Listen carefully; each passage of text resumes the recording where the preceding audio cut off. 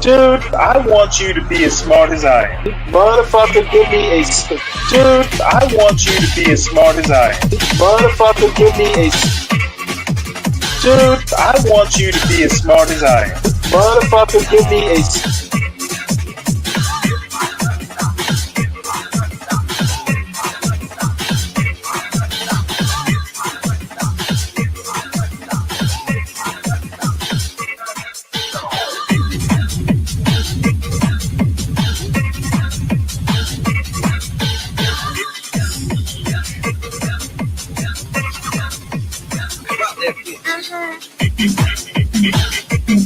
Dude, I want you to be as smart as I am. Motherfucker, give me a specific...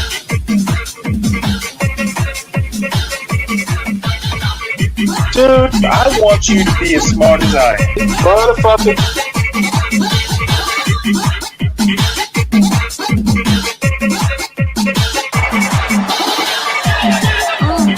Come on out, you rapist!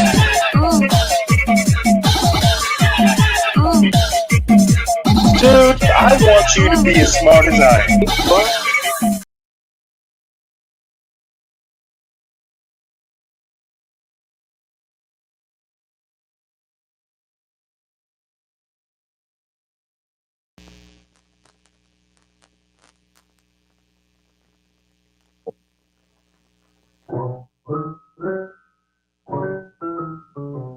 RCA Victor and its dealers present Burr Tillstrom, creator of Kukla, Ollie, and all the Kuklapolitan players, with Fran Allison in Kukla, Fran, and Ollie.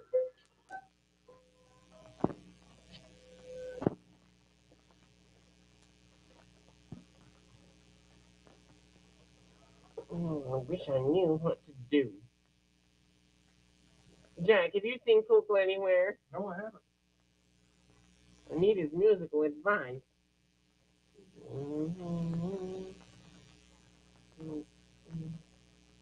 I wish I'd practiced like you said, Jack.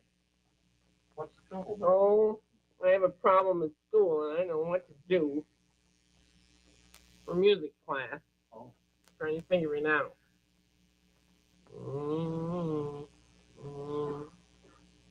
Got to learn a theme. I don't know what to do, and I've got to discuss it too. You want me, Mercedes? Oh, Cookie, could you help me? What are you going to do? You practicing? Don't tell me you're practicing. This is the end. Oh, don't be sarcastic now. I need your help.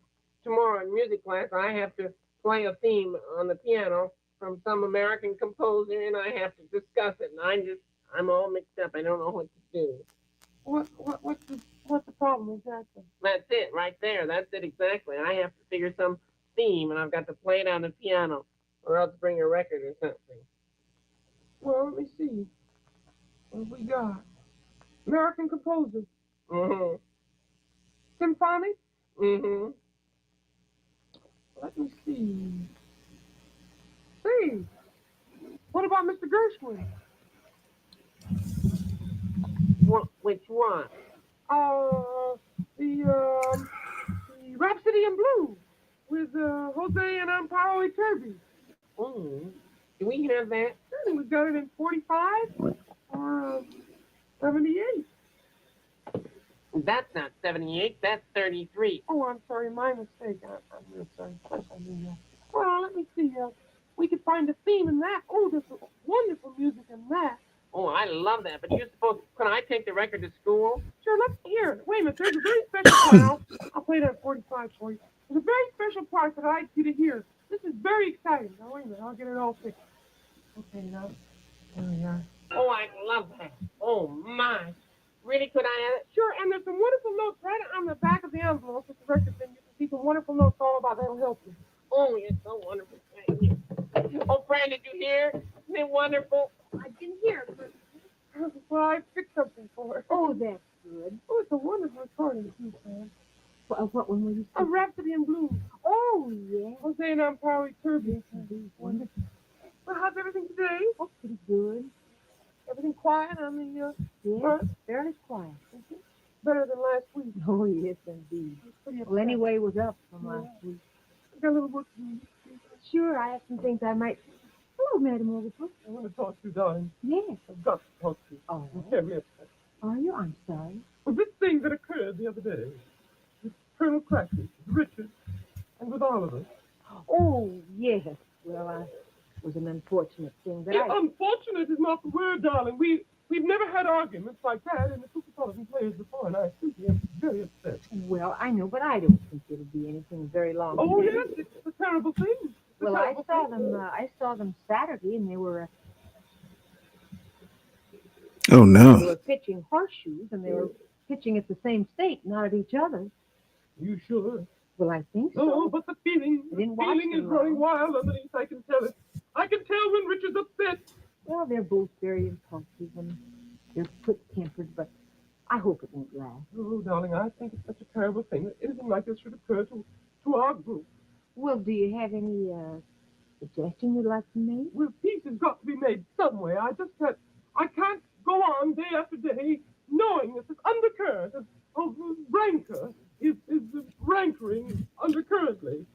Just too much for me, that's all. Well, why don't you talk to them? Oh, no, not I. Richard won't listen. You know how bound he is politically. He just won't listen to me. And he'll think that if I criticize him, he'll think that I'm criticizing the South. And if I talk to Ollie and criticize him, he'll think that I'm criticizing Vermont. And this is no time, really, to hearken to those ridiculous things. Let's just see what we can do about it then. Maybe Cooper would be the one to talk to. Well, I suppose he could. I don't know. I thought that you could do it, darling. I think it's easier for a woman to do it, and they both adore you so. Oh. Well, if you like, I'll kind of nap the champagne and I'll talk to them. I wish you would, dear. All right. Just give Maybe, them a gentle talk. You could send them up if you see them. All right, I will. Shall I wait or? I would. I'll try to find them. Oh. Give them a good motherly talk, won't you, darling? Well, I'll try. I haven't thought of either of them in quite that light, but I'll see what I can do. Oliver, Very serious. Can't be. Oh, sure. Hi, Fran. Hello, How are you? Well, pretty good, and you? Oh, I'm fine. I feel great. Hi, Jack. Hi, Ollie. How are you? Did you? Yeah, how about you? Good. I had a fine weekend. Did you have a good weekend, Fran? Well, I had a nice time. Oh, I like that dress. Well, thank you very much. Television engineer's delight. That's what they call that dress. Well, It photographs well. They like it as television engineer fellas. I wanted to talk to you. Hello there, Prentice. Hello, friend. How are you? Oh, pretty well, That's thank you. good. Everything all right? Oh, my. Got that lovely dress on. Well, I'm I'm glad just you- telling her about it. It's a lovely dress. Oh, I love it. It's one of my favorite gowns. It really is. I wanted to talk to both of you. Well, we're kind of busy right now, but if you'll make it short and snappy. Well, it won't. I don't mean to be rude, my dear, but we are kind of All right. busy, you know. We've got a lot of planning to do. I thought it would be a good thing to talk to both of you together. Well, good. I'm thinking back to Friday. Friday. And, What happened Friday? What did we do Friday?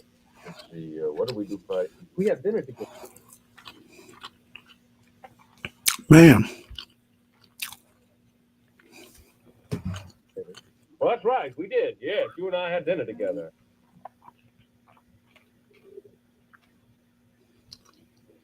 Yeah, and then we went out to a performance. Yes, I remember that. Yes, oh my, yes. Then Maybe- Saturday morning we were pitching horseshoes. I remember that distinctly. Because you won. Oh, doggone, yeah, I just didn't think you'd win, but you did. Oh, well, really wasn't my fault that I won, really. It's just that, well, you know, you flipped that one time, and you should have won, really. Friday? What I was thinking, but I guess maybe it's not much point in saying what I was going to say. Probably, Oh, we want to hear what you got to say, my dear. I don't see any point in saying it now. We do have a lot of planning to do, though, for Oliver's campaign. Yes. Colonel and I are working things out together. He's going to tour the entire South for me. Yes? Yes. Oh, you bet. You bet, Oliver, old boy. I wouldn't miss that chance for the world. Indeed not. I think that's just wonderful. I guess what I was going to say really doesn't matter very much, wasn't terribly important. Oh, we'd like to hear it, my dear. I kind of forgotten what it was. Well, if you'll excuse me, I've got a few things to do. We're working on a very special award right now, and the plan thing, we're going to work out together, just the two of us, so you'll forgive me, right? See you later, Ollie, old boy. You bet, Richard. Dickie boy. What's that, Fran? Well, nothing. I did have something I wanted to speak to you about. I've got something I want to tell you about. You have? Yes. I'm very proud and pleased to announce something that's happened. Really? Yes. And Colonel Frankie and I were just discussing it. We got an honorary award that is Dragon Prep did, and also Witch Normal. Why, how lovely. It's called the Francis Bellamy Annual Award. And this annual Bellamy Award is given to schools in honor of Francis Bellamy, who wrote the Pledge of Allegiance to the flag of the United States. Oh, why, how grand, Ollie. Ollie and Fran, I just got the right. Did you hear about the award? Yes, Ollie just told me. I've got just the song that you should sing for that. I was just going back through your old school books back in Dragon Prep, and I came across one that you used to love. It kind of would help you celebrate. Which one's that? Oh, I remember that one. Oh, that's a favorite song of mine. One of my very favorite patriotic songs. Jack, you remember America the Beautiful? Yeah. Oh, beautiful for spacious sky, for amber waves of grain, for purple mountain majesty above the fruited plain.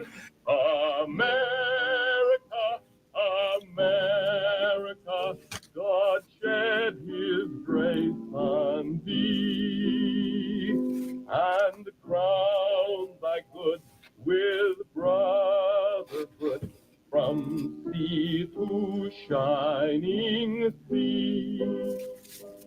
Oh, beautiful for patriotry, let seas be on the years, thine alabaster city, undimmed by human tears.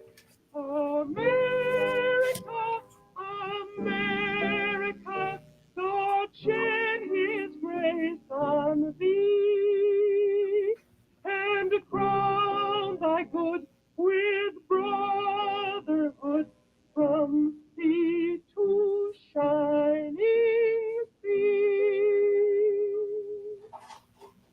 That was beautiful. Did you like that? Oh, very I remembered all the words. certainly. Oh, and here, Ollie, you wanted to give this to Fran. Yeah, this is by Margaret Miller. It's about Mr. Bellamy, who wrote the pledge. And we got a lovely flag, too. We're going to take Isn't that real wonderful? good care of it for special holidays. Thank you. Oh, this is great. And Fran, remember, for the best in recorded music, It's RCA.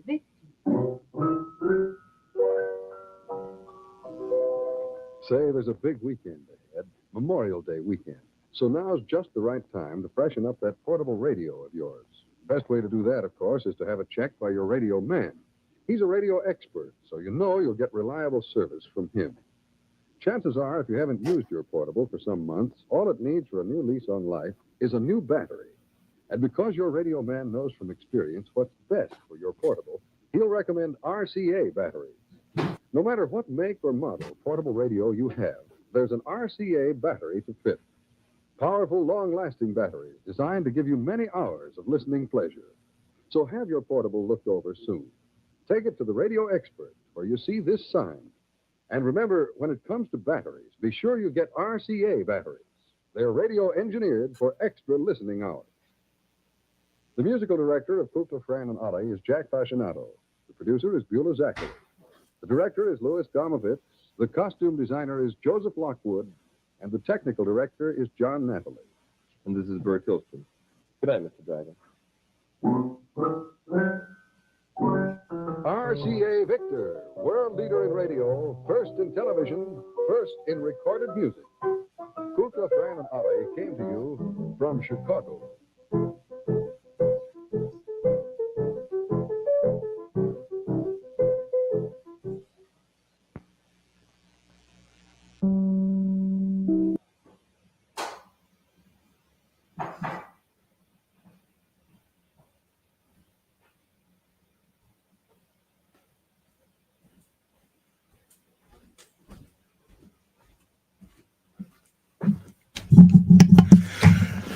Oh, sorry about that.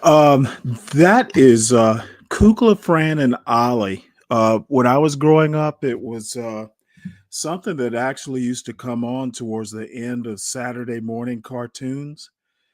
That particular show is, I think it's from the 1950s. I don't remember the exact year, but the interesting thing about it to me was the patriotic part, where they sing, they talk about Francis Bellamy, the person who wrote the Pledge of Allegiance, which didn't come about till the 1950s, by the way. And then they sang America the Beautiful. I'm guessing that's the sort of patriotic education that has been implemented in Florida, and it's pretty much what Trump wants to impose on schools. Now, I'm guessing this would have been like a ninth grade level puppet show. Would have been a ninth grade level puppet show. There are, probably 40, probably maybe 40 years, maybe 30 years of Kukla, Fran, and Ollie puppet shows. And what they can do is substitute those puppet shows for actual history textbooks. And we will raise a whole generation of Kukla, Fran, and Ollie fans like I am. And I've gone back and, I just happened to run across it on YouTube, and it's kind of nostalgic for me. So one of these days I'll dig up a couple more and show them, it's kind of an intro to the show. But I wonder if they even do puppet shows like that, like Punch and Judy. Do they even do stuff like that anymore in grade school? Guess it's all anime and video games now. So anyway, it's going to be more or less the usual show tonight. I've got a bunch of news articles. I've got some opinion pieces. And then towards the end of the show, I do have some interesting videos. Um, one about Charlotte, uh, um, uh, Charlotte, North Carolina. This woman has a really odd take on the city itself. It's a nice city. And then there's one about small towns. And then I want to catch back up. The other night I did a half a video on Americans, basically the 11 nations or 12 nations of America.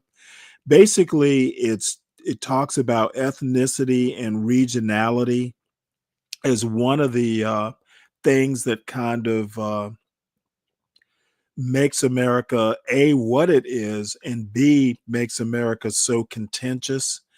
And that contentiousness is by design. The checks and balances are basically uh, in the Constitution by design, and it was primarily North and South.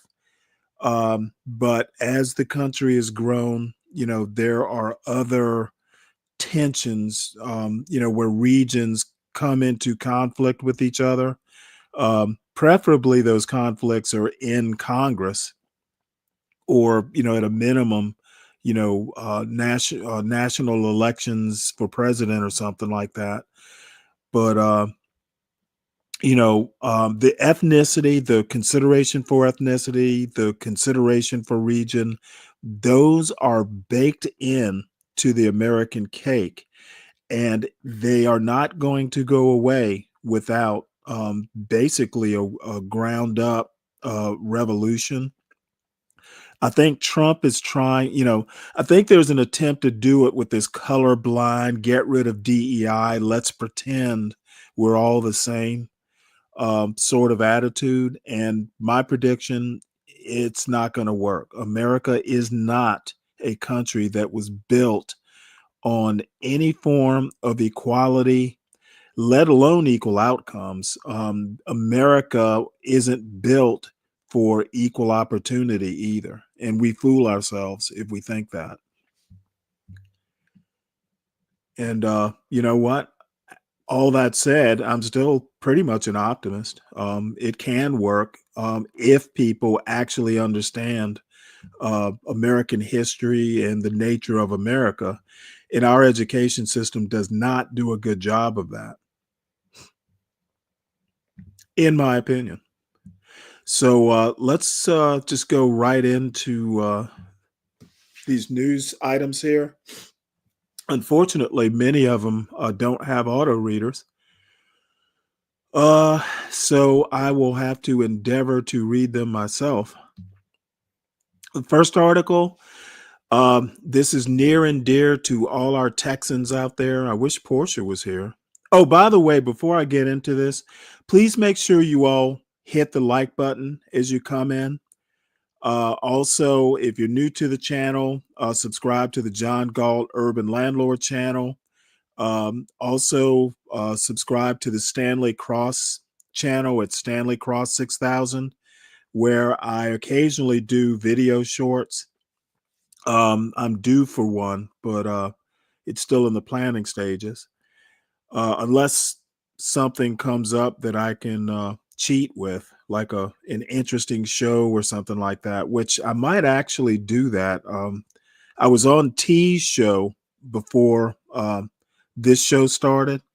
So who knows? I might do a clip from that. You know, as always, I have interesting exchanges.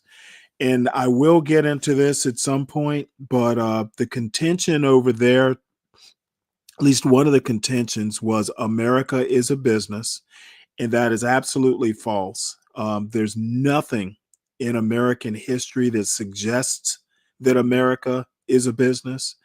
Wanting a businessman to run America like a business isn't panning out so well so far. You know, who knows? Maybe it'll work, but probably not, because countries, sovereign nations, sovereign states are not businesses. They cannot be run like businesses. And the proof of that is in the Constitution.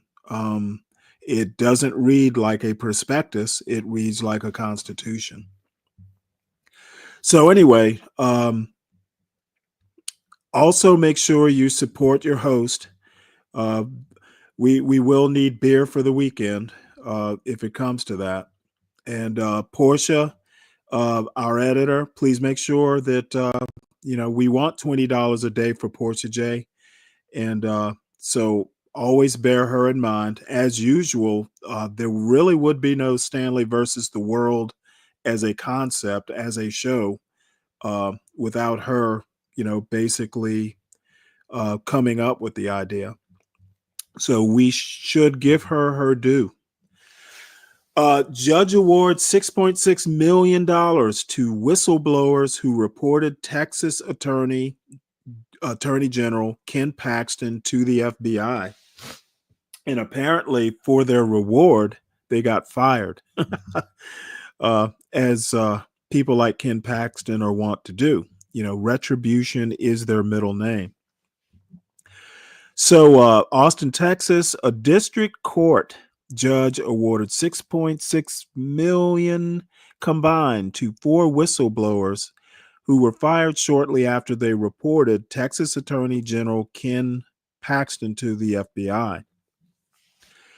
By a preponderance of evidence, Travis County Judge Catherine Mozzie wrote in her Friday judgment the plaintiffs proved liability, damages, and attorney's fees in their complaint against the Attorney General's office. Now, I'm sure he'll appeal it, because the Office of the Attorney General violated the Texas Whistleblower Act by firing and otherwise retaliating against the plaintiff for in good faith reporting violations of law by Ken Paxton and the OAG, Office of the Attorney General. The court hereby renders judgment for plaintiffs, Mozzie wrote. The court found that the 4 Paxton aides were fired in retaliation for reporting allegations that he was using his office to accept bribes from an Austin real estate developer who employed a woman with whom Paxton was having an extramarital affair. Paxton has denied accepting bribes, or misusing his office to help Nate Paul, the real estate developer. Wonder if that's any relation to Rand and Ron Paul. The judgment also stated that the employees made their reports to law enforcement in good faith and that Paxton's office did not dispute any claims or damages in the lawsuit. It should shock all Texans that their chief law enforcement officer, Ken Paxton, admitted to violating the law, but that is exactly what happened in this case. Tom Nesbitt, an attorney for Blake Brickman, and TJ Turner, an attorney for David Maxwell, said in a joint statement. In a statement to media, Paxton, a Republican, called the ruling ridiculous and not based on facts or the law. He also said his office intends to appeal the ruling. Paxton was at the center of a federal investigation after 8 employees reported his office to the FBI in 2020 for bribery allegations. Paxton in 2023 agreed to a $3.3 million settlement and an apology, but no admission of wrongdoing with 4 of the whistleblowers. After Paxton asked state lawmakers to fund this settlement, the Texas House rejected his request, conducted its own investigation, and impeached him in 2023. He was later acquitted in the state Senate. In November, the Texas Supreme Court overturned a lower court ruling, but Paxton testified in the lawsuit. The U.S. Justice Department decided not to pursue its investigation into Paxton in the final weeks of the Biden administration, according to 2 people familiar with the matter who spoke to the Associated Press on the condition of anonymity to discuss internal deliberations. No longer shadowed by the federal corruption investigation that hung over his rising profile in the Republican Party, Paxton is now gearing up for a potential U.S. Senate run. Paxton, a close ally of President Donald Trump, has hinted at challenging GOP Senator John Cornyn for more than a year, but has not said when he will make a decision. That's going to be a tough race. I don't see Paxton in the Senate. So, and to be honest, I don't think I think this lawsuit's going to be overturned on appeal. And if it winds up in front of the Texas Supreme Court, those poor plaintiffs are going to go away empty-handed. Oh, let's see. Solid Snake is doing an eclectic where he's writing sentences line by line, or paragraphs line by line. Dragon Ball Super Tournament of Power was awesome. Don't care about that. Don't care about that. Don't care about that. It is slavery. No idea what he's talking about. All right. Next up, 3 states that are especially stuck if Congress cuts Medicaid. And if you'll recall, Dr. Oz is now in charge of Medicare and Medicaid. So stay tuned. They're gonna cut Medicare and Medicaid and hand out vitamin supplements. I think that's what he used to sell on his show. Probably they're going to hand out Super Beats.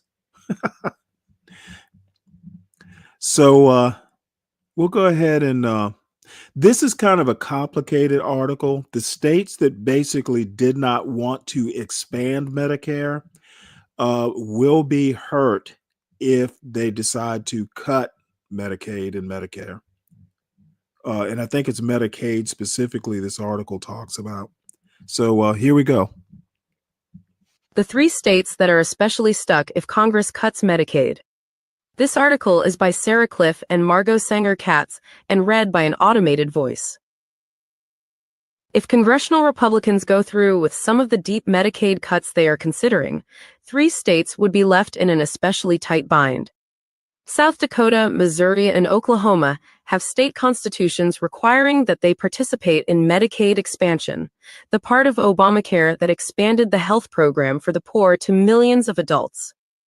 If Republicans choose to make the projected budget reductions by cutting into Medicaid expansion, the other 37 states and D.C. that participate in the expansion could stop covering working-class adults. 9 states have laws explicitly requiring them to stop Medicaid expansion or make significant changes if the federal share of spending drops.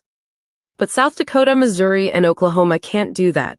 They either need to amend their constitutions, a lengthy process that can take years, or figure out how to fill the budget hole, most likely by cutting other services or raising taxes. The constitutional amendments were put on state ballots by progressive activists who wanted to entrench the Medicaid program in places that had been hostile to that part of the Affordable Care Act. The idea was twofold: to get health coverage to more people, and to tether more states and their Republican lawmakers to Medicaid. The ballot initiatives passed by a wide margin, and now these states have more at stake in the congressional debate over Medicaid. Even some conservative senators, like Josh Hawley of Missouri, are speaking out against reducing funding for the program. The Republican senators from the 3 states with constitutional amendments could become an unlikely part of the firewall against big cuts to Medicaid. Expanding Medicaid anywhere protects it everywhere, which is now what we're seeing today, said Kelly Hall, executive director of the Fairness Project, the nonprofit that organized the constitutional amendment campaigns. She noted that her group expected the expansions would broaden support for the program in Washington. The exact details of any cuts are still unclear, but Republicans in Congress hope to enact a detailed plan by the end of September. A budget resolution that passed the House last month called for at least $880 billion in cuts over a decade from the committee that oversees Medicaid. If all the cuts came from Medicaid, that amount would represent an 11% reduction in federal Medicaid spending, and millions would most likely lose coverage. The Senate passed its own budget Saturday that included the House numbers, but was less clear on the scope of its preferred spending cuts. Lawmakers and policy analysts who favor cuts argue that states no longer pay their fair share of Medicaid's bills. In recent years, the federal share of spending on the program has grown to more than 70% overall from around 60%. The federal government pays 90% of the costs for working-age adults who enroll through the expansion, a high share that the architects of Obamacare meant to ease the burden of expansion from state budgets. Because states would become responsible for what had once been paid by the federal government, the states with constitutional amendments would have especially high financial stakes. In Missouri, Medicaid funding makes up about 35% of the state's entire budget. If the federal government pulled back, the state would probably have to raise taxes or cut other parts of its budget, like education or transportation. The last time Republicans attempted major Medicaid changes, as part of their Obamacare repeal push in 2017, some Republican governors lobbied their senators to protect the program, and several voted against the bill. In the years since, 7 more Republican-led states have expanded Medicaid by ballot measure, expanding coverage to 950,000 people. Even after passing at the ballot, Medicaid expansion still faced opposition from elected officials charged with setting up the program. The former Maine Governor Paul Lepage went the furthest, claiming he would go to jail rather than carry out a Medicaid expansion. The expansion was implemented after he was replaced by a Democrat. That resistance got the progressive activists who organized and funded the ballot initiative campaigns looking for a way to make Medicaid expansion more ironclad. For 2020, they came up with the idea of pursuing voter referendums to enshrine participation in the program in state constitutions. They succeeded in Missouri and Oklahoma in 2020, followed by South Dakota in 2022. Those ballot initiatives took more work, requiring more signatures to get onto the ballot. Activists decided the extra hurdle was worth it to entrench Medicaid in areas of the country that had been hostile to the program, thus giving it more protection in Washington. The politics of the Republican Party have changed since 2017 too, shifting from Tea Party austerity toward working-class populism. Hospitals have also become more dependent on Medicaid as it has expanded, and more effective at arguing this point to government officials. The system is much more firmly in place now than it was 8 years ago, said Brendan Buck, who was an aide for Speaker Paul Ryan during the Obamacare repeal effort in 2017 and is now a partner in a communications firm that does work for health industry clients. These are our states. These are our voters. and I think they will hear loud and clear if this does become a real threat. When he was Missouri's Attorney General, Mr. Hawley led 2 lawsuits seeking to overturn the Affordable Care Act. But in February and again this past week, he voted with Democrats on budget amendments to protect Medicaid. Those efforts were largely ceremonial. But Republicans may need his vote to advance their larger package of tax cuts and spending reductions later this year. Our voters voted for it, my constituents, by a decisive margin, Mr. Hawley said of Medicaid expansion in a recent interview, noting that a fifth of the state gets health insurance through the program. While Mr. Hawley said he would be comfortable voting to add a work requirement to the program, he was not going to vote for cut benefits. Senator Mike Rounds of South Dakota has also opposed reducing federal funding for Medicaid expansion because of the financial burden it would put on states. That's not a cost-cutting measure, that's a cost transfer, he told Politico in February. Even many blue states that passed expansion through their legislatures will probably stop Medicaid coverage for poor adults if cuts go through. 12 states, including Illinois and Virginia, have passed legislation that would automatically rescind the expansion if federal funding dips. The states with constitutional amendments are already beginning to prepare for the possibility of a major budget hole. In Oklahoma, for example, federal Medicaid funding makes up almost 30% of the state's entire budget. A conservative Oklahoma think tank has suggested that the state cut other parts of Medicaid to make up the gap instead of dipping into funding for services like roads or schools. But reducing Medicaid services alone probably wouldn't be enough to offset the lost federal funding. There are only a handful of ways states are allowed to cut the program, such as ending coverage for prescription drugs or no longer providing insurance to postpartum women. In South Dakota, the legislature passed a law in February that would alter the Constitution to leave the program if federal funding dropped. The new law wouldn't immediately pull South Dakota out of Medicaid expansion, but would give the legislature the flexibility to do so. To change the Constitution, voters would also need to weigh in with a new ballot initiative, scheduled for the state's next election in 2026, potentially after Congress passes cuts. I'm worried it won't be soon enough, but that is when our next election is, said Tony Venhuizen, who introduced the bill in January as a member of the state legislature. There isn't another way. Katie Edmondson contributed reporting. Yeah, I misspoke.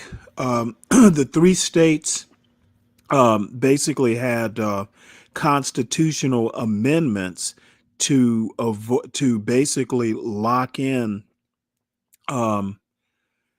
Medicaid expansion because the legislatures were not going to do it otherwise. So I am going to be surprised if they basically cut Medicaid and Medicare. I'm frankly going to be surprised. And that's just going to be one more thing that is going to basically, at this rate, I'm thinking in 2026, if this continues, the frenetic, the chaos, that people are going to be tired of it enough, because I actually think prices will wind up going up with this trade war that's being manufactured by Trump. I suspect that one or both houses of Congress are going to wind up going Democrat. And if that happens, it's just going to, it's going to wind up being back where it was before Trump was elected. So this next story, this actually disappointed me, but it makes sense. Basically, Justice Roberts is lifting a lower court, I guess it was a district court, required Trump to return that guy they sent to El Salvador, who is a supposed gang member, by accident, by clerical error. And they were going to have till midnight Monday to get him back here. The Trump administration says, hey, that's not giving us enough time. So what they did is they went to the Supreme Court, and the Supreme Court lifted the requirement. But it's not necessarily a win. The Supreme Court is basically going to hear this case.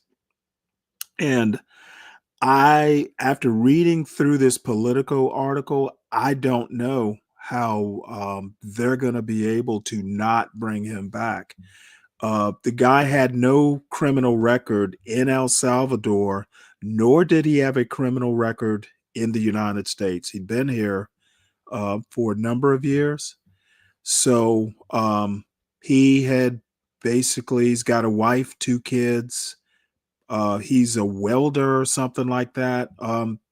From as near as I can tell, he was living, an upstanding sort of, middle class life.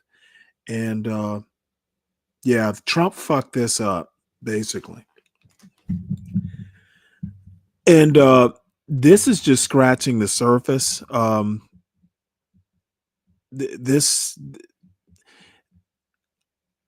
I basically said at the beginning that, Trump's going to figure out a way to screw himself. And I think this is slowly but surely starting to make itself evident. So let me enlarge this.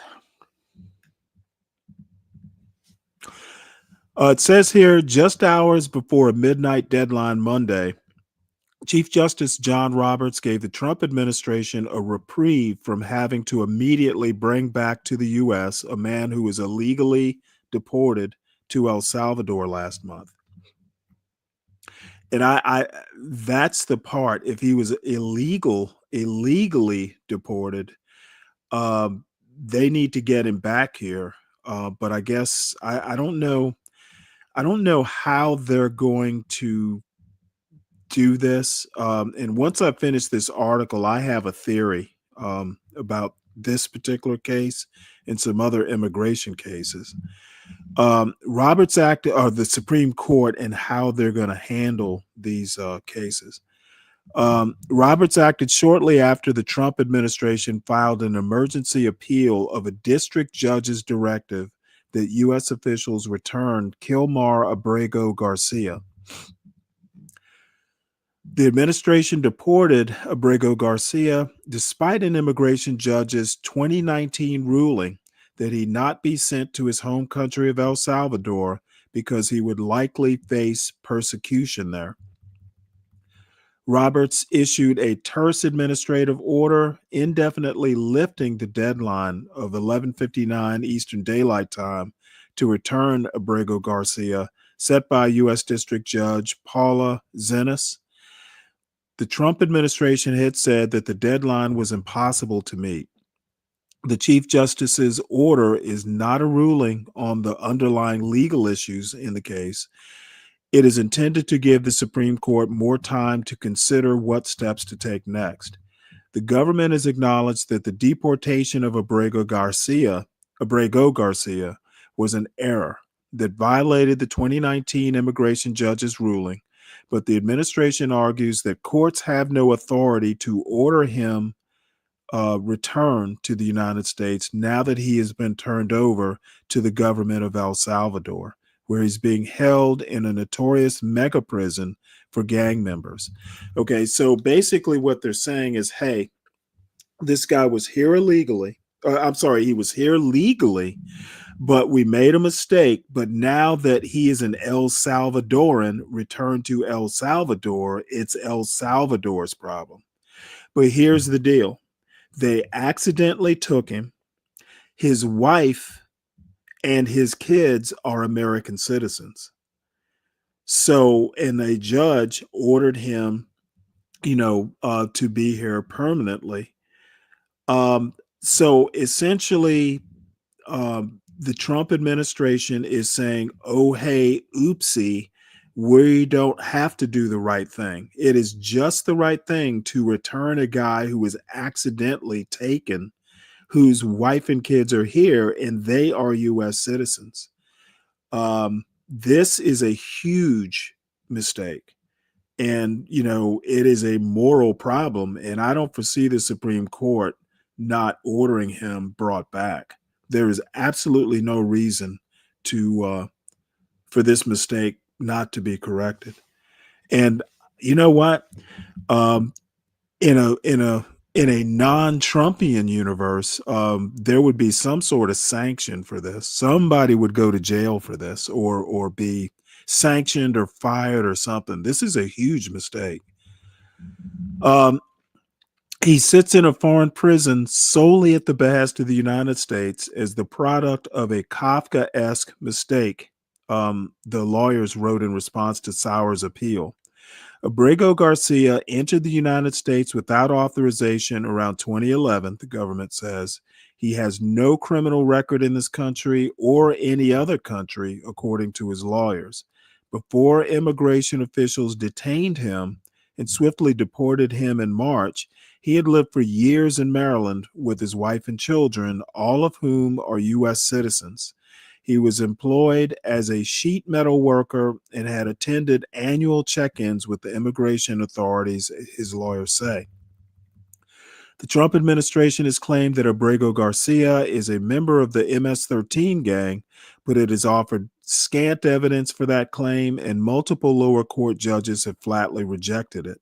Abrego Garcia's lawyers say he was in fact fleeing gang violence when he came to the United States, a position that an immigration court accepted in 2019 when it barred his deportation to El Salvador.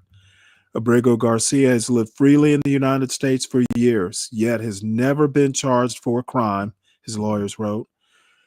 The government's contention that he has suddenly morphed into a dangerous threat to the republic is not credible.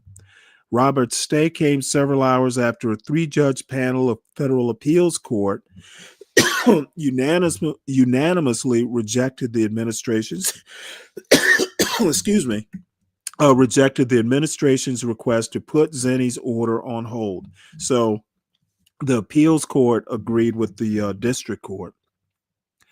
The United States government has no legal authority to snatch a person who is lawfully present in the United States off the street and remove him from the country without due process. So he was legally here. You can't throw someone out without due process. Fourth Circuit Court of Appeals Judge Stephanie Thacker, an Obama appointee, wrote in an opinion joined by Judge Robert King, a Clinton appointee. The government's contention otherwise and its argument that the federal courts are powerless to intervene are unconscionable. J. Harvey Wilkinson, a Reagan appointee, filed a separate concerning opinion saying the Trump administration's position on Abrego Garcia amounts to a path of perfect lawlessness. Facts of this case present the potential for a disturbing loophole, namely that the government could whisk individuals to foreign prisons in violation of court orders and then contend, invoking its Article 2 powers, that it is no longer their custodian and there is nothing that can be done. Wilkinson wrote, Wilkinson voted with the other judges to deny the Trump administration's request to put the lower court order on hold, but expressed misgivings about the courts delving into diplomatic matters. Wilkinson said he'd interpret the order to mean the U.S. government must do what it can to facilitate Abrego Garcia's return. Okay, well, you know what? Actually, the courts, if it's worded right, the family would have standing to sue, okay, because you can prove harm at taking someone who's legally here and sending them out of the country. It's just that I don't know how this suit is worded, but there is standing, if the family is claiming harm. So hopefully the Supreme Court does the right thing. What's right and wrong in this case is obvious. Hey, Lawrence, how you doing? And lawless, yep. it's starting to look like a state of lawlessness. Um, Rand Paul is leading a couple Republicans and some Democrats in opposing Trump's tariffs. Now, it seems what Trump has done due to this fentanyl and immigration thing, he's declared emergency powers in the case of Canada, Mexico, and China, mainly because of fentanyl, I guess. So I think I heard that there is a plot afoot in the Congress to revoke his emergency powers. I think I read that somewhere. So we'll go ahead and have the auto reader do this since it's available. This news story was written by Liz Goodwin and Theodoric Meyer. This Republican senator is leading the charge against Trump's tariffs. It's Theodoric. He is consistent. Some would say stubborn, one senator said of Rand Paul. But he stepped up on tariffs, and he tells it like it is.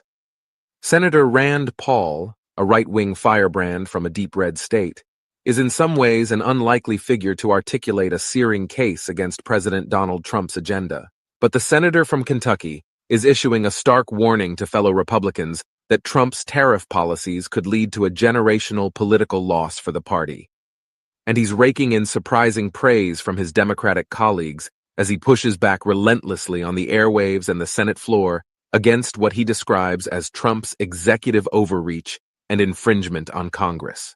In an impassioned floor speech ahead of his vote to roll back Trump's Canada tariffs Wednesday, the senator said members of Congress had abdicated their power over decades, and he placed the blame on both parties. I am a Republican. I am a supporter of Donald Trump. But this is a bipartisan problem, Paul said. I don't care if the president is a Republican or a Democrat. I don't want to live under emergency rule. I don't want to live where my representatives cannot speak for me and have a check and balance on power. As many of his colleagues are ceding Congress's authority to Trump on the power of the purse and other issues, Paul has been an inconvenient voice pushing lawmakers to reassert themselves. He was the first GOP senator to argue that cuts made by billionaire Elon Musk's U.S. Doge service needed to be codified by Congress to be legal, a tactic that the White House has now shown a willingness to pursue. And Paul is now objecting to Trump's declaration of national emergencies to sidestep Congress and levy tariffs, even going so far as to appear on Fox News with Democratic Senator Tim Kaine of Virginia to tout their resolution to roll back the emergency Trump declared to impose tariffs on Canada. A libertarian and something of a lone wolf in the Senate, Paul has been raising concerns about what he sees as an overgrowth of executive authority for years. He and I call ourselves the Ben Franklin Caucus, said Senator Ron Wyden, Democrat, Oregon, who has worked with Paul for years on legislation to limit government surveillance and restrict presidential power. It's a reference to Franklin's line that those who would give up essential liberty to purchase a little temporary safety deserve neither liberty nor safety. Kaine won Paul's support during Trump's first term for legislation to limit the president's power to wage war in Iran, and Kaine said he drafted the resolution to undo Trump's Canada tariffs with Paul in mind. Having worked on issues like this with him before, I sort of know kind of the way he likes to do them, Kaine said. If you go back and read the resolution, there's no editorial opinion. It's just a simple resolution. The emergency is terminated. Paul joined GOP Senators Susan Collins, Maine, Lisa Murkowski, Alaska, and Mitch McConnell, Kentucky, in voting with Democrats to scrap the national emergency that Trump declared to levy tariffs on Canada. Unlike those Republicans who have been frequent Trump critics over the years, Paul has lavishly praised Trump's cabinet picks and his work to shrink the federal workforce.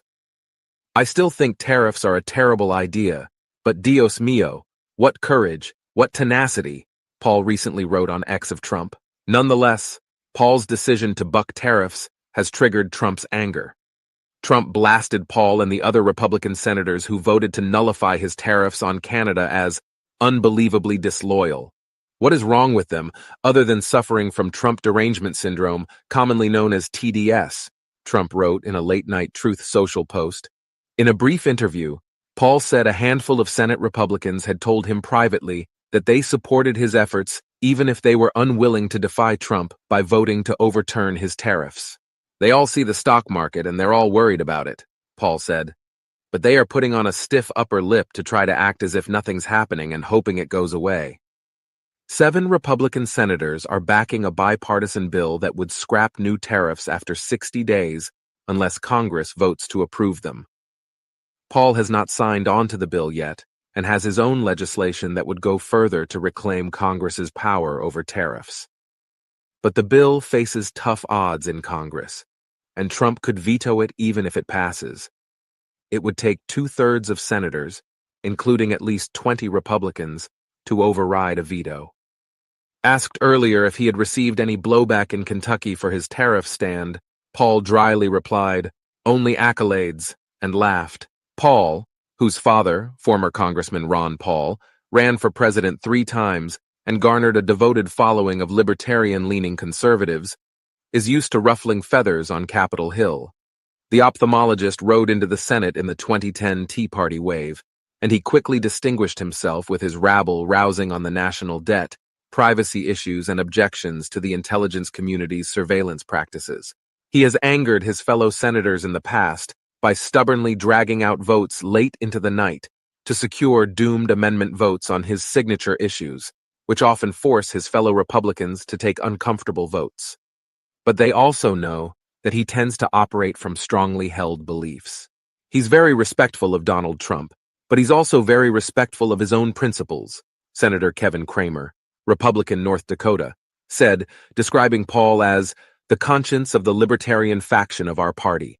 He was among the fiercest critics of the U.S. pandemic response, and Anthony S. Fauci, and said in 2021 he would not get the coronavirus vaccine because he had already been infected. Paul now chairs the Senate Committee on Homeland Security, a powerful gavel for someone who once operated more at the fringes of the conference. Senator Peter Welch, Democrat Vermont, said he called Paul on Wednesday to thank him for advocacy against tariffs. He is consistent.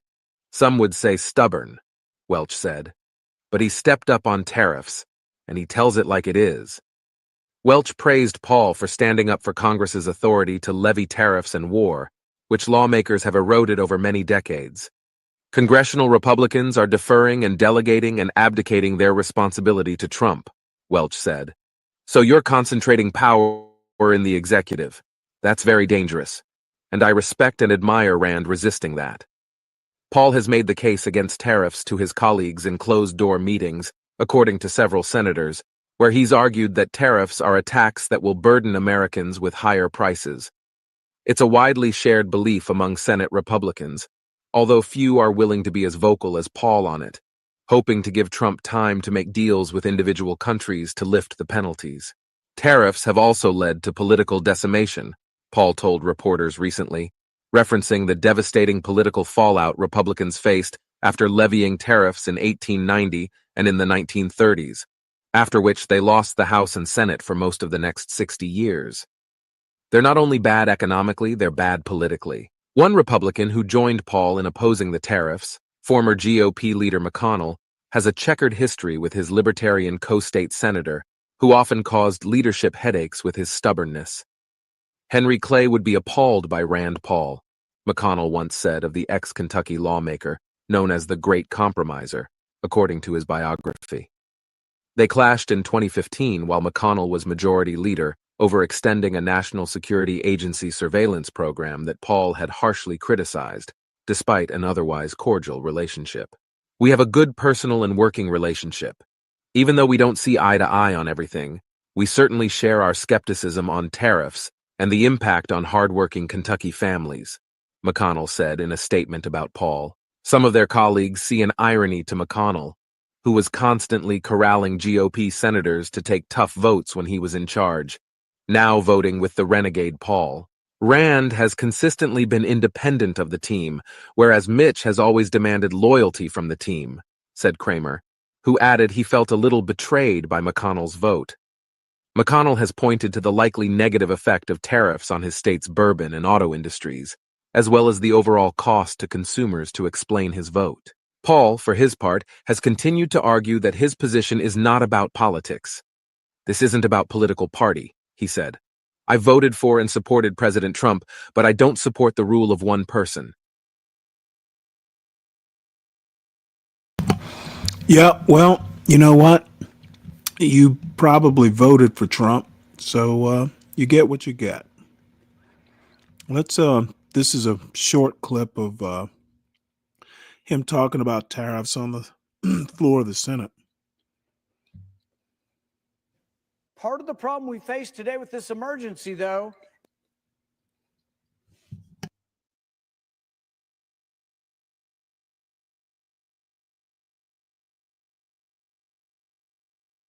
is that Congress has abdicated their power, not just recently. Man, what is all this buffering?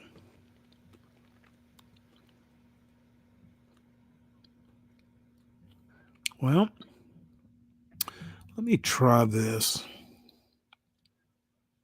Recently, not just for this president. This is a bipartisan problem.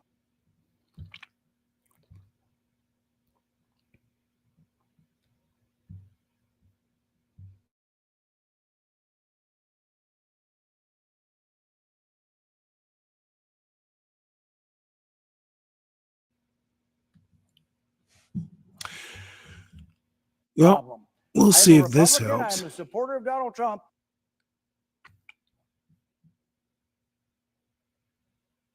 I don't know why I'm having all this problem with buffering. Well, might as well just give up. Either that or maybe what I'll do is reload the page and see if that does anything. And we'll give it one more try.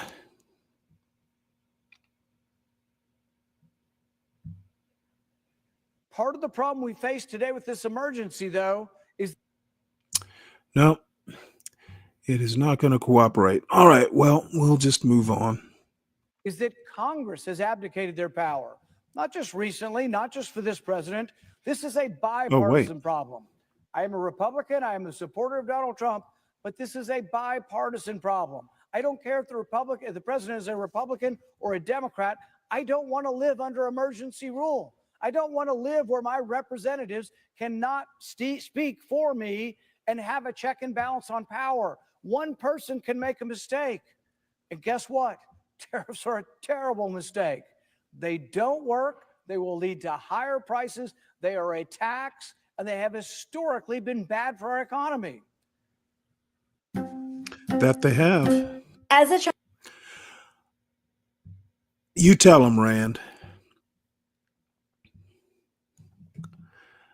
All right, let's see here. This next story is about cultural groups across the U.S. told that federal humanities grants are terminated. And let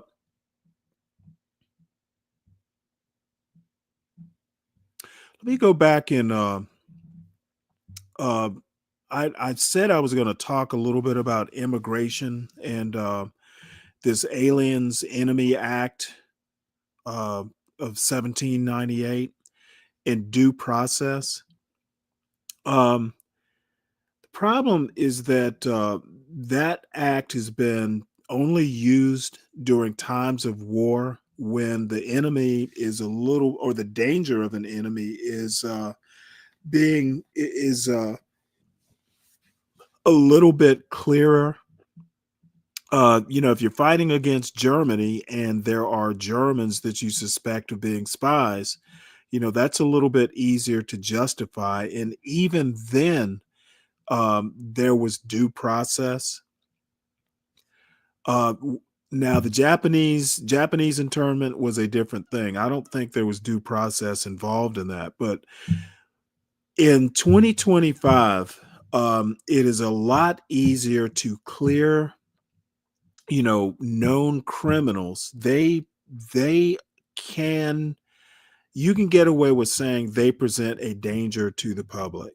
Okay. They have had their due process. They have been found guilty of some crime or another, and you deport them. They've had their due process. Picking up people just randomly off the street, like Trump has started to do with universities, and this guy from Maryland, just picking them up and deporting them, they are not presenting a danger, and due process. They're not, their countries, their home countries aren't at war with the United States. And it's just common sense, you would think, and the right thing to do to give them due process. If they're a danger to the country and it's not readily obvious that they are, critical thinking would require that you prove your case. Donald Trump is basically declaring that these people are enemies on his personal say so in deporting them. And that is a slippery slope. And America and Americans are going to find this out too late, I fear. Okay. If a guy who's legally here, whose wife and kids are U.S. citizens, can just be randomly picked up and sent to an El Salvadoran prison, that is dangerous, because Donald Trump, the next target is going to be naturalized citizens. And, a naturalized citizenship can be revoked if there's due process to prove that there was, something fraudulent on the application was, just kind of put there, or some type of fraud or falsification would warrant revoking naturalized citizenship. But if the president can just say, oh, hey, everybody from this country is a fraud on my say so, without due process, you're going to have citizens who are naturalized being sent out of the country and deported next. That is not that big a leap of logic. And I don't have faith in Trump doing the right thing, quite frankly. Yeah, they're picking random people up. They are picking up people who have committed no crime. They've exercised a right that even foreigners have, like free speech. Foreigners have, visa holders have free speech, believe it or not. So if you're picking them up for no apparent reason other than Trump says, hey, I don't like what this guy said, yeah, I'll call that random. Nobody gave him a warning that, oh, hey, you shouldn't be saying this. Yeah, random pretty much fits, Stank D. And if you think that it's not random, I'm interested in your pushback.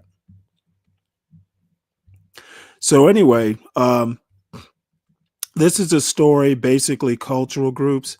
And my my little mini take on this is that every great civilization or empire or country has public works. And, the arts are something that rich countries have, patrons of arts, that sort of thing.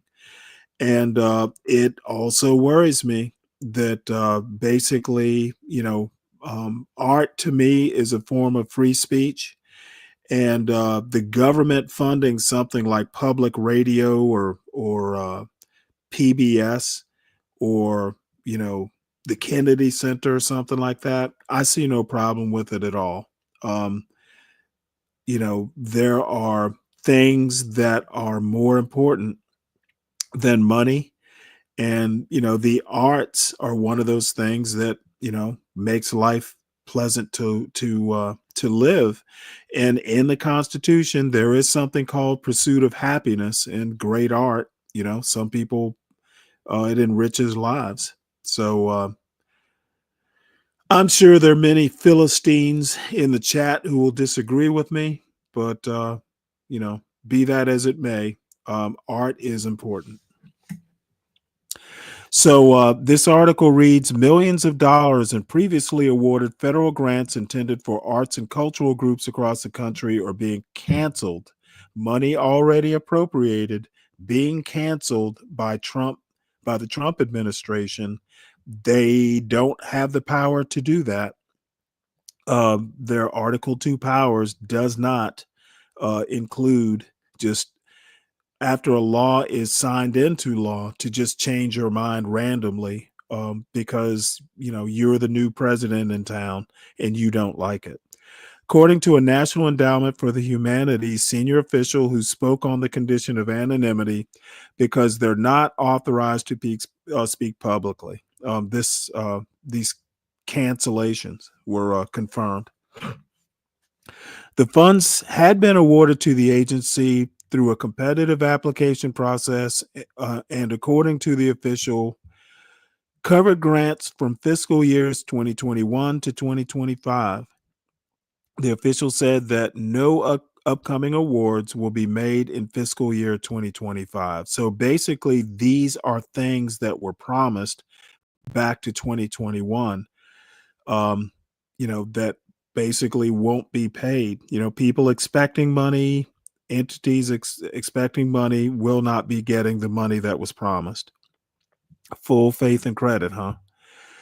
The official said acting NEH chair Michael McDonald told senior staff that the Department of Government Efficiency, DOGE, a team within the executive branch dedicated to reducing government spending, wants to claw back $175 million in grant money that has not been dispersed.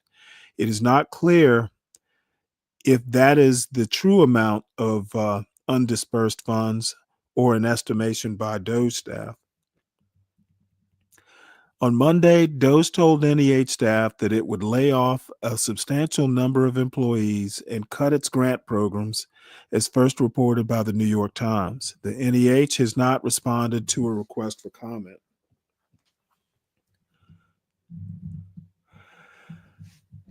Groups are affected in all 50 states. Among the thousands of groups affected by the sudden cessation of funds are state humanities councils, museums, historic sites, archives, libraries, educators, and media outlets in all 50 states. A notice of grant termination that was sent to a state's humanities council and obtained by NPR states, your grant no longer effectuates the agency's needs and priorities and conditions of the grant agreement, and it is subject to termination.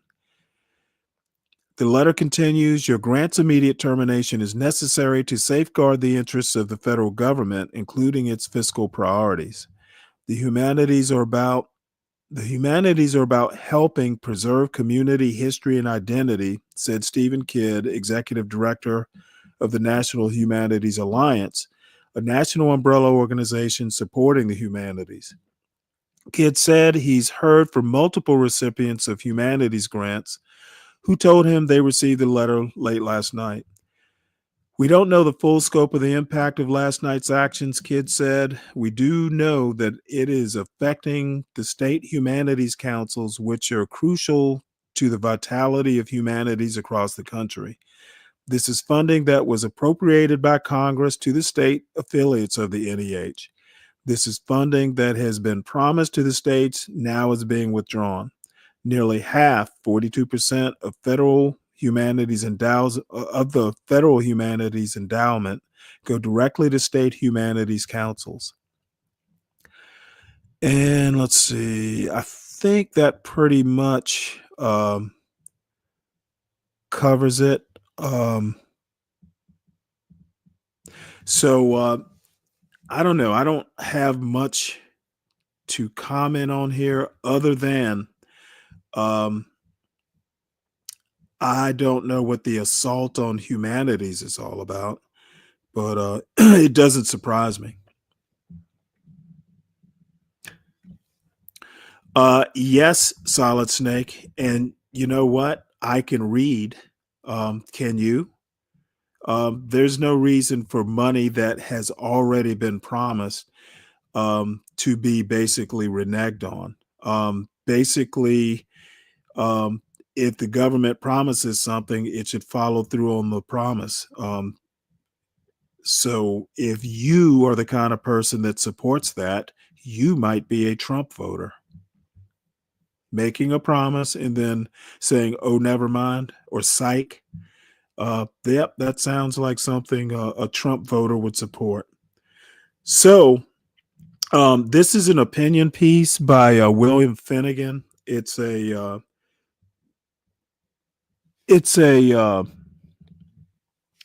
Substack kind of newsletter called Persuasion, and it's called Eulogy for a Republic, and we are going to let the auto reader read it. Eulogy for a Republic. A former government official prepares to leave the United States. By William A. Finnegan. There's a quiet kind of grief that settles in when you begin researching how to leave your country. Not out of hatred, not because of some performative declaration, but because you still love a place that no longer feels like home. It's not rebellion. It's not spectacle. It's something harder to admit: survival. For years, I worked for the US government. I knew where every American embassy was in every city I visited. I would feel a quiet steadiness walking by the Great Seal, the flag waving above. That seal didn't just represent power.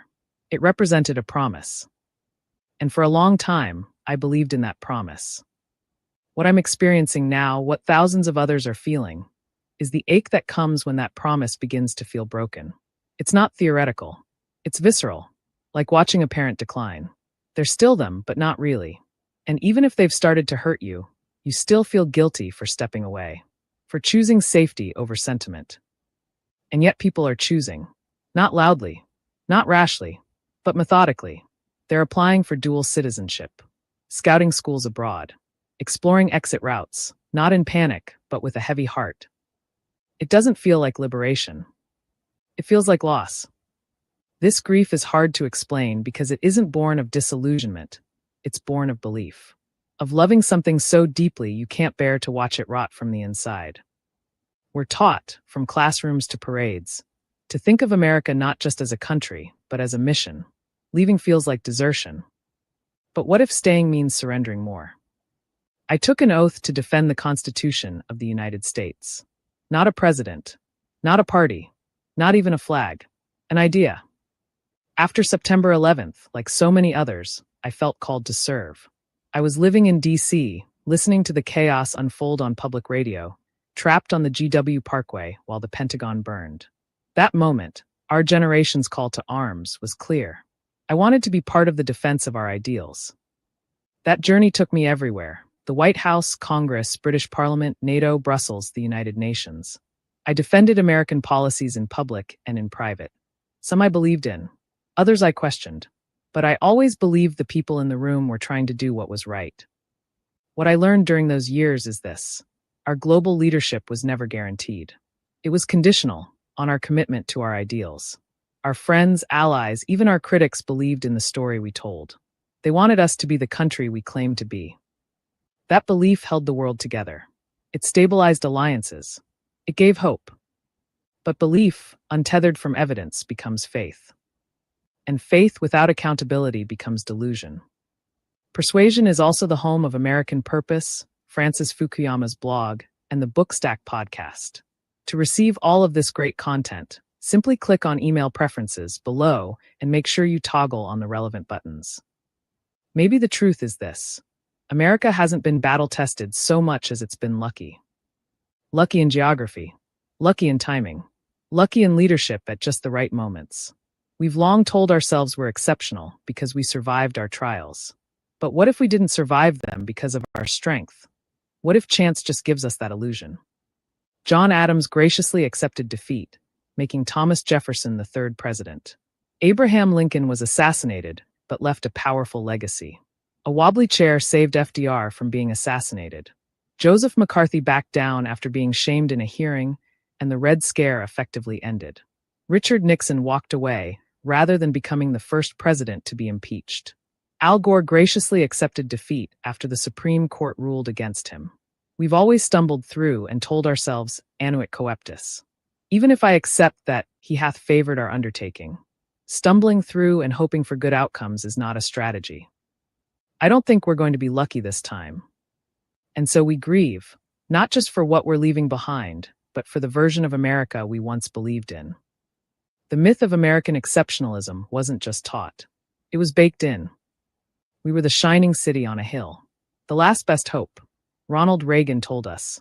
Why shouldn't we believe that? We're Americans. Perhaps in an evil twist of irony, even our unraveling was patriotic. We were great once. We could be again. And for a time, maybe the story of American exceptionalism served us. It pushed us to do better. It inspired our allies. It terrified our enemies. It helped us rebuild a broken world after World War II, win the Cold War, and create a rules-based international order. But now the myth has become armor. Anesthesia. A story we whisper so we can sleep while the house burns. People will ask, but what about voting? What about marching? What about fixing it? I've asked myself the same questions for years. I've voted. I've marched. I've testified before Congress. I've helped write legislation. I've stood in rooms where change could have happened and watched as it was delayed, diluted, or deleted altogether. I don't say this lightly. The system is no longer designed to be corrected by the very tools we're told to use. Partisanship is largely a performative art, not a real debate of policy or ideas. Reform is still discussed but never allowed to mature. We are not living in the America that taught us how democracy works. We are living in the one that quietly replaced it while we clung to rituals that now feel performative. If you still believe change is possible from within, I envy you. I truly do. But belief is not a plan, and hope is not a strategy. Behind closed doors, in meetings with our allies, I saw two reactions again and again. Some thanked us, quietly, for doing the hard things they wouldn't say publicly. Others scolded us for failing to live up to our ideals. But both reactions came from a place of belief. They believed in the story we told. That belief is dying. France is emerging as the new leader of the free world. Our former allies no longer trust us. I don't blame them. If I were writing intelligence memos today, as I once used to, I'd be issuing warnings about multipolar instability, system shocks, and the risk of great power conflict. We're teetering toward war, astonishingly, not just with our enemies, but even with our friends. The president, whether he means it or not, threatens to annex Canada. He levies trade tariffs against them. He mocks their leaders on television. NATO, for all intents and purposes, is broken. And what makes this even more painful is how fast it all happened. A few months ago, my mother died. We had a complicated relationship. I didn't cry. I didn't feel much of anything. Until the funeral. Until I stood at the lectern, reading from the Book of Wisdom, a passage I'd memorized. That moment hit me like a wave. I've written speeches for presidents, cabinet secretaries, generals.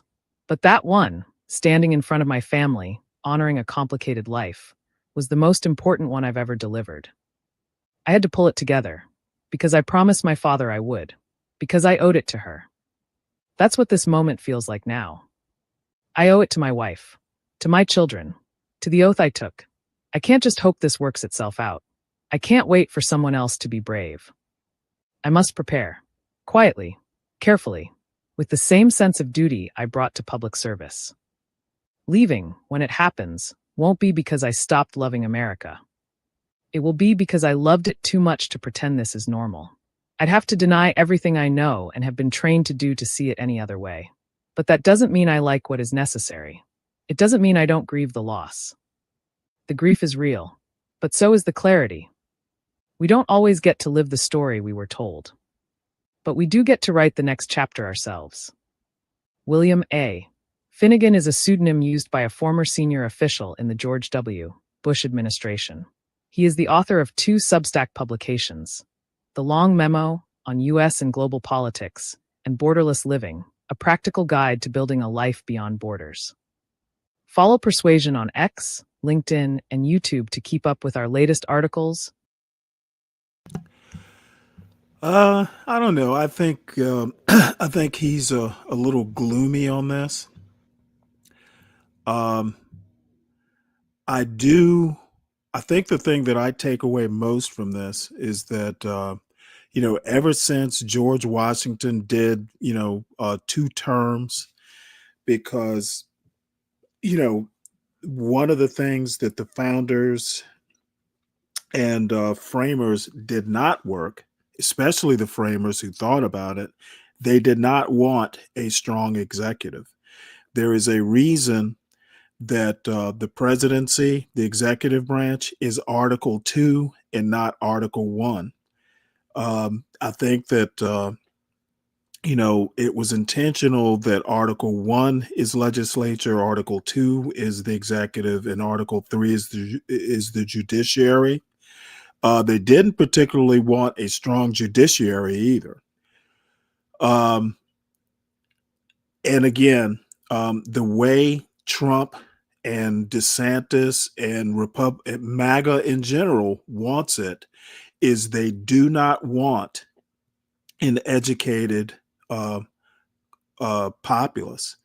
And it is obvious they want, the education department has been a target, and the education department doesn't do much.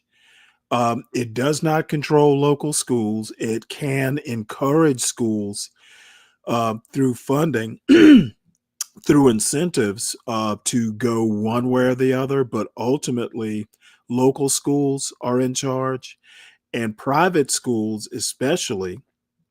One of the reasons they have wanted school vouchers and, every kid going to private school is, I agree there's more choice, but, if everybody has vouchers controlled through, block grants to the state, then you don't have to have an education department.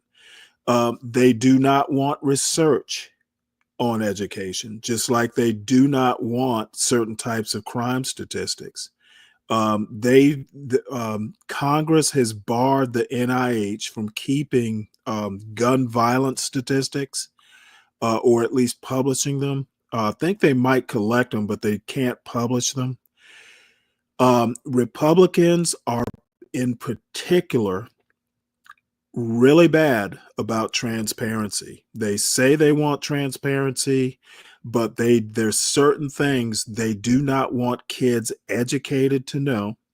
There's certain statistics they do not want bandied about in public, because if the public knew or was fully educated as to what's going on out there, a lot of things would change to a point to where, there might be an actual revolution. And by the way, the thing that Madison and, a lot of the other framers feared was democracy. Basically, the common man, the working class, basically, knowing what's going on, and, demanding, certain things from their government. And throughout American history, Wilmington, North Carolina in like 1896, I think it was. This is what's surprising about, MAGA being as populist as it pretends to be. And progressives on the left are populists. Populism has always been discouraged. It is something that oligarchs and elites want to check.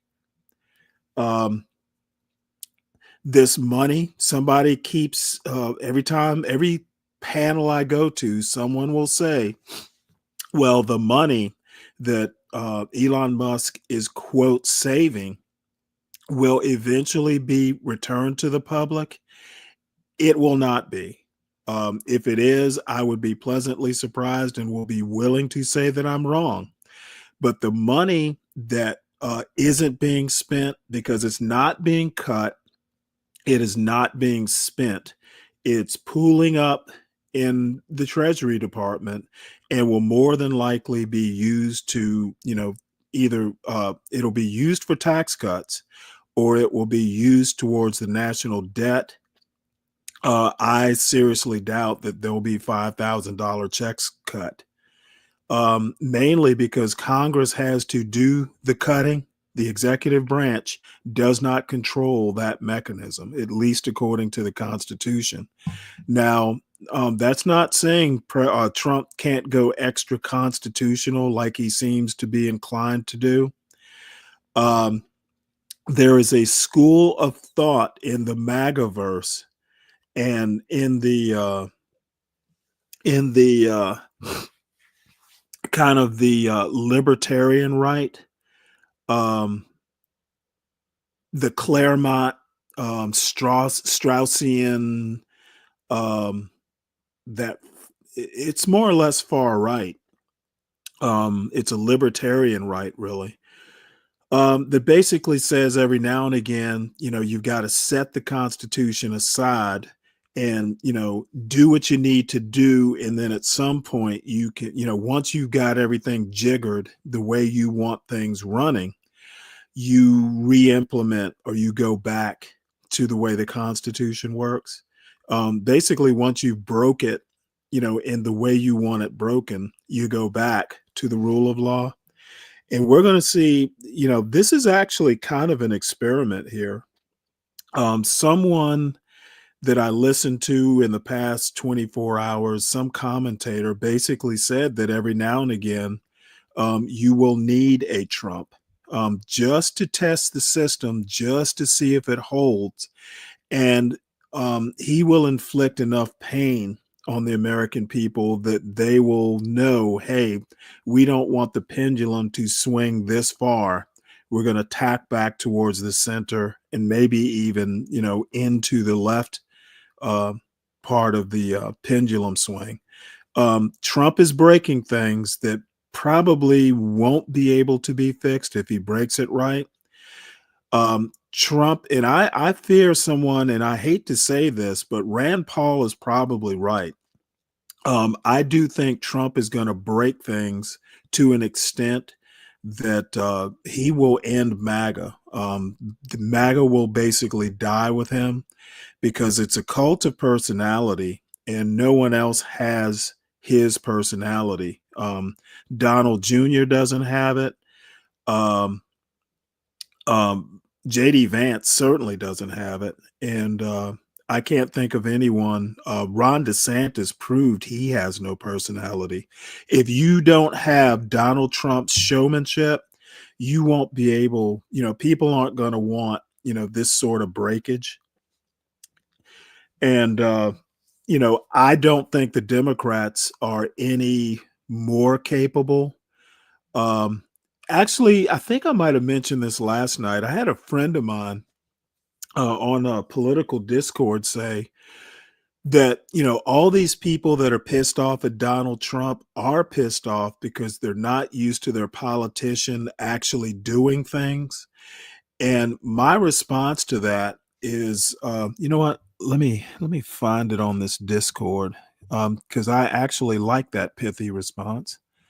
And I want to make sure I read it verbatim. What was my response?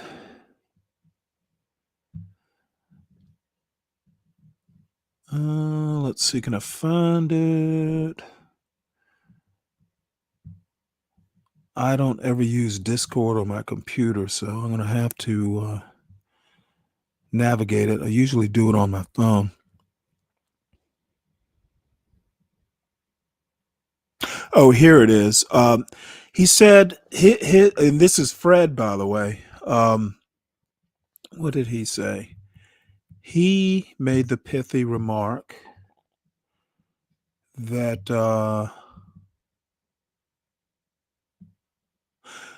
he said, he has said that the problem that Trump haters, i.e. Democrats, have with him, Trump, and his administration is that they aren't accustomed to their representatives actually doing shit. They aren't accustomed to their side actually putting actions to their words. And that may very well be the case. I don't disagree with that, in and of itself. But my response is I think we have a problem with Trump because of the chaos of flooding the zone and not letting he doesn't let the Constitution get in the way of his venality. Doing is not inherently a good thing. How you do something is just as important as what you do. And I've said before, I don't have a problem with reducing the size of government where appropriate, or trimming the fat, getting rid of redundancies. What I have a problem with is the chaos. Okay. Trump is not, and Elon especially, they are not giving me the impression anyway that this is a well thought out plan. They're just kind of doing shit. They're just basically, gonna break stuff and then they go back and fix it if it proves to be something that's vital. Elon Musk did that at TikTok, which is a company. And TikTok, from what I understand, at least financially, has not recovered. So what he wants to do is apply that same method to the administrative state. And, this next article that I'm going to read, it says a country is not a company, which should be obvious to anyone who understands what a country is, what a nation state is. The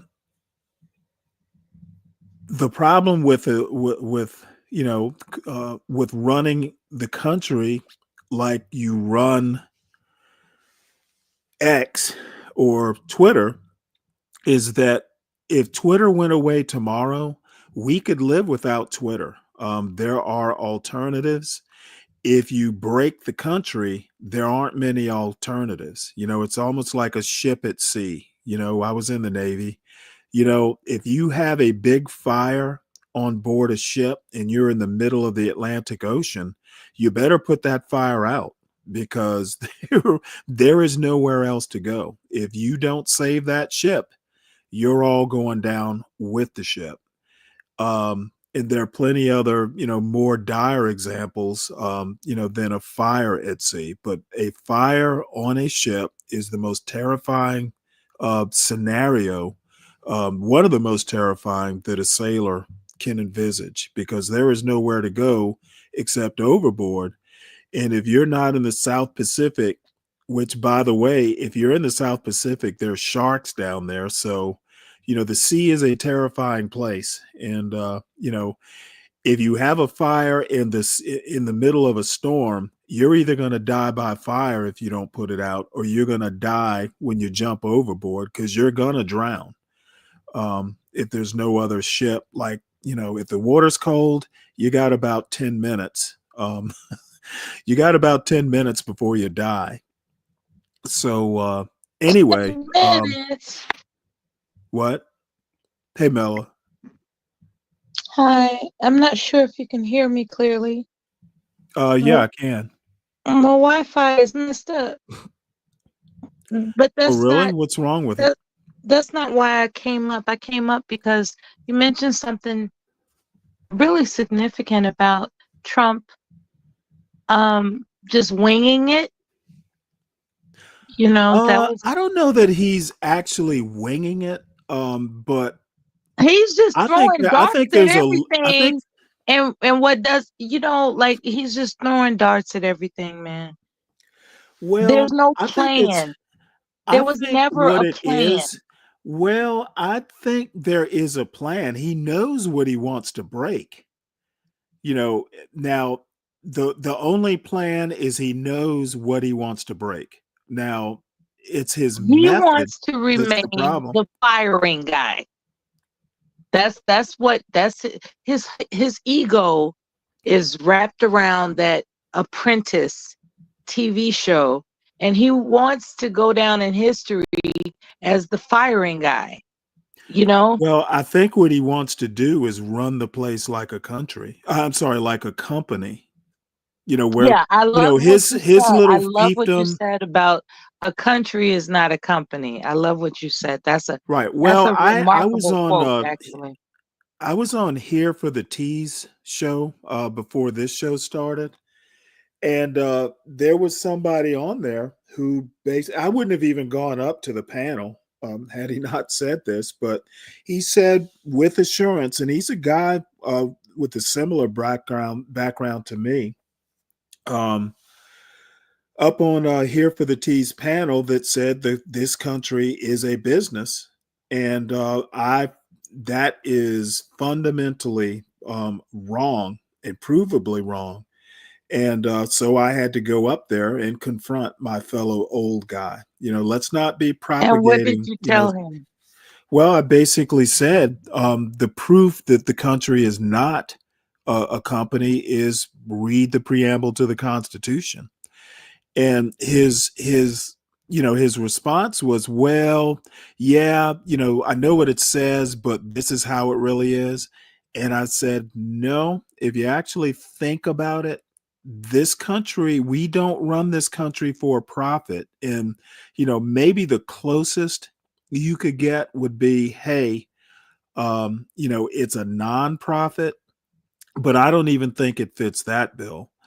In theory, there are things that a government does that companies don't do, like prosecuting, like putting people to death. Companies don't have a death penalty. So You true. can't fire your citizens, and your citizens aren't shareholders. Okay, the country does not give out dividends. Well, in the case of Alaska, maybe there's some exceptions, but by and large, the country is not something that gives a quarterly dividend. Um, the Okay, in Stanley. theory, the people, we're not employees of this country. It's quite the opposite. This is the thing. There are theories, right, that assert that the Social Security number makes us an employee of this country. No, disagree with that totally. Okay, please explain Like to I people who are told doubters. the guy on T's channel, this isn't an argument that I even entertain because it is so provably wrong that why waste time? This isn't a high school class. Um, I deal with adults on this panel, and you know what?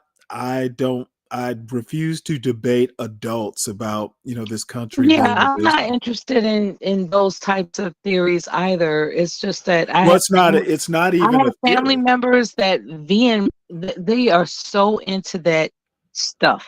They're so into the Social Security numbers and your names being in capital letters. Okay, And but you pay into the Social Security system by and large, so I it's tried to tell not. them that. I tried to I tell them. mean, right, dividend. I mean, when you buy a stock, you might buy it for a price, but you can't sell your citizenship.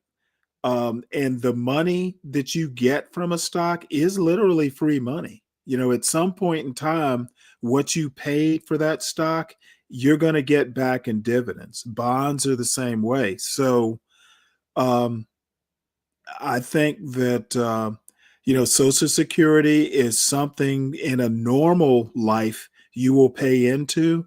Now you may get more than you pay into it, but that's because of medical science. Back in the day, like back in the 30s, people often died before they even got back what they put in. Because life expectancy wasn't as long. So I think it's just, anybody who says that really doesn't know American history, and it sounds good when you say Right. it. And Chris says the dividends are stimulus checks. Stimulus checks tend to come from tax dollars. So no, those aren't dividends. Yeah. Thank you for Okay, explaining to the and public. Thank you. okay, Solid Snake, illegals are not issued Social Security numbers. That's provably wrong. Again, see, this is what the anti-black black conservatives don't like is I actually know my shit. So I don't get deterred or spooked by things I know to be wrong.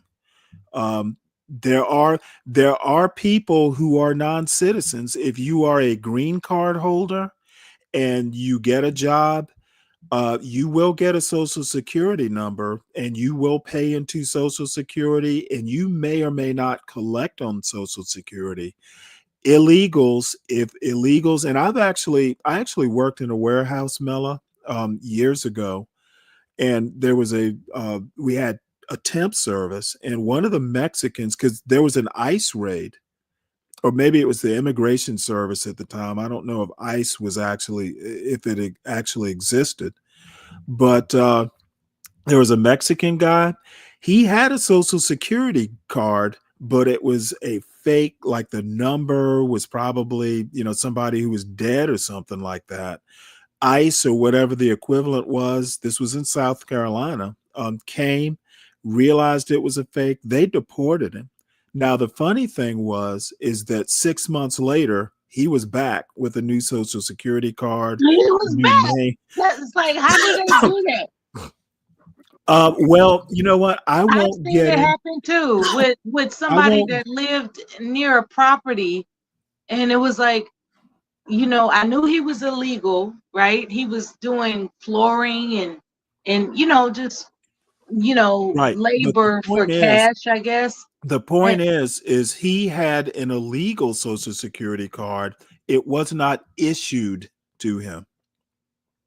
Illegals don't get issued social security cards unless they're actually here legally. it I mean, exactly. to get a job in theory and legally, you have to basically be issued a status, be a legal resident, under some program, and you may get a social security card then, and you will probably wind up paying into social security if you are working a regular job. You fill out the I-9 and all that sort of stuff. So that bullshit about illegals being issued social security cards is just that. It's bullshit. So let's see. Don't okay boomer me, Solid Snake. When you want to, I don't accept that bullshit that might fly on other true believer panels. I know better than the bullshit you want to peddle. So anyway, this article, it's from the Harvard Business Review, from back in the 90s. And if anybody knows who Paul Krugman is, he was a New York Times columnist for like 25 years. I don't know if he's emeritus or he still teaches at Harvard, but he's a Nobel Prize winning economist. And it's a very long article in the Harvard Business Review. So I'm definitely not going to read all of it. If anybody wants the article, I can drop the link in the chat. But again, the title is "A Country is Not a Company." In short, the U.S. is not a business, and we don't need it run like a business. College students, the article reads, college students who plan to go into business often major in economics, but few believe they will end up using what they hear in the lecture hall. Those students understand a fundamental truth. What they learn in economics courses won't help them run a business. The converse is also true. What people learn from running a business won't help them formulate economic policy. A country is not a big corporation. The habits of mind that make a great business leader are not in general those that make a great economic analyst. I agree with that. An executive who has made $1 million is rarely the right person to turn to for advice about a $6 trillion economy. And this is again, this was written back in 1995, so it's quite old. Why should that be pointed out? Hold on one second. Let me enlarge this. Why should that be pointed out? After all, neither business people nor economists are usually very good poets. But so what? Yet many people, not least successful business executives themselves, believe that someone who has made a personal fortune will know how to take an entire how to make an entire nation more prosperous. In fact, his or her advice is often disastrously misguided. Sound familiar?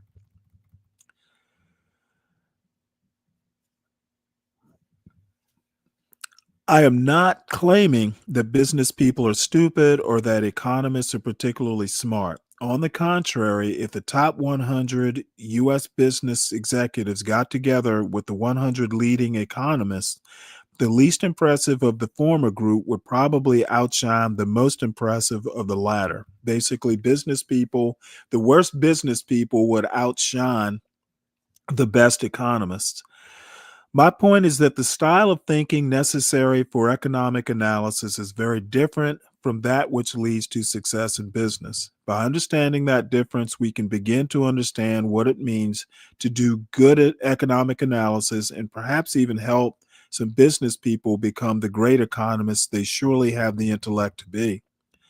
Let me begin with two examples of economic issues that I have found business executives generally do not understand. First, the relationship between exports and job creation. And second, the relationship between foreign investment and trade balances. Both issues involve international trade, partly because it is the area I know best, but also because it is an area in which business people seem particularly inclined to make false analogies between countries and corporations. Let's see here. In 8 ways, the country is not a corporation, a cooperation. Cooperation? Did you mean cooperation or corporation? Oh, that's fine, Mello. Whenever you decide to come up, cooperation. Yeah, I could believe that. Corporation? No. So exports and jobs. Business executives consistently misunderstand two things about the relationship between international trade and domestic job creation. First, since most U.S. business people support free trade, they generally agree that expanded world trade is good for world employment. Specifically, they believe that free trade agreements, such as the recently concluded General Agreement on Tariffs and Trade, now, again, this is 1995, so NAFTA would be what he's talking about, are good largely because they mean more jobs around the world. Second, business people tend to believe that countries compete for those jobs. The more the United States exports, the thinking goes, the more people we will employ, and the more we import, the fewer jobs will be available. According to that view, the United States must not only have free trade, but also be sufficiently competitive to get a large proportion of the jobs that free trade creates. And that did not happen, actually. Do those propositions sound reasonable? Of course they do. This sort of rhetoric dominated the last U.S. presidential election and will likely be heard again in the upcoming race. This is the Clinton administration.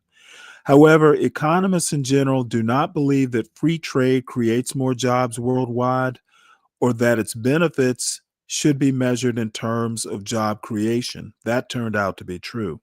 Or that countries that are highly successful exporters will have lower unemployment than those that run trade deficits.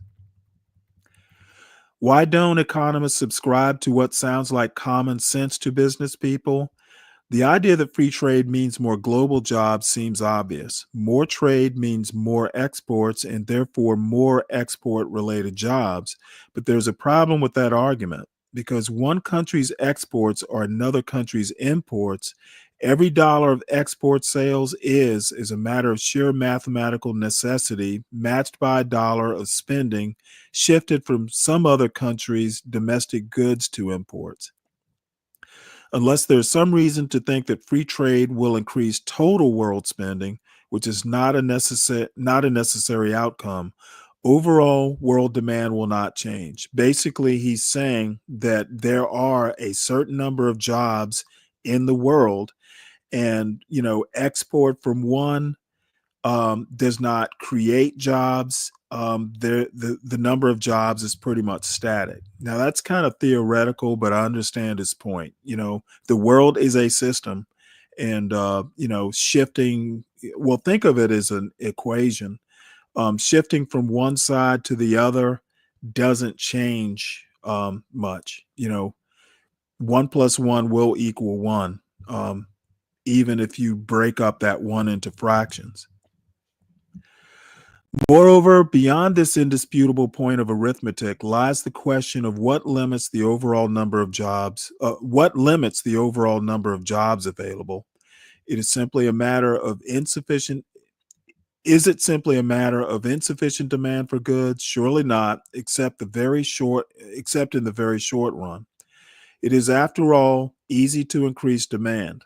The Federal Reserve can print as much money as it likes, and it has repeatedly demonstrated its ability to create an economic boom when it wants to. Why then doesn't the Fed try to keep the economy booming all the time?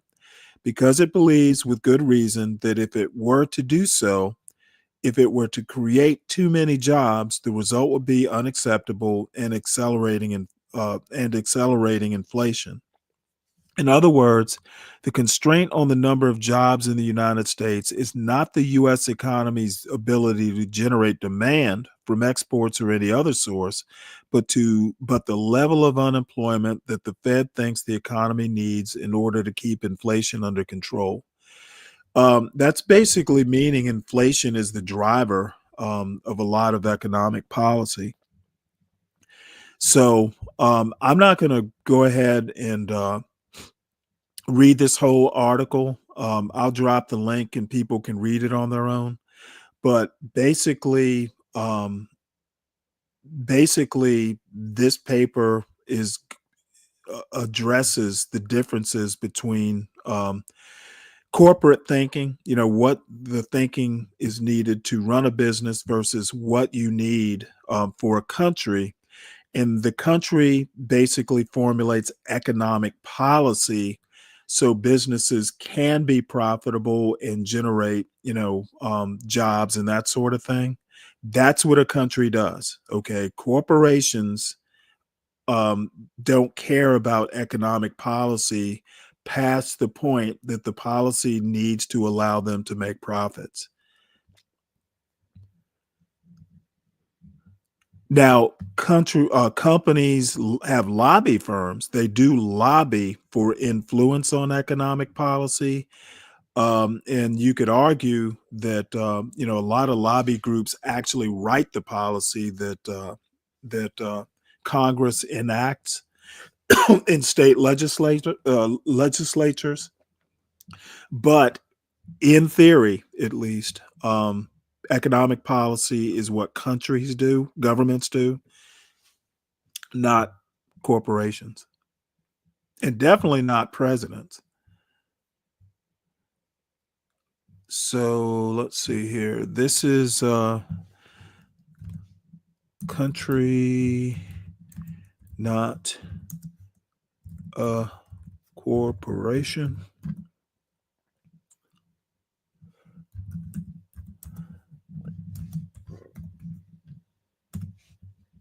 And if anybody wants to read this on their own, they can. Oh, shoot. I'm sorry. That's the wrong. Well, that's the link if anybody wants to hit it. And let's see. The link is pinned in the Stanley Cross chat at the top. And let me see, can I get this link copied correctly?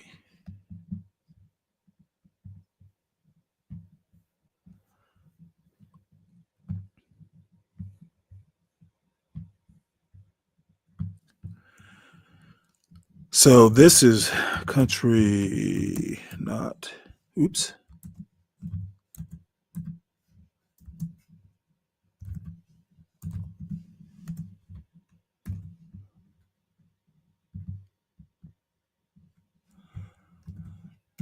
All right, that's in that chat. Hey, Kimmy, how you doing? Good morning. And that's that one. Okay, so we will move on. Um, this is a video about this lady, again, happened to wander into my algorithm. And she's talking about Charlotte, North Carolina, how much she does not like it. And I only listened to half of it because it was such an odd video that I thought I would contrast it with the next video. Charlotte is kind of a small city, and I've talked about my preference for small towns. But Charlotte's a nice little city, though I haven't been through it in years. But anyway, apparently her problem is that Charlotte isn't big enough. So I figured I'd at least play it and see if anybody has any thoughts about it. Charlotte is one of those places that you will like if you ain't never been nowhere. It's a I don't know why I'm getting all this buffering. This is so annoying. fun town. It's beautiful. There are things, there are amenities, lots of green spaces. Where I live in particular is really convenient. I love it here. I just can't stay here long term because there's nothing here for me. Food. Let me reload this page and see if that helped.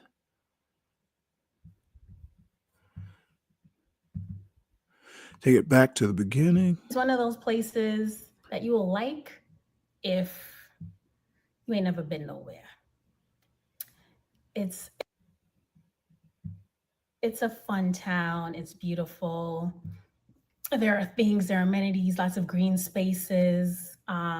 Where I live in particular is really convenient. I love it here. I just can't stay here long term because there's nothing here for me. Food, services, like I feel like I can't go out to restaurants because I don't know what I'm gonna get. It might have been good last time, but it might not be this time. It actually probably won't be. I just have not gotten my sea legs under me since I've been here, which is cool. Like I'm down. Like long term, definitely don't see myself here. And by here, I mean this country. So it's all good. It's just exhausting to be somewhere where people don't take pride in what they do.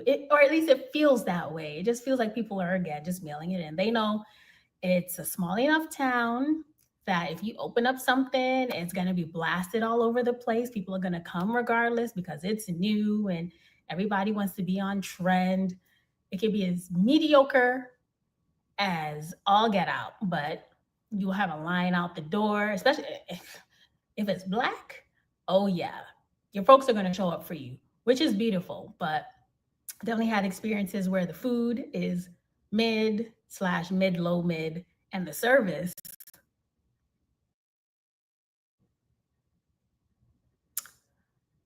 non-existent. I'm just over it. And I'm not going to be that jerk who's like, I'm from Brooklyn and I've lived in London and Paris and I've experienced this and that. That's cute. But it feels like Charlotte has the resources. Charlotte has the things. Charlotte has a lot of money. This is the second banking capital of the country. Like there are resources to get your weight up if you need to. I'm not sure why. The standards are probably so low because you really don't need to put in that much effort to be successful here. So yeah, in that sense, Charlotte's not a fit for me. I am always elevating and I expect the best. When I go and pay my money for anything, for a product, a service, a meal, whatever it is, I expect it to be a full experience, not half-assed. Just thinking about the back and forth I had to do with the the beauty school I've been going to get my hair colored. And my barber is fine. She's doing her own thing. She has her own little studio. But the beauty school, between the novice students and the instructors who just seem like they're there to collect a check and or make themselves feel important. It's just a lot of self-importance happening, just a lot of people walking around and not doing much. Nothing bubbles my blood more than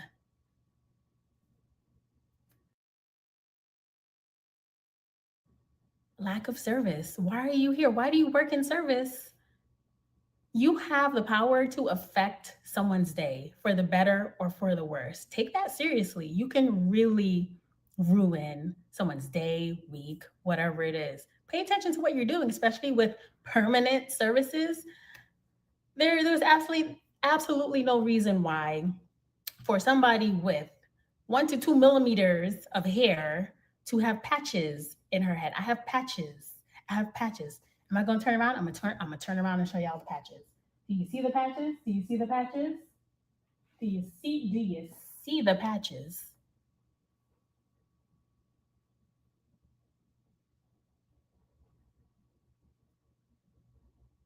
Yeah, I almost don't want to go back there, but no, I'm going to go back, and I'm just glad that the Lord has been working on me. I have my emotions together. My emotional health is good. I'm just gonna go and let them know what happened last time. I actually did call and let them know that I had patches, although the girl who was on the phone seemed like a student and she seemed like she had no idea what I was talking about. So yeah, it's just between Mercury retrograde, Venus retrograde, and the incompetence and lack of care, lack of pride in Charlotte. This has been one of the longest weeks in recent memory. I'm just trying to spend some time with my baby before I go out of town for a week, and I don't have time. Now I'm like, I gotta go get my mani, my pedi waxing done tomorrow. I'm just like, please, I've been through enough. Can we just get this done right? But I'm looking forward to my trip, getting out of the country, because Lord knows I can't eat out in Charlotte. I'm literally on a no-buy year for food, especially. Not ordering out, not getting takeout, none of that. I'm cooking. I cook every day. My food is in the oven right now. I have some salmon, some roasted vegetables, and some quinoa warming up right now because I'm it going makes no to sense. make a quick It makes comment no sense getting your hopes before up, going out. she gets too farther on. And there's several things here. And thank you, Lupin. I dropped that article. It's from Paul Krugman from, well, I hate to say this, about 40 years ago uh, or so. Harvard Business School article called "A Country Is Not a Company." And it's stuff that you would probably understand. I understand the bare bones of economics. I can kind of keep up, but I don't have that kind of economics brain. I have to like look at something several times before it clicks. But you might like the article. Just to recap, I've been getting a lot of the country, the United States is a business, and that is just demonstrably wrong. And as I was batting around, I don't even entertain that kind of dumb argument. I just kind of say read the Constitution and want to move on. This particular young lady, years ago, I had a director of a company tell me, and I'd been not too long out of the Navy, and it takes a while to kind of civilianize your management style. I was used to giving an order and it would just happen. Civilians are not a captive audience like, a Navy, person might be. He asked me, what do you expect out of a $10 an hour associate? Okay, basically that $10 an hour associate is not motivated to give you 100% day in and day out. This lady criticizing Charlotte, number one, it is obvious Charlotte, North Carolina is not Paris or New York or London. That's just obvious. It's the South for starters. I mean, Atlanta does not compare to New York City or Los Angeles. It is its own thing, with its own limits. I love Atlanta, but I don't mistake it for New York City. It doesn't have that level of sophistication. Never has. Even if you go back before America was formed, when Atlanta was probably just a couple, like a couple horse paths. Okay, if you go to a beauty school for a haircut, it's not Vidal Sassoon or who, it's not some ultra chic, super expensive hair salon. It's a beauty school where students are cutting your hair. What did you expect?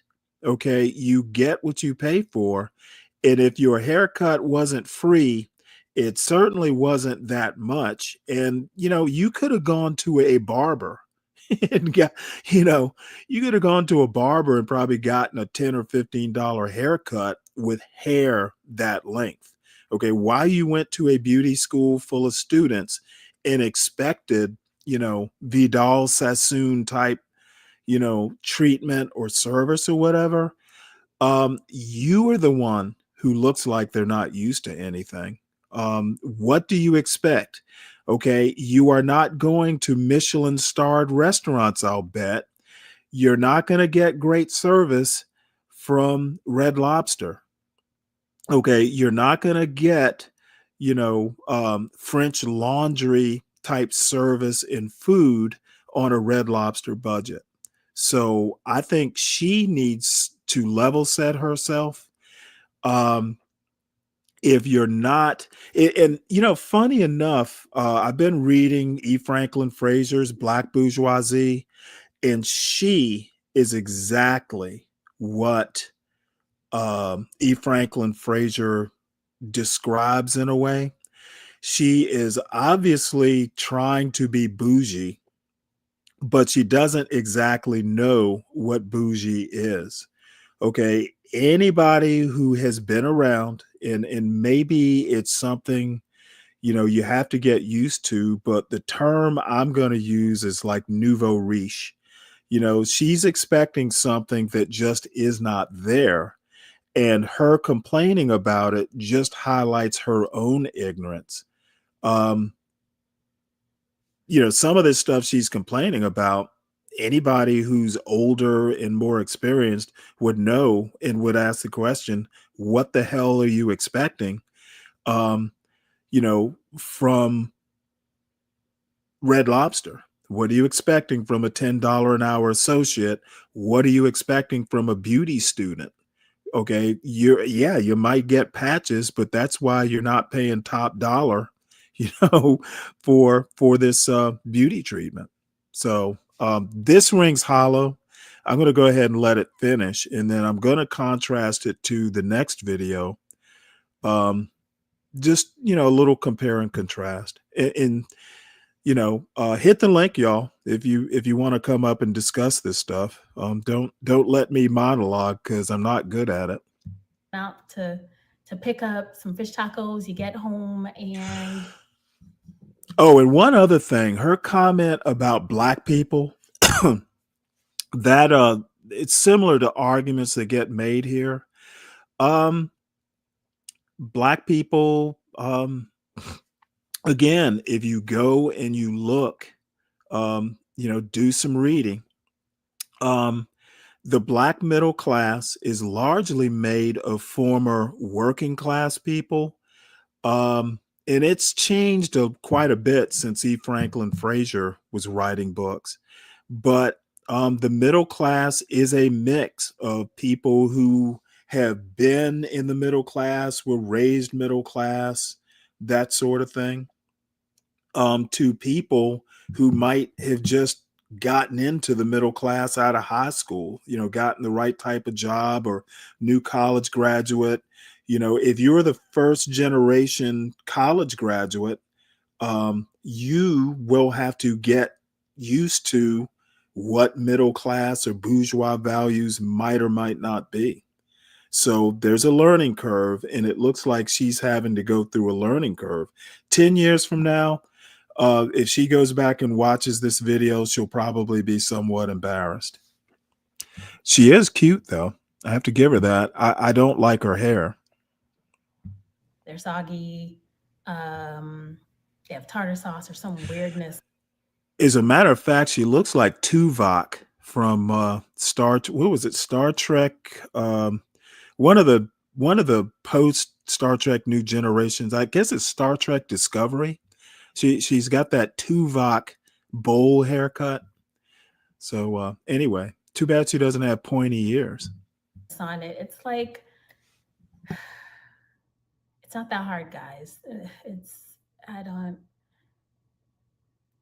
I'm over Charlotte. I think this place is wonderful. I think if one is considering moving here, they absolutely should.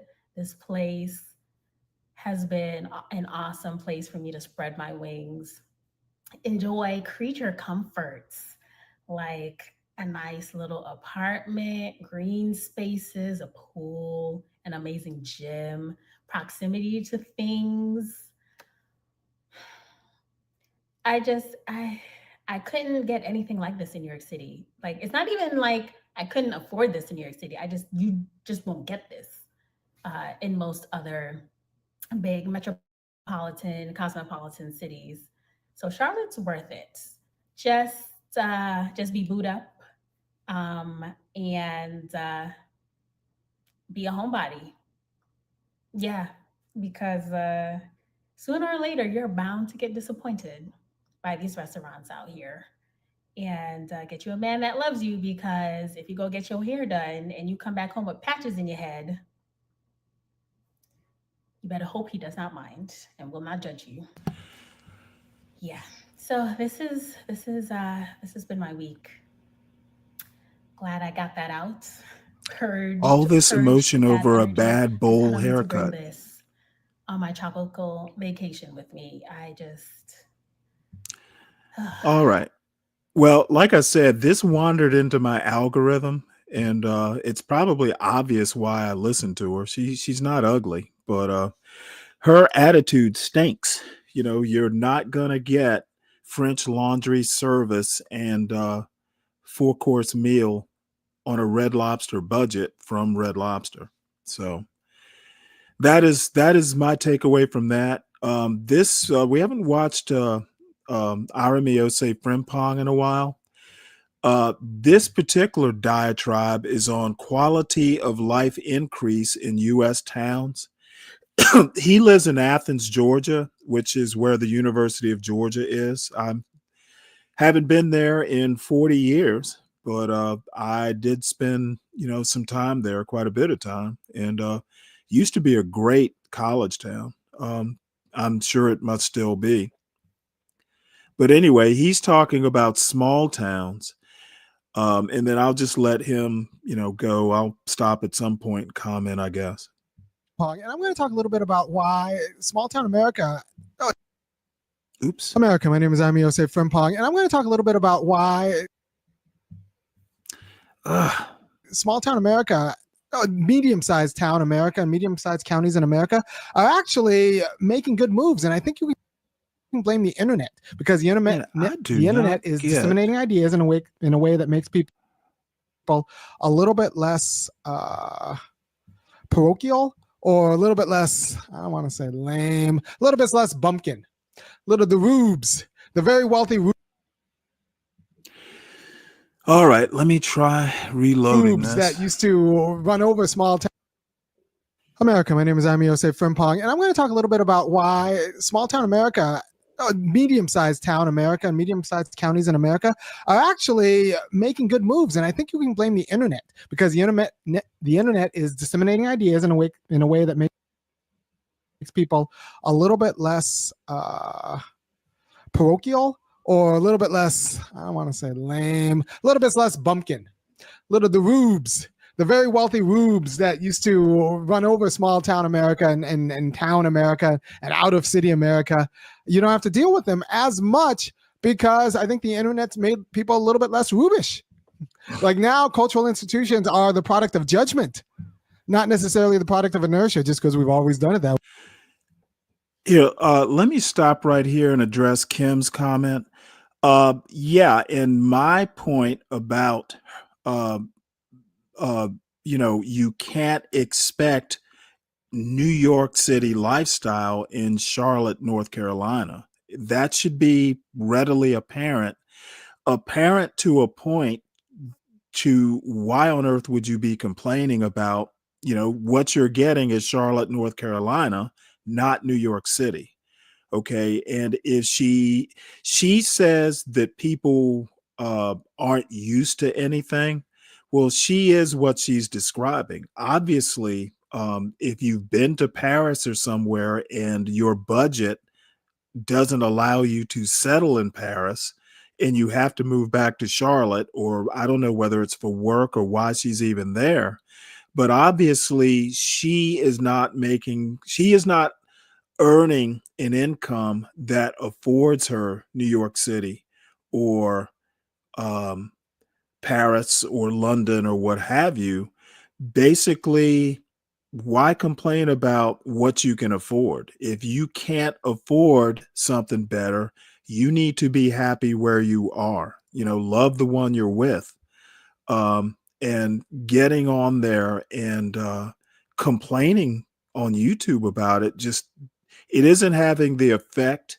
And if it's just her blowing off steam, she should have done it with the camera off, or she should make this video private. What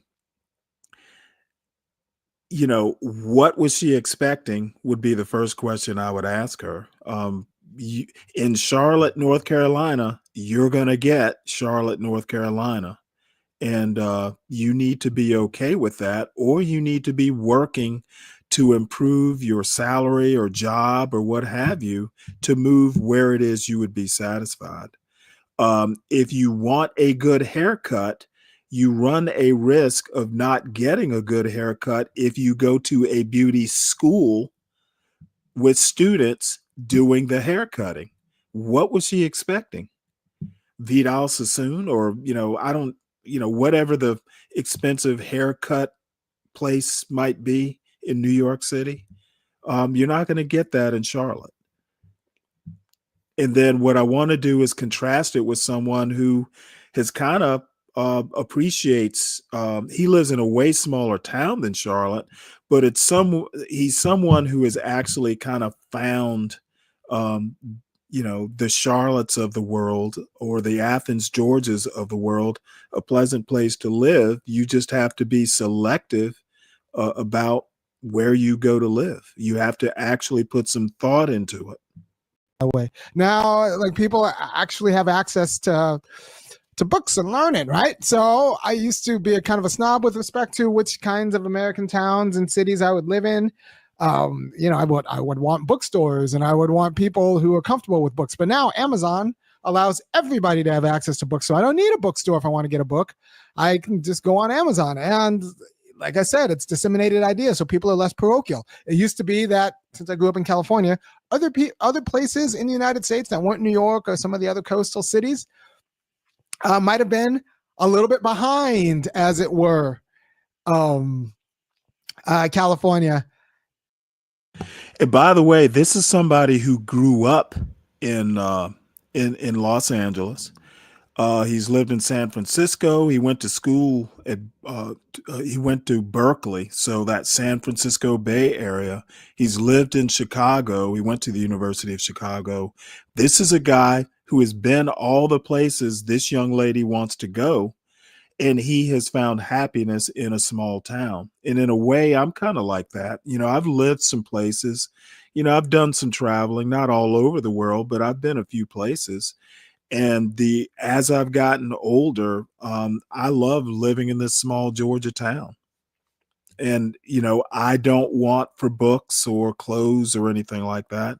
That's what Amazon is for. That's what Walmart is for. If I don't want to go to Walmart to get my groceries, just have them delivered. And it's not super expensive. And I didn't want to deal with the backwardsness. But now that's not necessarily the case, because the internet has created a kind of monoculture, so that there is cultural diversity in the United States. But like I said, it's a product of judgment, not evolution, or it's a product of people deciding this is the kind of culture we want to be. This is our values. These are our values. These are not our values, as opposed to just kind of ignorance. So the cultural diversity is a matter of judgment, not necessarily ignorance. And this isn't in all towns in America. This is just a way out. So when you see a town in America that actually has its stuff together, you won't be surprised, because they've always had money.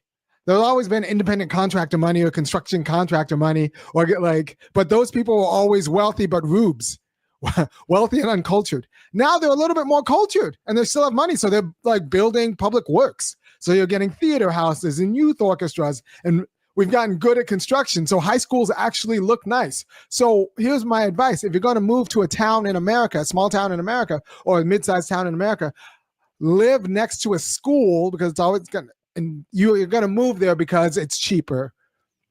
And if you live next to a school, you'll get all of the public and cultural amenities that the school provides. Live next to the school corridor. Preferably, you can live next to the elementary, junior high school, and high school. If they're all in the same area, live right by there. And you get a grocery store too. You throw in an Aldi and a Kroger and a Publix. That's a lot of what you need, right? Because you could use the public facilities at the school while being very close to the grocery stores. So that's a lot of what you need. So you do that, and then you look to see if that town has started investing in other cultural infrastructures. Like I said, maybe a community theater or a youth orchestra, and see how much money in youth sports leagues and rec leagues. And if there's money in the rec leagues, that means that there's disposable money, and they might just need a little cultural, some more ideas about what to do with that money in the town. Because that was a problem with small town America, towns in America, many towns in America in the 1980s. Or even the 1990s, before the internet took off. They had the money. It was just full of rubes without appropriate cultural sensibilities. So you had to move to the city to get culture. But now the culture in the city is, one, expensive. Two, if you don't have money, you don't have access to it anyway. And also, you got to deal with traffic. And also, you got to deal with the city's predations. And if you have money, you can buy a prophylactic against the city's predations. But if you don't have money, you can move to a small, some of these towns that are just now building up or have built themselves up in the last 10, 15 years, they're doing so actually rather brightly. Now, this is different than a suburb. The problem with trying to get away from the city's predations by moving to a suburb is that it's a cultural wasteland. It's completely vacuous. It's still it's a predatory relationship on the city's culture, but it's just farther away. So you're in a zone, and that's the ticky-tack houses of weeds, for example. That's not the quality of culture I'm talking about. I'm talking about actual cultural institutions that are proper to that city, because the city's invested in recreation and leisure activities, and not just a good library, but also like I said, recreational leagues and youth orchestras and community theaters and all of this in a place that's not too far away from each other, like a downtown center. Or even if it's not officially a downtown center, a center where there is a lot of the public goods, you need to live by that. If you live by that, your life in that town could be just as good as life in a city, except you don't have to pay city prices and deal with kind of city issues. Now, I am not one of those guys who goes say you should move to unincorporated blank, blank, and blank. There's these towns that aren't really towns that are so rural they haven't really actually gotten their act together to get the culture, to buy the nice high school, to buy the nice cultural infrastructure, to buy all of those things. That's just not a great place to raise kids still. But there are some towns, some counties who are investing in their public infrastructure because, like, they're not, all the money in the town is not just rube money. It's actual people with who are interested. They just wouldn't have known a generation ago, and now they actually are interested. And also another thing that helps us, I think, is the disintegration. Immigrants from Southeast Asia or Europe, or immigrants come here and they have like extensive cultural sensibilities, but it's not getting fed by maybe a NASCAR track 10 yards away, right? So they'll start a Kumon, or they'll start a youth organization. Like immigrants, between immigrants and the internet, some of these counties are getting the memo that they could actually spend money building public structures and it'd be better for everyone involved. And I appreciate that. And I think it solves a problem for America. The problem is none of these towns vote blue. So, you know, they're going to say, well, they're full of racists. Yeah, but, you know, they'll have public goods that work. Before, they wouldn't have public goods at all. Now they have public goods that work. And I appreciate that. And I'm just going to shout out to say that my family last week had a track meet in Havisham County in Georgia, and then we went over to Helen in Georgia, and then we kind of went by Cleveland in Georgia, and I was like, okay, I could see why people move here. I could see why people wouldn't move here, you know, 20 years ago. But now these places actually have a cultural infrastructure. Their high schools look nice. Their schools look nice. Their public goods are new. If you just don't listen to what the real estate agent tells you, and instead you should, and instead make your own judgments and live next to the grocery store, the schools, and all of that, then you could actually like have a pretty nice quality of life because they're getting investment in like a nice pool structure, like Aqua Center. They're starting to invest in these kinds of things because the people who live there aren't rubes anymore. Their grandparents may have been rubes, but they aren't rubes anymore. And Yeah. So there is a way in which small town America is becoming someplace you wouldn't mind living. You don't have to go to a city. You should still avoid the suburbs insofar as they're parasitic on the city, but while still being far away from the city and having nothing internally to themselves. So you're driving, and I don't like driving, especially don't like driving in traffic, but I don't like driving in general. But some of these small towns are like actually creating centers in themselves that are sufficient. Not just pretend centers, but that are actually sufficient. You don't have to drive other places to get to, to get it to decent music lessons for your kids, to get to a good school, because your good school is local, to get to all the leagues that you want your kids to be in. And all of these things that you used to have to drive to, or you have to like go through an ordeal to get to. If you're in the city, you can get in a small town without the traffic and like within a mile. If you pick your town well, there are some gems of towns in here that haven't, like college towns are a big tell, right? But they're often expensive. There are other towns that are not even college towns. They've just over the last 15 years have realized the rich people in there have realized that it would be better off if they actually built up cultural institutions as opposed to McMansions.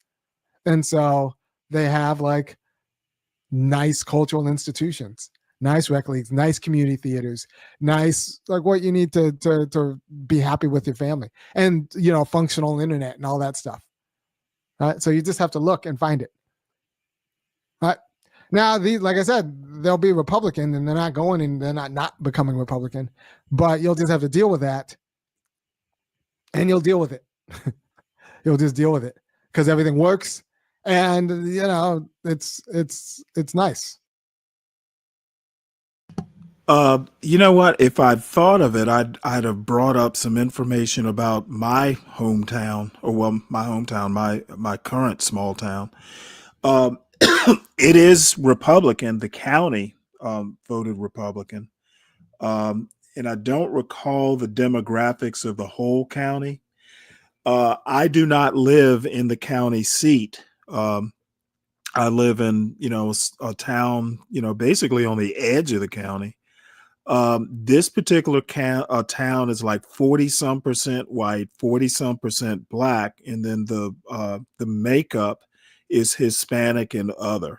So my particular town is roughly 50-50 black. My neighborhood is 50-50 black and white.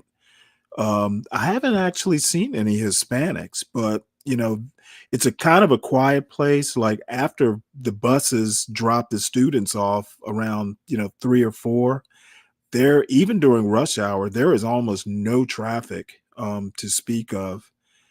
It gets pretty quiet after the kids get dropped off.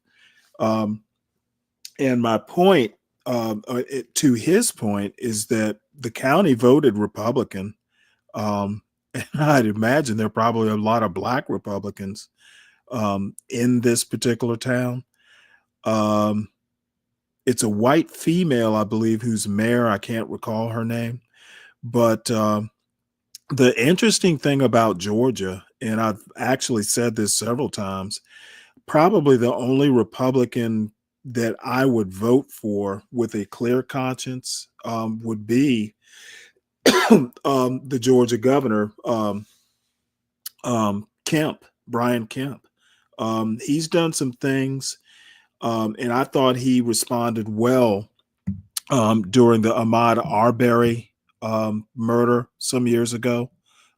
He did a very good job in keeping that in check and making sure the 3 guys that perpetrated that murder were dealt with. He's done some good things, as good as a Republican's going to do. And he had an independent streak and stood up to Trump. So what more can a man ask for out of a Georgia Republican? So I would actually say, and I've never actually lived in Mississippi as an adult, Alabama. I have experience with South Carolina mostly, and some with Tennessee, but I would put Georgia up there with any of the southern states as far as a place that doesn't have a hell of a lot of racial tension. I can go into Atlanta and walk through a white neighborhood and have done it because my sister, my sister's neighborhood is mixed. You don't have any trouble, as long as you're not acting a fool. So anyway, living in a Republican state is what every black person, most black people live in the South. And I can't think of a Southern state that's Democrat off the top of my head. So it's not that big a deal.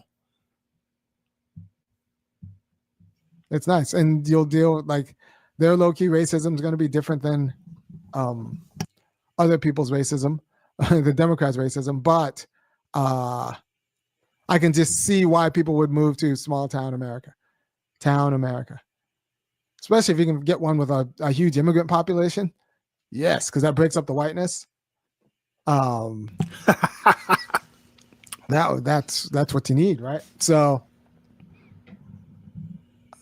I hope I made my case clear that what is different between 1988 small towns and towns now, some of them, I think COVID like kind of gave them a shot in the arm to build up, but they're starting to build up culturally. They're like, and we're pretty good at construction now, so the cultural institutions and the buildings are actually pretty good. Now, there are some towns with no cultural institutions. Stay away from them. But the ones that are building up their cultural institutions, they might be worth a second look. And I'll go ahead and just stop it there because he tends to repeat himself the last part of his shows. But this contrast to the young lady, the contrast is he is getting close to 50 now. He's got 3 kids, a wife, kind of lives in a college town. I think as you get older, and I'm another example of this, you tend to want more peace and quiet than the fast city life. That young lady in the video before is obviously younger, and she's looking for a more urban life. And my experience is once you kind of settle down, you tend to not want to live in an urban area. There are, of course, exceptions to that rule. So maybe what that young lady should do is find a husband and settle in a small town. And anyway, so the next thing, I've been talking about this occasionally, that most Black people do not live in urban areas. And I don't know if I can blow this up enough. This top line here, um, the green is rural. The 40, I'm sorry, the little kind of beige is suburban, and the gold is urban. And they don't break down the urban into inner city or what would be considered the hood versus a place that might be a bit more gentrified. But by a very narrow margin, if this is to be believed, and this is from 2022, I'll go, if I think of it, go and see if I can't um, find something that's a little bit more updated.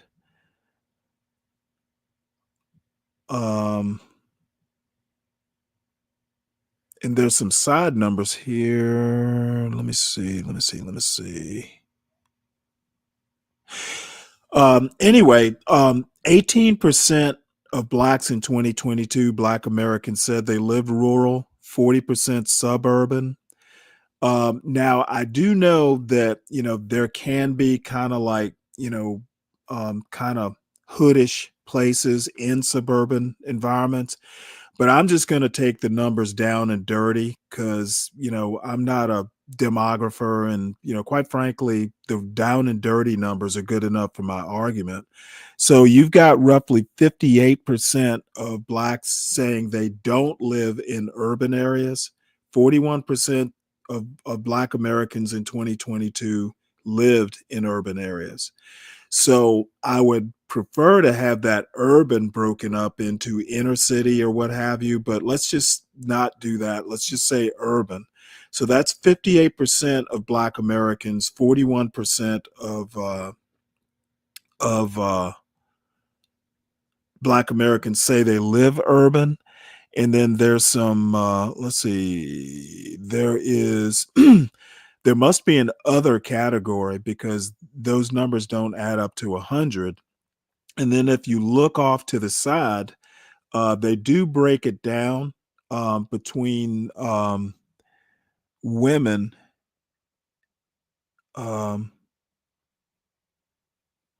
Women versus men, where 46% of men say they live in urban areas versus 37% of women. So that means that urban areas skew male. So, that's something interesting to say. And women, 43% are more likely to say they live in a suburban area, 35% men. So the suburban communities skew Black female if you just look at the Black demographic. And again, I can drop this into the chat if anybody wants to take a closer look.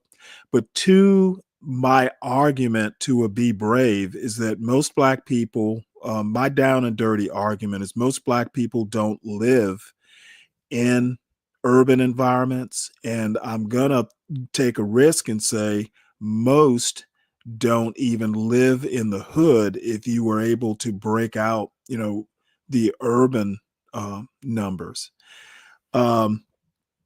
So, and I'm not going to bother digging for it right now, but Also, most Black Americans are working class or above. That's like 68% or something like that off the top of my head. So, and another interesting thing down here, it says in the if you look at rural, suburban, and urban populations, if you look at the overall number, male and female, it says it's pretty evenly distributed, rural, suburban, and urban. Roughly 50% of people, Black people, are saying they lean Republican versus lean Democrat, which I found really interesting. I expected that number to be quite a bit more skewed. So I'm not exactly sure why that is. And again, at some point, if I think of it, I'll find something more recent, because I'd be interested to know how this breaks out post election. Because the skew for Republican voters in um, uh, uh, the vote for Trump skewed Black male, if you're just looking at the Black demographic. So anyway, my conclusion from all this, I think that the older you are, if you are Black, you might wind up preferring suburb or rural living. Most Black people don't live in an urban environment. So, but it's not by much, 58 to 41. So, there's some arguments about, whether those people who don't live in an urban environment even care what's going on in the urban environment. That's really, some of the stuff that's up in air, and some of the stuff that gets contentious around here. My thinking is that if you're not from the hood, or you have moved away from the hood, you're certainly not obligated to give back. Um, if you choose to do it, that's fine. I'm also going to say that, you know what, if you're living out in the rural areas, you may or may not, depending on how you grew up, you may not even care or even identify with Blacks who, grew up or live in an urban environment. So that's it. That's a down and dirty. And, I'm sure there'll be some people who have questions or, something like that. And I'll field them if they're good questions. I don't care about safety, HB. It's, where people are that matters. Why they're there, I don't really care about. I leave that to the experts like you. All right. So, and then on the topic, but slightly different, this is a video we looked at.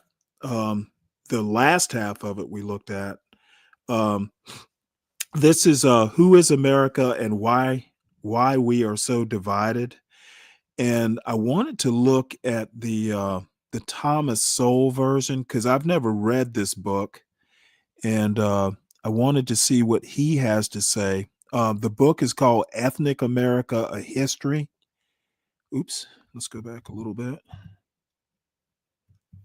Did I get that right? Let me reload this.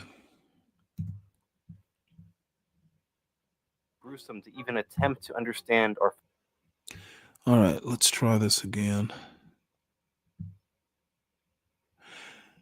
Okay, so again, this book is Thomas Sowell, Ethnic America: A History. I guess it came out in 1981. So let's have a look at it. I have not watched this portion of the video, so I have no idea what it says. But if it's Thomas Sowell, I'm sure I'll have comments. While Albion Seed focuses on America's influential and earliest British settlers, Thomas Sowell's Ethnic America: A History focuses on non-British ethnic groups. both those with early origins in the British colonies and those who have migrated to the US more recently. Some of the 9 ethnic groups mentioned by Soule straddle between these two time periods. Soule was partially inspired to write this because he realized that the United States no longer had an ethnic majority. Although the country used to be of overwhelming Anglo-Saxon genetic stock, only 15% of the nation claimed to be of English descent at the time of this book's publication. He thought that there were key differences in the cultures of America's modern inhabitants and wanted to study which cultural practices are more beneficial for modern Americans to practice. Ethnic America uses not just the lens of history, but also of economics and social science. Because this work, or at least portions of it, And this is what economists always want to do. They've got to figure out how to get some cost benefit analysis in there. I find that economists, especially people like Thomas Sowell, right wing economists, make the worst social critics. And, you know, like I said, I'll make that comment. I'm sure I'll have more. have a political aim, I would recommend thinking through Sowell's conclusions yourself.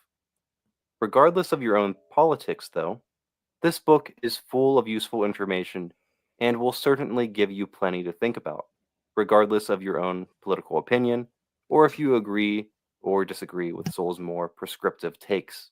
Sowell starts the book by addressing diversity within each of the groups he mentions. Older immigrant groups always had tensions with newer immigrant groups of the same ethnicity. This book, however, focuses more on the differences between groups. He is forthright in his sociological approach to this work, so it tells the reader that he will be observing the differences through various data sets of different American ethnic groups, both in the past and in the present. He finds the likelihood of biological essentialism playing an important role in ethnic disparities as very unlikely. The differences in instances of prejudice, education, cultural differences, health, time of immigration, and median age is instead the key reasons that ethnic groups have different outcomes, according to Sowell. The Germans and the Irish were two groups that came with the English during the colonial era, but these groups also continued to flow into the country for centuries to come. They are two of the most numerous ethnic groups in America outside of the English. These two groups faced severe discrimination from Anglo-Americans at different periods of time. They also struggled with issues such as poverty and high crime rates. These ethnic groups were successful in eventually reaching similar outcomes as their Anglo-American neighbors. Sowell explains, I want to stop this here.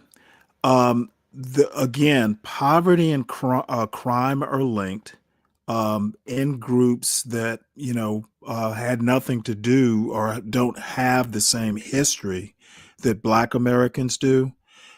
This is something that certain people who shall remain nameless don't seem to be able to comprehend.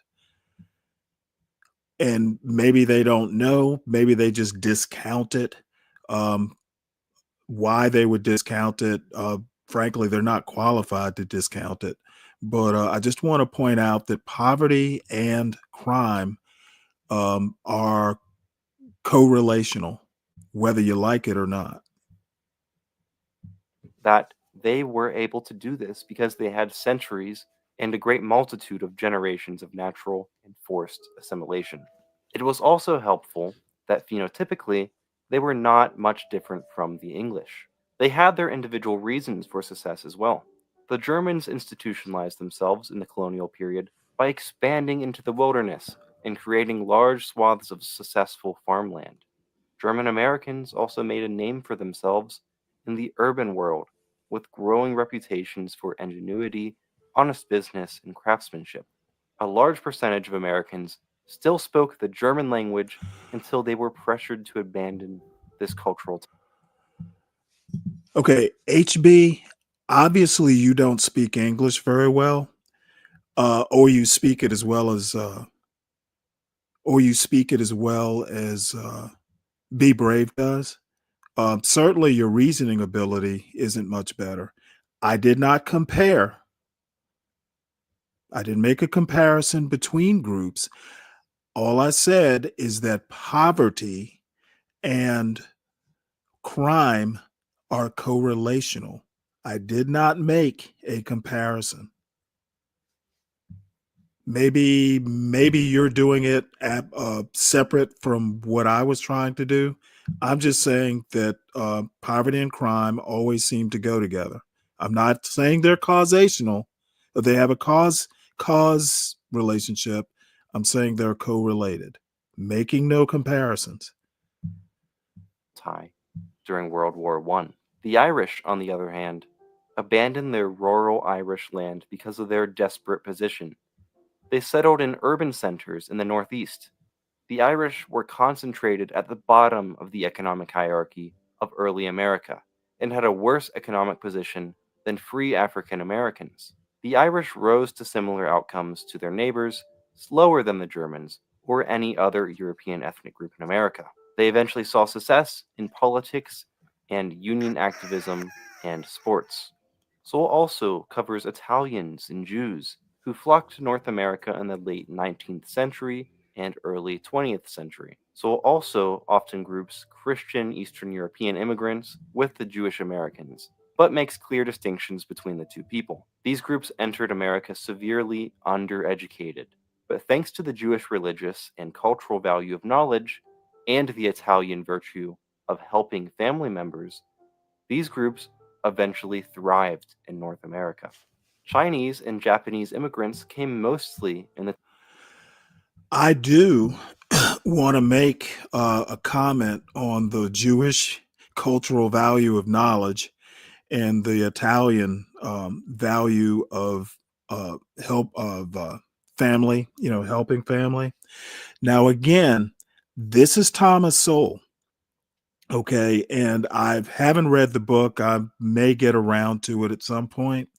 But I want to point out that in Black American history, families were broken up and knowledge was never something that, was encouraged in the Black community. And a lot of times it was Black people themselves who would go, well, what do you need the book knowledge for? I've had people, ask me that in my lifetime.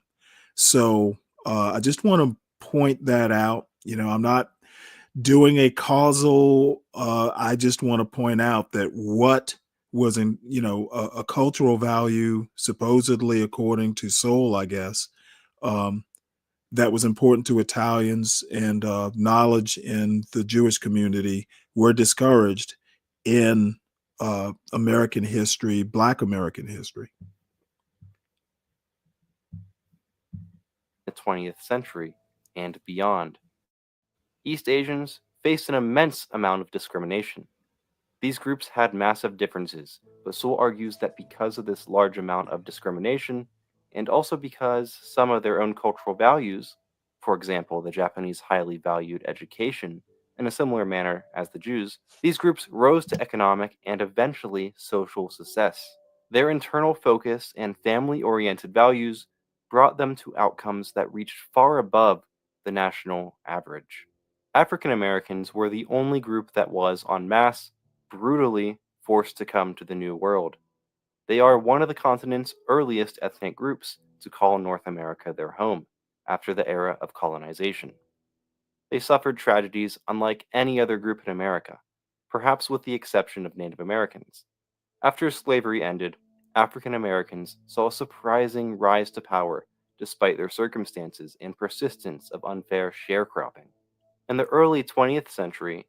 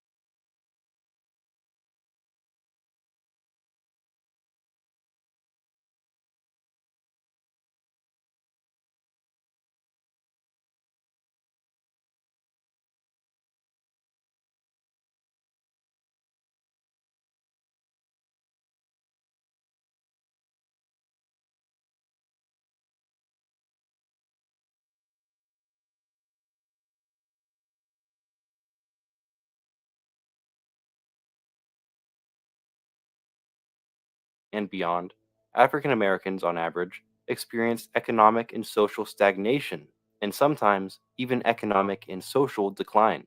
Many of these forces were out of the group's control, but Soule argues that African Americans adopted many Southern white cultural elements that were frowned upon by Northerners, and this made their struggle to reach equal outcomes even more difficult.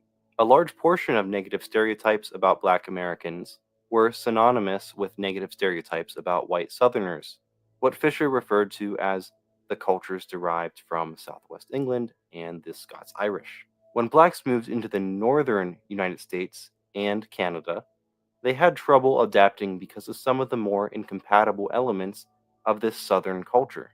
Northerners often discriminated against Blacks for these reasons.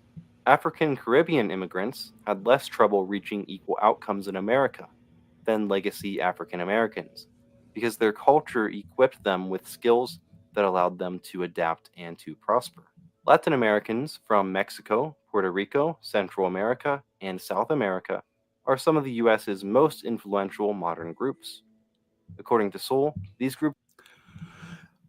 This is the sort of argument that Soule makes in Black Rednecks and White Liberals.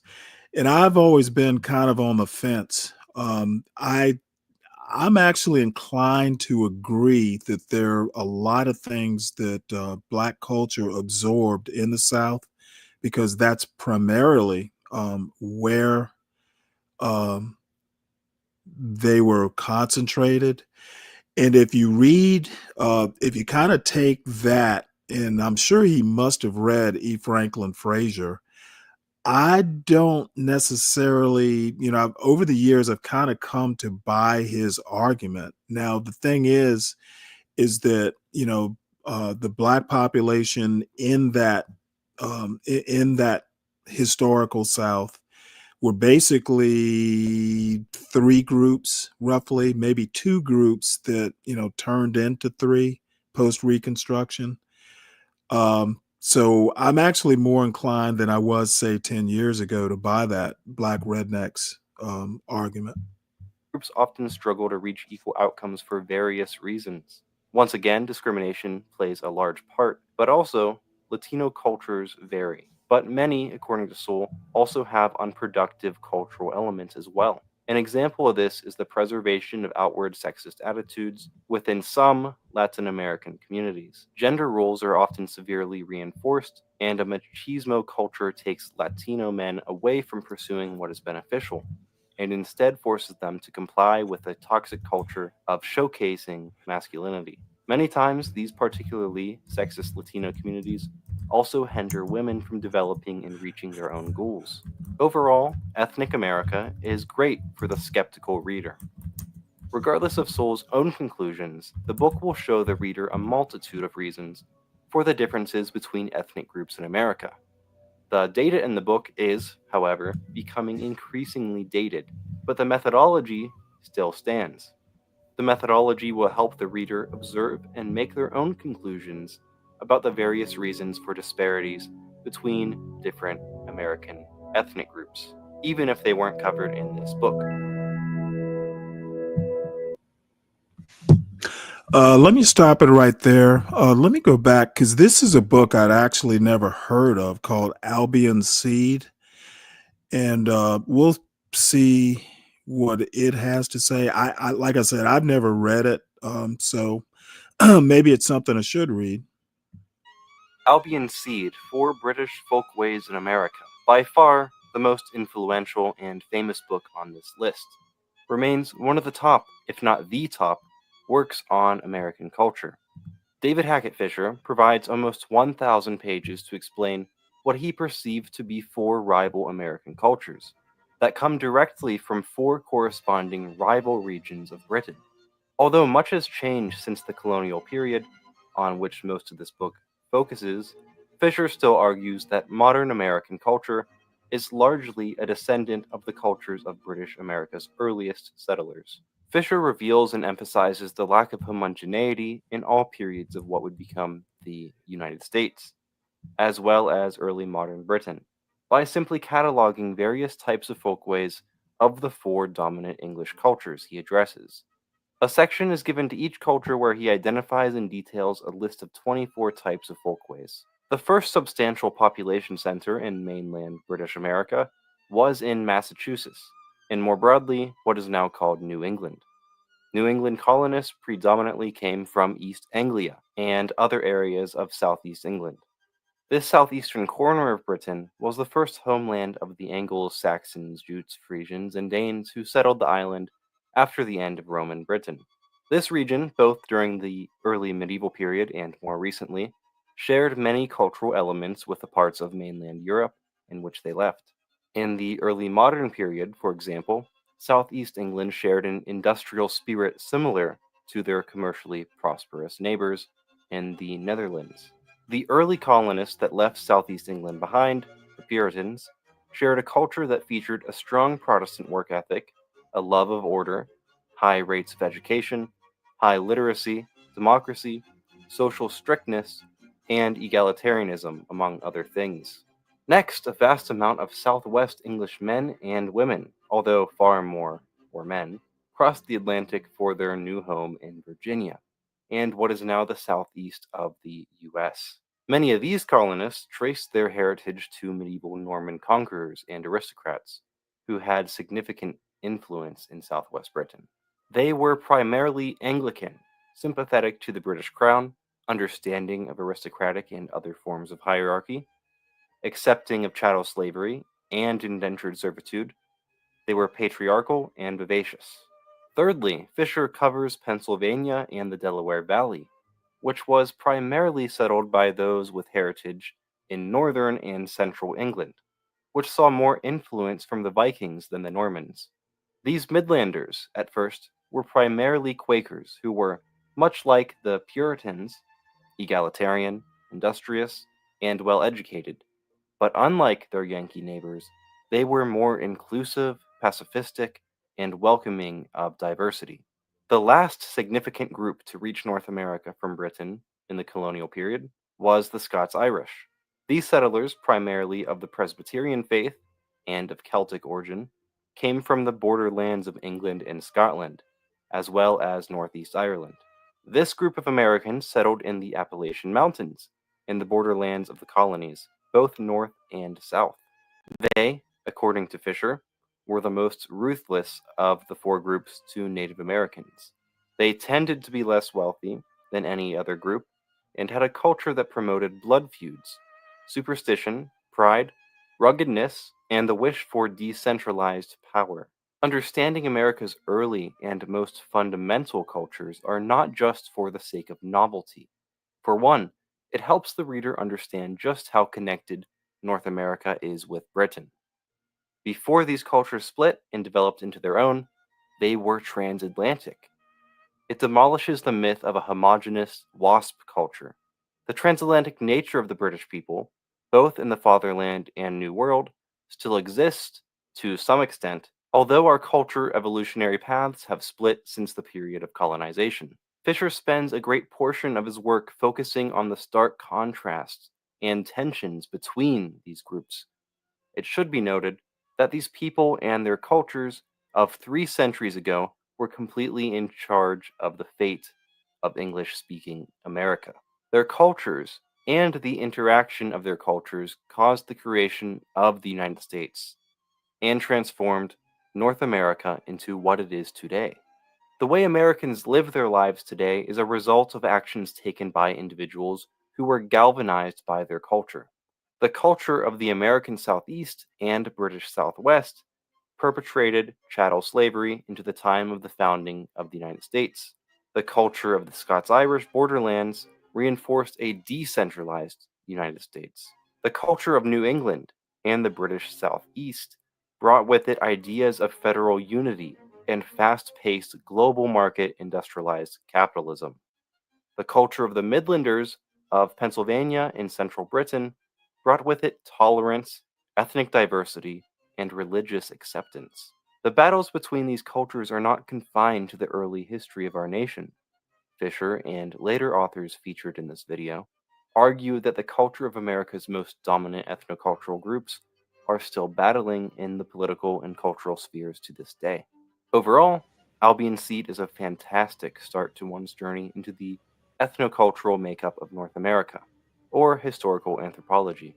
There is no explicit bridging of how these historical cultures connect to today, but it seems as if there is an overall implicit purpose to show the reader how little these cultural groups have changed in the last few hundred years. An active reader will be sure to make connections on their own, most of which, though, seem to be implied by Fisher. All right. Well, if anybody wants this video, they can ask me for it. I will drop it in the chat. Let's see. That used to be an old school come up, is to go to beauty schools to get free or low price. Oh yeah, my father and my brother-in-law still do it. Occasionally, their older cars, they'll send to trade schools. Because it helps the students out. And, if you buy the parts, a lot of times you can get the labor for free. And both my brother and father are good with cars. So,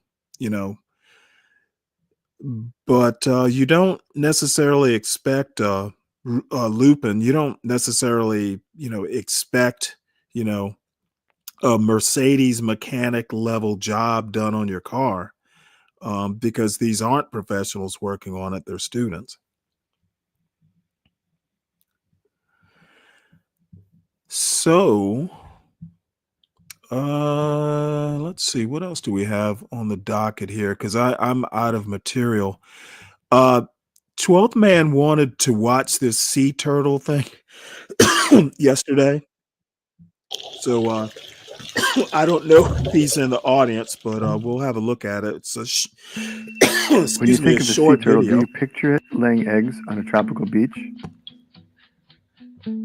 These turtles actually spend 99% of their lives in the water, many doing migrations that can be thousands of miles and take months or years to complete.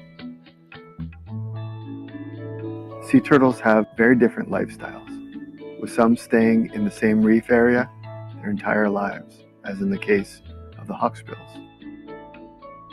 Turtles like leatherbacks and loggerheads, however, can cross entire oceans in search for food, mates, and nesting beaches. These migrations start and end at the nesting beach. Depending on the species, female sea turtles will return every year to every 3 years to mate with male turtles offshore and lay their eggs. Once finished laying their eggs at the end of the nesting season, they return to the water and begin the next part of the cycle. Many turtles follow currents to save energy. Sea turtles migrate to find abundant sources of food such as crabs or jellyfish. They need to eat large amounts of food to build up fat for the migration and nesting and for mating, which require tremendous amounts of energy. The leatherback turtle has one of the longest migrations of any animal on Earth. These huge creatures can weigh more than 1,000 pounds and measure 6 feet in length. Their huge size allows them to withstand colder water better than any other sea turtle. From their nesting beaches in the Caribbean, the leatherbacks of the Atlantic migrate all the way north to the cold waters off of Nova Scotia, Canada, in search of giant jellyfish. A leatherback can eat its weight in jellyfish each day as they put on fat. Once they eat their fill, some of these turtles will head down the middle of the Atlantic on their return to the Caribbean. Others have been tracked all the way to the west coast of Africa before heading back across the ocean. This migration can be thousands of miles and take 2 to 3 years. The Pacific loggerhead turtle can rival this epic migration. From their nesting grounds in Japan, they cross the entire North Pacific, passing Hawaii on the way to feeding grounds along the Baja California coast in Mexico. Here in Baja, they feed on abundant red crabs, living in places like Magdalena Bay. Young turtles will feed on these crabs and spend years growing before returning across the ocean. Sea Turtle's co-founder, Dr. Wallace J. Nichols, that's me, and my colleagues in Baja decided to take a loggerhead that was in captivity and place a satellite transmitter on its shell and let it go in 1996. We weren't sure exactly where it would end up, and we followed its progress online as it spent a year swimming across the entire Pacific Ocean until it ended up off the coast of Japan. Adelita covered roughly 6,000 miles from Baja to Japan. This was the first animal tracked across an entire ocean and helped to ignite a revolution in multinational turtle research and cooperation. By studying these migrations, turtle researchers and conservationists can use this information to help protect turtles throughout their entire life cycle.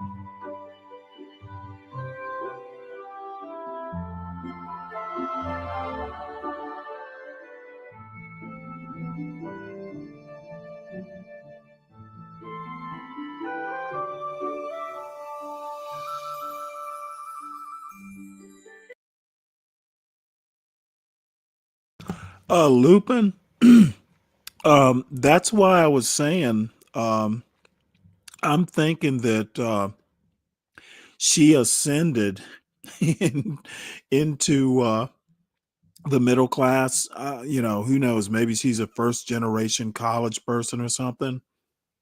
But she's expecting, like I said, she's expecting French Laundry service and food, and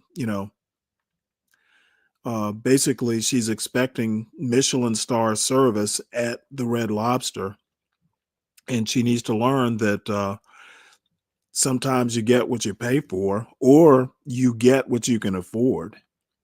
And those patches in her head from from the student beauticians are what you get when you can't afford some fancy salon. She'd have done better just going to a damn barbershop.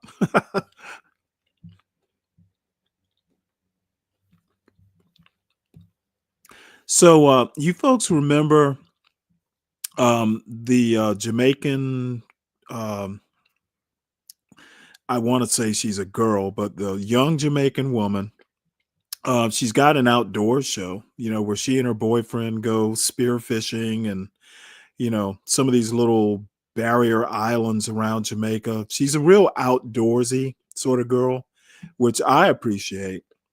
But she also does a show with like her childhood friend or something like that, where they actually get all, dolled up and fancy.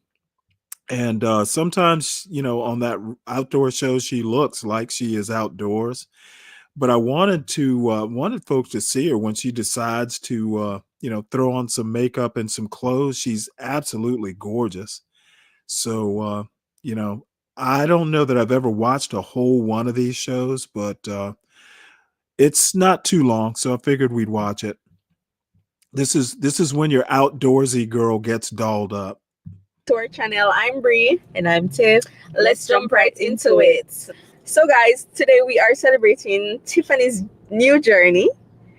You heard it here first. She's moving. So she's going to this lovely new place. The adult is adult in, and she's going with herself. So tonight we are on the road. Watch the man block the light. I'd love to know where she's moving to. Hold on. Tonight we are on the road. We're about to get some tacos for Taco Mondays from Epicon. Epicon? Yes, Epicon. No, the Epicon not the weed place. The other place named Soto. What name? Top sitting on it. What is that name? I don't know. We'll go there.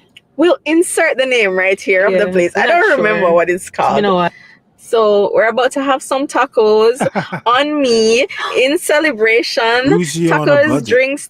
Monday is their tacos night, so that's why we're doing tacos, and we're just gonna try some different ones and have a good time. I don't know if Tiffany's taking shots. We don't know, but we're just vibing out because I'm so proud of her.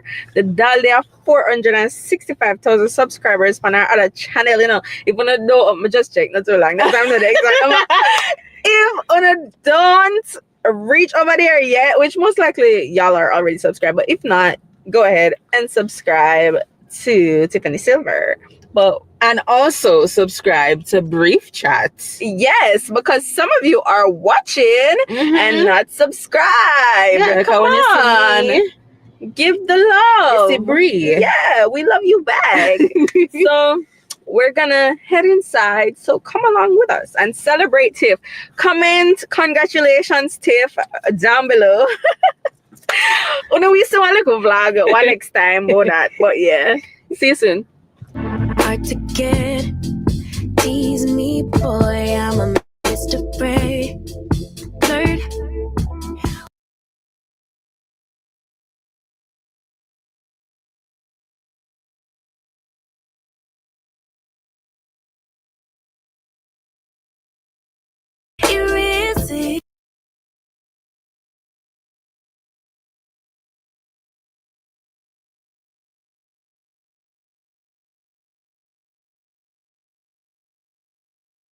Why am I looking?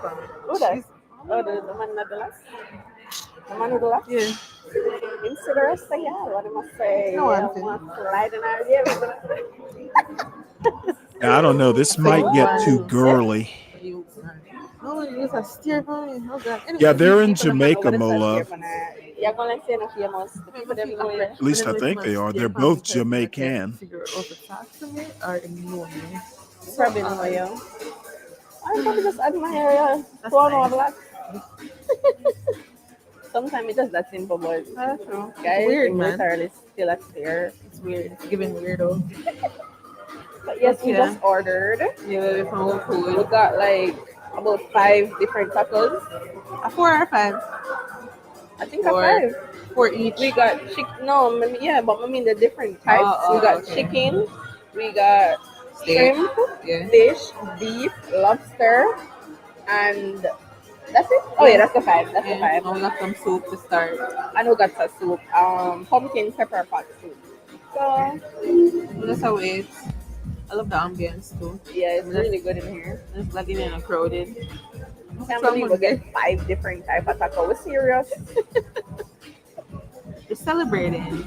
It's a really good lounge. I like the vibe. Really nice. Giving. It's giving. Just want some food now. I'm starving. Yeah, we are starved. We can't wait for the soup come. I'm assuming forgot about you. I want to pee. Alright guys. We got the soup. I already tasted mine, but I sent it back because it was cold. Tiffany was at the bathroom, so I'm sending back the 2 of them, get them warm up good. But for me, from the one taste, the soup amazing. Alright. Now we find you to taste it. Alright, let's taste it. So,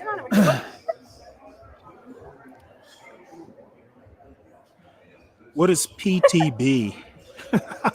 I have no idea what that is, Calvin.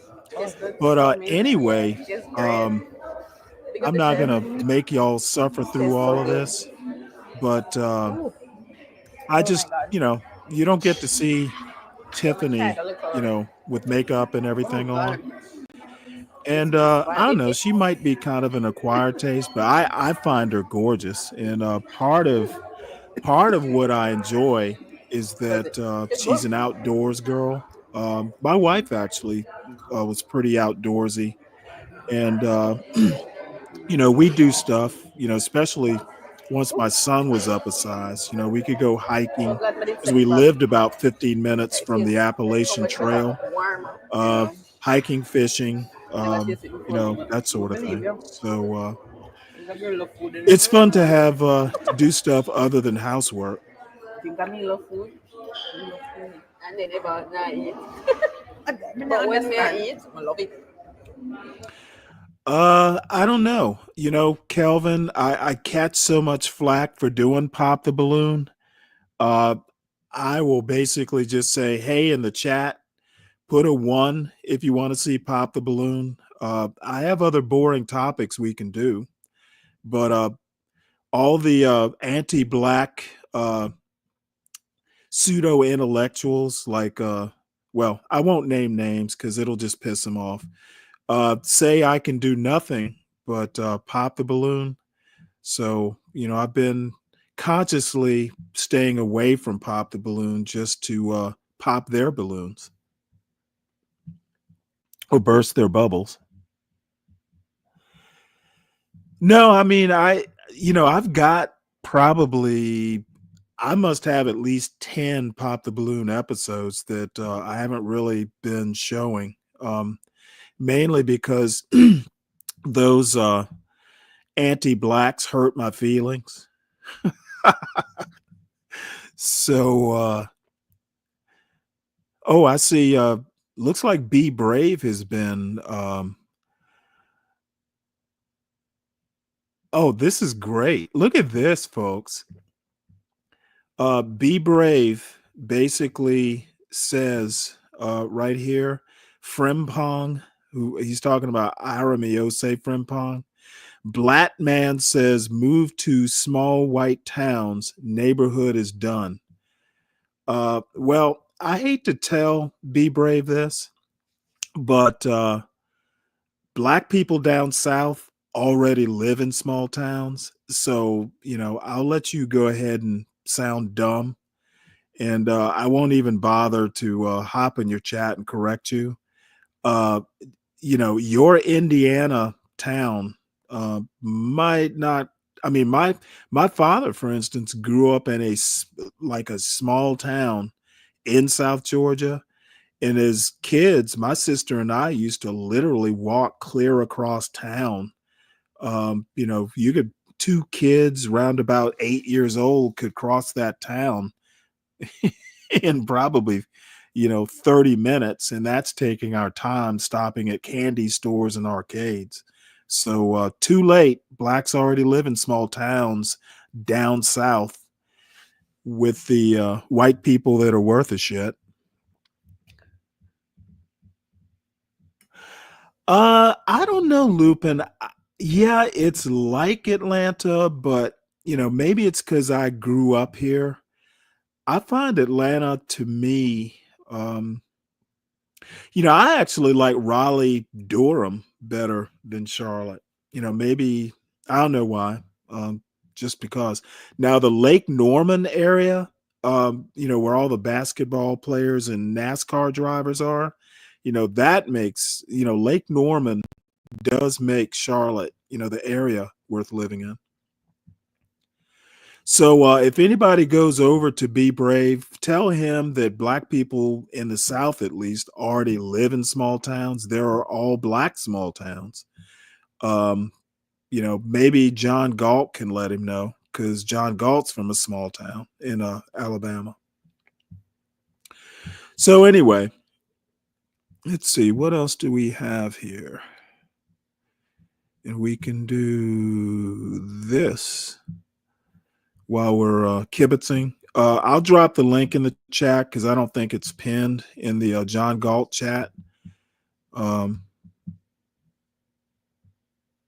If anybody wants to come up.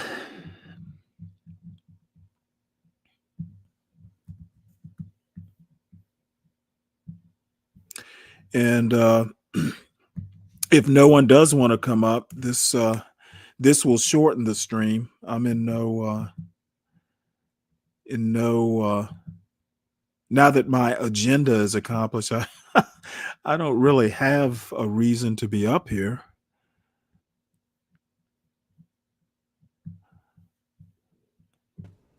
Hey Tom, how you doing? Oh, just fine. You sound exhausted. Yeah, I've been doing a lot of stuff here lately. A lot of stuff. It's Vegas. Oh no, it's Manhattan. Oh. supposedly. It looks. No, I haven't it, been to Manhattan in decades, so I guess it's changed quite a bit, huh? it just Maybe depends the on. narrator or Mr. Howell. Mr. Howell. You mean Jim Backus? That's what I was thinking. I don't know what Mr. Howell has to say about small towns. Nothing that I can recall. John. Did you see that article? The Tina Louise. They did the Yeah. New York Magazine, New York Times Magazine. I did. Did You- a article? You Yeah. covered it right here. Yeah. Let's see. Reads to Hold on school one second. children. She can't stand being associated with that Right. show anymore. Well, I don't know. I would think, after all these years, you kind of come to terms with it. Because I would think it made, I don't know if kids are into Gilligan's Island that much anymore, but at least for our generation, the show and she were definitely kind of a touchstone. A lot of people, a lot of actors get very resentful when they get typecast. I mean, just seriously, it's their Oh profession. no, I understand. I totally get it. I'm just saying that at some point in time, I would hope. Like Ruta Lee, was she typecast? I mean, typecast is the pretty girl. I mean, I wouldn't say so. Because she played a variety of, did she ever play villains? She got, oh, God, yes. She's in a famous episode of The Twilight Zone where she plays a money-hungry, she's Right. married to a guy and just is awful. It's called A Drink from a Certain Fountain. And she's married to a much older man. And, she wants him just for his money. And he was crazy about her, so he has this scientist or whatever do something, and he takes this potion, and it does make him younger.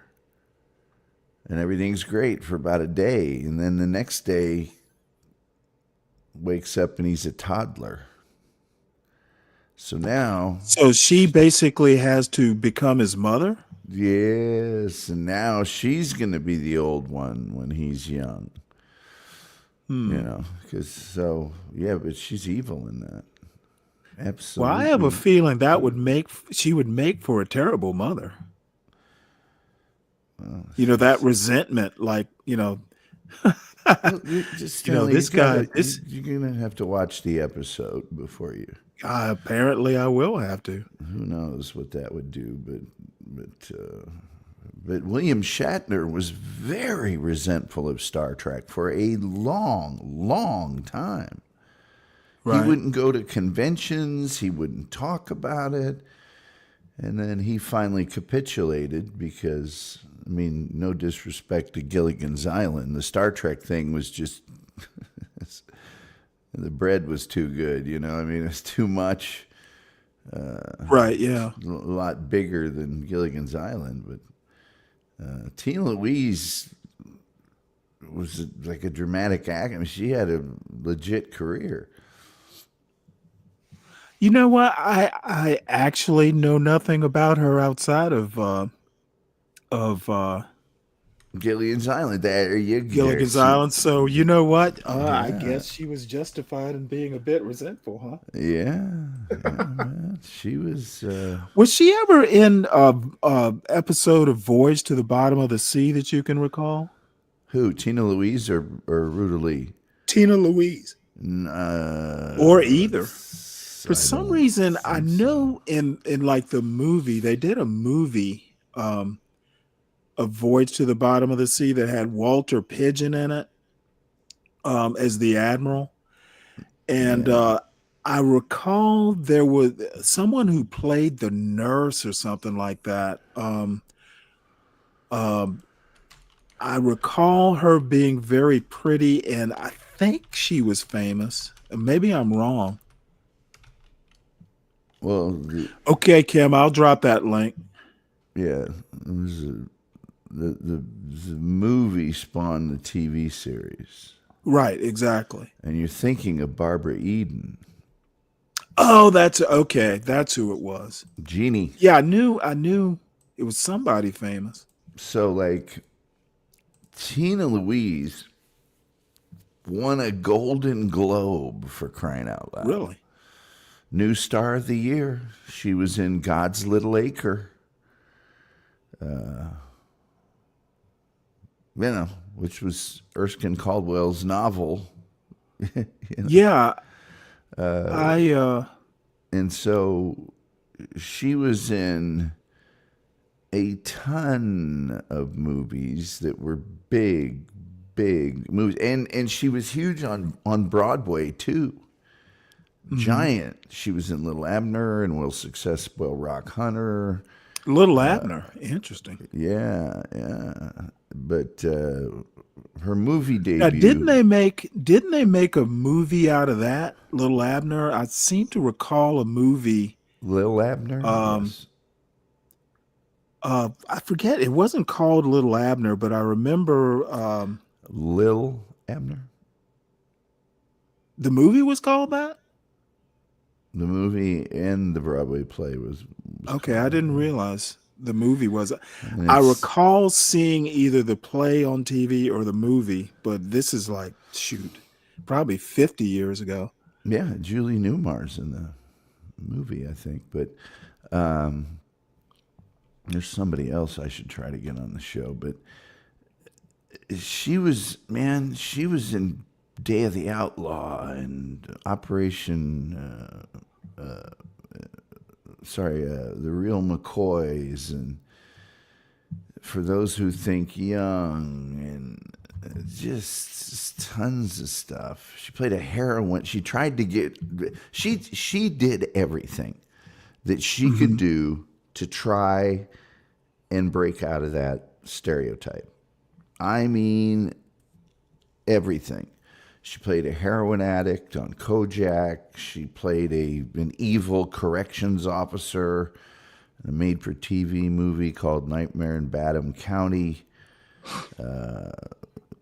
She did like horror films. She did everything that she could. But before that, she was in The Wrecking Crew with Dean Martin. How to Commit Marriage, which was kind of a comedy. She was in the Stepford Wives. And she tried everything that she could. Just everything. And so when is Rudalee show? Tomorrow or Wednesday? Today or Wednesday? Both. Tomorrow. Okay.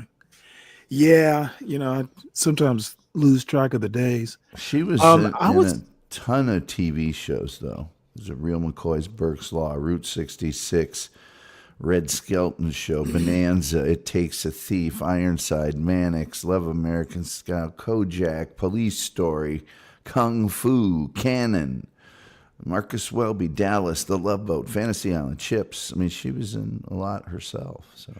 Yeah, Cannon is something I would love to find and watch. I have very fond memories of Cannon and Mannix. Well, Cannon. There's a lady who played Peggy in Mannix. Was gorgeous. Let's see here. I can't think of her name. Cannon currently is not available for streaming, it says. Oh, wow. Because he played William Conrad, was that his name? Yes. He played Boston Blackie on the radio, right? He played everybody. Was it Boston Blackie or some famous detective? It was Matt Dillon. Oh, okay, yeah, okay, Gunsmoke. But he could have played. He was, everything on the radio.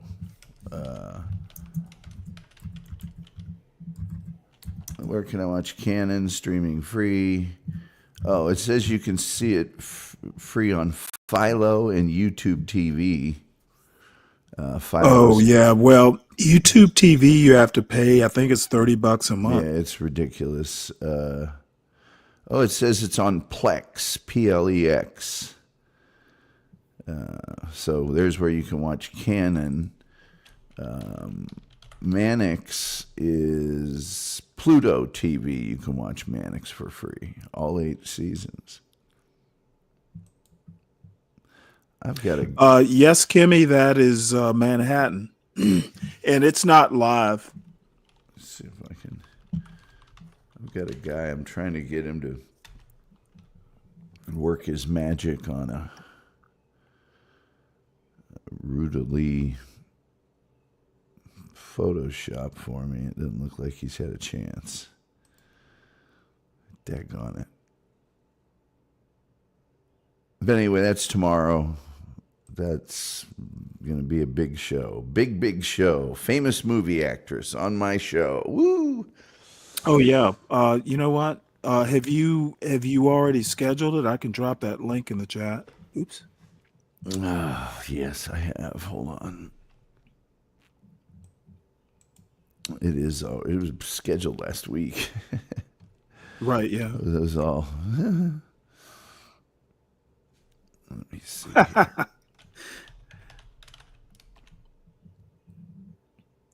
We're getting rave reviews here. The Stan and Tom show is informative. Well, thanks, Deacon Dave. Thank you. Appreciate Coming that. from Deacon Dave, who is my most constructive critic, actually. Well, and he has a high standard of information, you know. A high standard of informational demands. Let's see here. I'll put this link in the back chat. Okay, and then once I drop it, I do have a Pop the Balloon. It's a Pop the Balloon plus size edition. Oh, Stanley. Oh, come on. Stanley, come on. If I'm going to show Pop the Balloon, it might as well be kind of like a boutique edition. Put me I off. see Funky Bronco is already in the chat. Yeah, he's the 12th man of the Tom Gully show. That's an apt description. Yeah. So let's see. Man, last time, not the Indianapolis one, but the one before that was a plus size.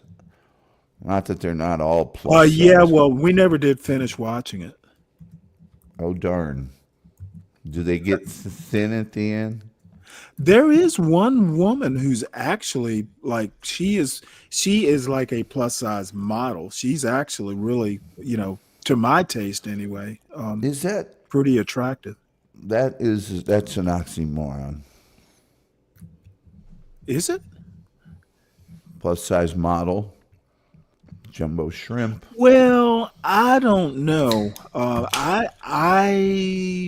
They exist, but it's just how about they should call them Rubenesque? No, they should call them bad examples. Oh, come on. The heart disease, the diabetes, No. I mean, these are curvy women. Like, if you took, somebody like, who's the lady, the Hispanic lady who was in Modern Love or whatever it's called, the TV show, Modern Family. Sofia Vergara. Yeah, some would consider her a plus size. Oh, Or God. what's Are the you lady's crazy? name? The lady's name, damn it, she's Hispanic too, who is definitely curvy. There was some, I know who you're talking about. Who would consider her plus size. No, because I know those are women that are just curvaceous. Right.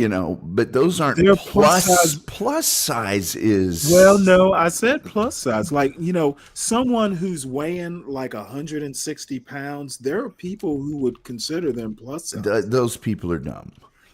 Plus size is, you know, the chick that was in Precious. That's plus No, size. that's obese. That's what I'm saying. That's what I'm Well, saying. no, but plus size models, I mean, they're plus size like magazines. I know. There's plus size everything. That's what I'm saying. It's a bad example. Oh, okay.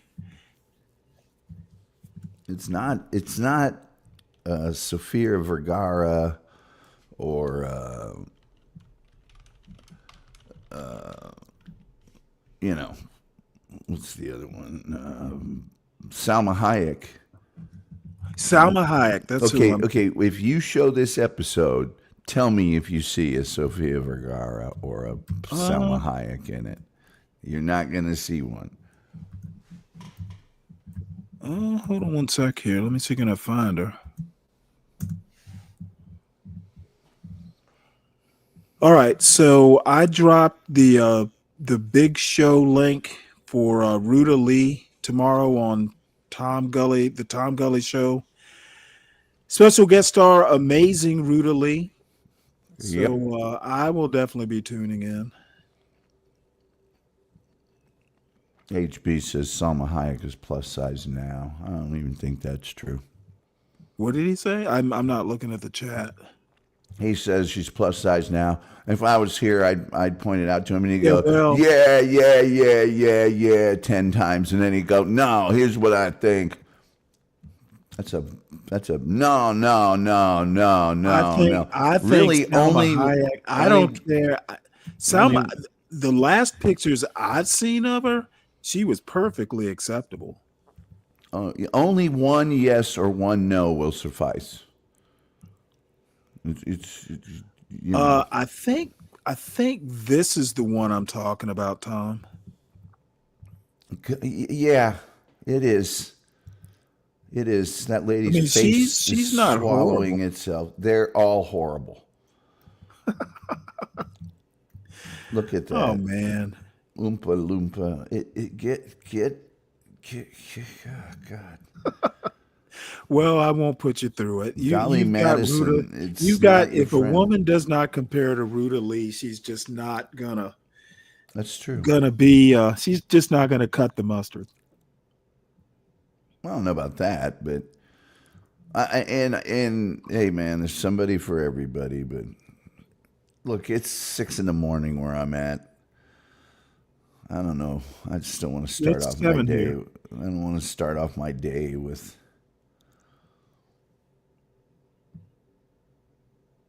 But hey, man, it's your show. If you want to show it, you go right ahead. No, I mean, it's not hurting my feelings not watching Pop the Balloon. Like I said, I have many haters Well, who no, are just. my objection isn't to Pop the Balloon. It's that they finally it's who Pop the Balloon is showing. They finally gave up and just said, let's just do one for and it's like, did they even have to do that? Because most Pop the Balloons are the plus size edition anyway. Mostly. Damn, there is a show that I really want to show, but it's got music in it, and it would just be problematic. So won't do that. I thought you had some sort of staggering backlog of Pop the Balloons. Oh, I do. But I mean, like I said, I have caught so much flack like in the past couple days, and I haven't been showing much Pop the Balloon. You haven't shown any for the last 2 or 3 weeks, except like the Yeah, Indianapolis but one. you know and what? This one. It's almost like being an alumnus or an alumna of Gilligan's Island. You get typecast. I've been typecast as a Pop the Balloon shower. Who's doing the criticizing? Oh, just all kinds of people. They're mostly Trolls?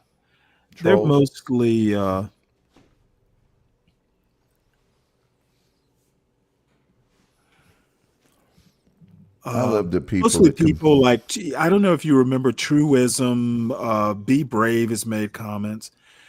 Who cares So I what mean, I those don't take idiots it, think? I don't take it to that, level. Well, I'm doing it just mainly to spite them. oh, well, here's the thing. There's a lot of people that complain, but they won't say, instead of this, why don't you do this? It's just bitch, bitch, bitch, bitch, bitch, bitch, bitch. And it's like, at a certain point, it's like, you're not going to be happy with anything. So I'm going to do what I want. I'm not sure what you're talking about as far as race, Kimmy. Can you hit the link and specify or do it from the chat? The one thing about the Caribbean is that a lot of the Jamaica, I think especially, had Scottish influence. So I don't know, I'm sure there were British there too, but I mean, the Jamaican accent has a lot of Scottish and maybe Yorkshire, I don't know. But people, like, a good example is John Locke, for instance, had interests in Caribbean plantations. He wrote the charter for colonial South Carolina. So the Scottish and the Scottish Enlightenment, but the Scottish in general had a major influence in the Caribbean. So I'm not exactly sure where you're going with race. And HB, I don't know what burr is under your saddle this morning, but my criticisms of Thomas Sowell, at least in my opinion, are worth criticizing. I think in the end he is anti-black, and black conservatives aren't that conservative, to be honest. At least not classic conservatives. So I have criticisms of more than just Thomas Sowell.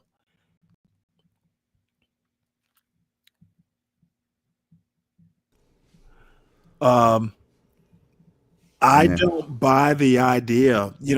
Let me put it to you this way. If the Midlands, I think they talked about the Midlands, English people from the Midlands of England being more racially tolerant, doesn't mean shit to me, because the ones that were enslavers wound up running the country up until the Civil War, and arguably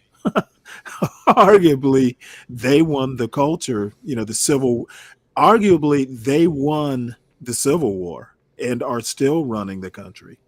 So I don't, that thing about the British being tolerant, or a portion of the British population, because I know New England practically, like, they gave up slavery first. And, there was, now part of the reason there wasn't a whole lot of racial tension in New England is there were hardly any black people at all. But that being said, it was the English that were enslavers that were the problem, because they eventually they pretty much forced slavery into the Constitution, and they pretty much ran the country. So your argument, I'm thinking your argument just isn't going to be persuasive, at least to the Stanleys of the world. Hey, Kimmy. Good morning, Stanley. I was just Hey there. referring. Good morning, Tom. Good morning. I was just referring to the section of the video that talked about acceptance, like racial acceptance. The Midlands. Yeah, and then when they got to the between the Americans and British, not to compare them, but they were saying that the British were a bit more accepting than Americans, who kind of were like very rigid and not accepting at You look all. at England. I think I'm correct, that England was the first European country to ban slavery on its home soil. The Somerset decision, 1772, which was a minor cause of the American Revolution. So yeah, you can make that argument, but they kept slavery in the colonies. And then the other point he made was that to this very day, there's not much that's changed culturally in the way people approach acceptance from these Yeah, different territories. I don't buy that argument, and it actually wasn't Soul who makes that argument, if I remember. I think it was a narrator who kind of threw that in. Right. But I will be honest, it wasn't really clearly distinct who said it. But I would just assume the narrator threw that in because that's what it seemed like. But Right. So I think when I speak to my American peers and we have conversations about race every single day, Really? I mean, You mean here, or you mean at school? no, I'm talking about on John Gall's channel, but not on your Oh yeah, well show. that's racist Over central. on their show, and I feel like I get kind of like laughed at, like I'm like, oh, you're being silly, like, and I don't think I'm being silly, like I just think Okay, that's. Kim, I'm going to be very honest with you. And I wait, 1 don't think, second. I think that because of I was raised by Jamaican people who, were under British rule. And actually, a lot of my family comes from England also. So I don't know if there's just a different cultural interpretation of race that I have compared to my no, friends who have it's a been here. very the American concept of race is actually pretty weird in the world. I So remember I had a yesterday when I Swedish said that I don't girlfriend. think that young man stabbed the other guy because he's white. I don't think he stabbed him because he's Okay, white. you know what? Everyone laughed at me. Most of the analysis that I've heard on that, I don't even pay attention to. These, Okay. Until the story is well known and maybe the trial, But my point gets is, Stanley, covered. they laughed at me for saying that. Okay, I well, think they that if laugh it at was, me. And I know, and let me put it to you this way. I know I'm right. This isn't, something that I wonder about, theory up against theory. These guys think Be Brave has a point. So that's why I don't take them seriously. Gotcha. But when when I learned that this morning, because your channel is very educational, and when I learned that, I said, you know what, maybe that's the root of our misunderstanding between each other, and they might think I have silly little Well, I thoughts. mean, but the thing is that, a lot of these guys have probably read Thomas Sowell. Now, that book I'd never even heard of. So I am going to read it because it's something that's interesting to me. But I'm telling you right now, I'm 60 years old and I grew up in the Deep South. This is a place that John grew up in the South, but Universal and HB did not. I have never heard, dude. I went to an practically all white private Catholic school in Savannah, Georgia, back in the 70s and 80s. Which I can tell you from personal experience, the South is not the same. Georgia has improved. Not that it was ever horrible, to be honest. In my lifetime, it wasn't horrible, but it's way better now. I'm ashamed to say that these blacks sounded like them now. Some of the most racist shit I've ever heard has been Yeah, on this same here. channel. And I mean racist towards blacks. I frankly, it's probably why I hang around so much. I hear shit that I've never heard in my 60 years. I agree. Like even that lady who was clearly mentally ill, when I pointed out the fact that not all people act like that, she clearly has a mental health issue and maybe even a substance issue. It became like, no, they're all like that. What are you talking about? They all have. I was like, all right, never mind. And now that I'm making excuses for blaming people's behavior on mental health, like.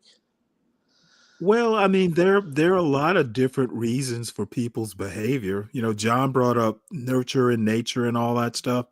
Now, sometimes I tell myself that this is just content and performative, but I've gotten to a point to where I honestly, the line is blurred whether they really believe this stuff or whether they That's actually. what I'm with you on that. I'm like, do they really believe this? Stanley, I've never seen you act like that woman who believes she's a descendant of George Washington. I've never seen you behave that way. You've never seen me I've behave never that way. seen anybody. I've never seen anybody act like that. So how To are be we all? honest, How do we all act like that? that is the $64,000 question. I literally have never seen anyone act like that. You know, the descendant of George Washington. Now I've heard black people in the South claim like Cherokee heritage and that sort of thing. Most of the people who wind up, claiming, I would think now Jefferson is the one who had actual black descendants that apparently, the roots are you're able to trace those roots fairly accurately. And they actually had a big fight years ago because for the longest time, they did not allow black relatives of Jefferson to be buried in the family cemetery. And finally, the white descendants and the black descendants got together and said, hey, this shall stop. So, anybody who's a descendant, has a chance of being buried there. As far as I know, George Washington, there's nothing that I've ever read that suggested that George Washington ever had, um, kids with a slave. Now, I'm not a professional historian. Maybe there's something I don't know, but I've literally never heard. Washington was a name that a lot of, say, the slaves claimed, but I've never heard anybody say George Washington was my, I've never heard anything in a history book that suggested he ever had progeny with a slave. So, Correct. I think that like I was like a said, delusion of some of the most racist shit I've ever heard, and I'm a 60-year-old from the deep South. I've heard here. So when I make jokes about it, I'm generally, I'm not doing it for content.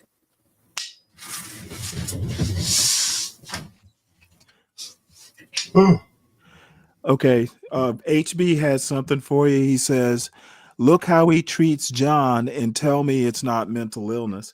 You know what? Oh, there I am. Anyway, I just wanted to make that distinction based on that video you showed us from Thomas Sowell. And I know your programming is hard Well, for many to HB, catch why because of don't the you come up hours, here and but get some of I the do encourage treatment too? people to try their best to be here because you always learn something. Even if you don't agree, it is new information. At least for me, I've learned a lot, like whenever I tuned in. So thank you for that, Stanley. Now But I I've said got maybe the HB difference in saying, like me having more of a British background versus American, maybe that mindset, and especially if the narrator is correct and that it has okay, too well, much I to say. don't personally buy your argument that your British background has anything to do with it. Are you saying it's genetic? I don't think it's genetic, but I do think like Did you grow up in Jamaica? no, I grew up here, but my parents are Okay. 100% Jamaican, and my mom's family are British Right. and Scottish. Like Right. my mom grew up in England until she was 12 with all her siblings. Then they moved back to Okay, well, there's Jamaica. bound to be there's bound. I mean, the Windrush. Was she part of the Windrush generation? I could ask. I'm not sure. Because there's a whole history that I'm not that familiar with, other than I've known people, who were descendants of the Windrush generation talk about their parents. I don't claim any sort of knowledge of that, but what I'm saying is that if your mother grew up in England, there's bound to be some sort of influence. But as far, I think, Well, you use the correct word. I think there's some influence. I don't think it's anything genetic or anything like well, that. I mean, culture is kind of like the ocean. If you piss in the ocean, you could basically say some of that will wind up off the coast of Japan. Yeah. And historically, I don't have all American background. I just don't. Not because it's just the way life Right. turned out for me. Yeah, I didn't choose that, but Right.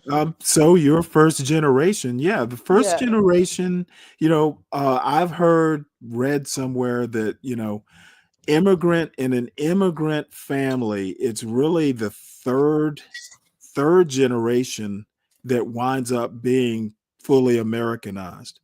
So Oh no, wow. if you're first generation, you won't be fully Americanized. Yeah, and I think that's the difference when I'm having these conversations. I think I didn't realize that it possibly plays a part in it until I watched the video you showed today. That's all I was trying to say in the comment.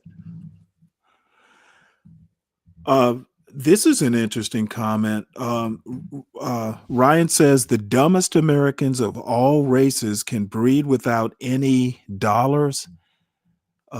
We are naturally selecting our way into destruction. Well, I think that is a very interesting argument. If that were the case, we would have naturally selected our way to destruction probably centuries ago. And how do you balance that with the natalist movement where they want people to have more babies?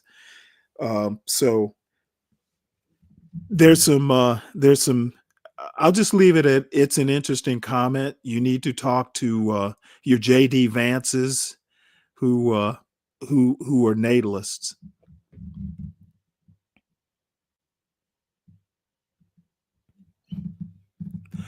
And HB says, Kimmy, I've learned a lot from the people Stanley criticizes.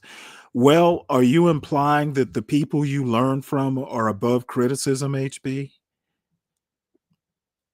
Because that seems to be what you seem to be hurt that I criticize people you learn from. Nobody's perfect is all I can say. So that aside, what's up, John? One day at a time, man. One day at a time. Well, we can generally kibitz, or we can watch this catching up with Josh and May, which I remember this couple. Who's Josh and May? It's a couple that got together on Pop the Balloon, and to me, they were kind of an unlikely couple. Now she looks way better. Actually, both of them look way kind of better than they did on the show. Oh yeah. She looked like a biker chick, and but she's more dressed and more presentable. Why she didn't look like this on the actual show, I don't know. Might have had a different match. They matched. I don't know. This is a catch up. Maybe they worked out, maybe they didn't. But we'll watch a little bit of it because I am curious to see if they're at least a match or what their story winds up being. And we are here today with Josh and Maya. Welcome, y'all. How are you feeling? Good. Feeling good. Okay, good. Good to have you guys back. We did have you on episode 38 of Pop the Balloon or Find Love, where you guys ended up matching. You're good? All right. Well, then, is it a yes for you for her? Yeah. Okay. And is it a yes for you for him? It's a yes. We got a match. I'll take the mic and you guys can go on up. Make some noise for them.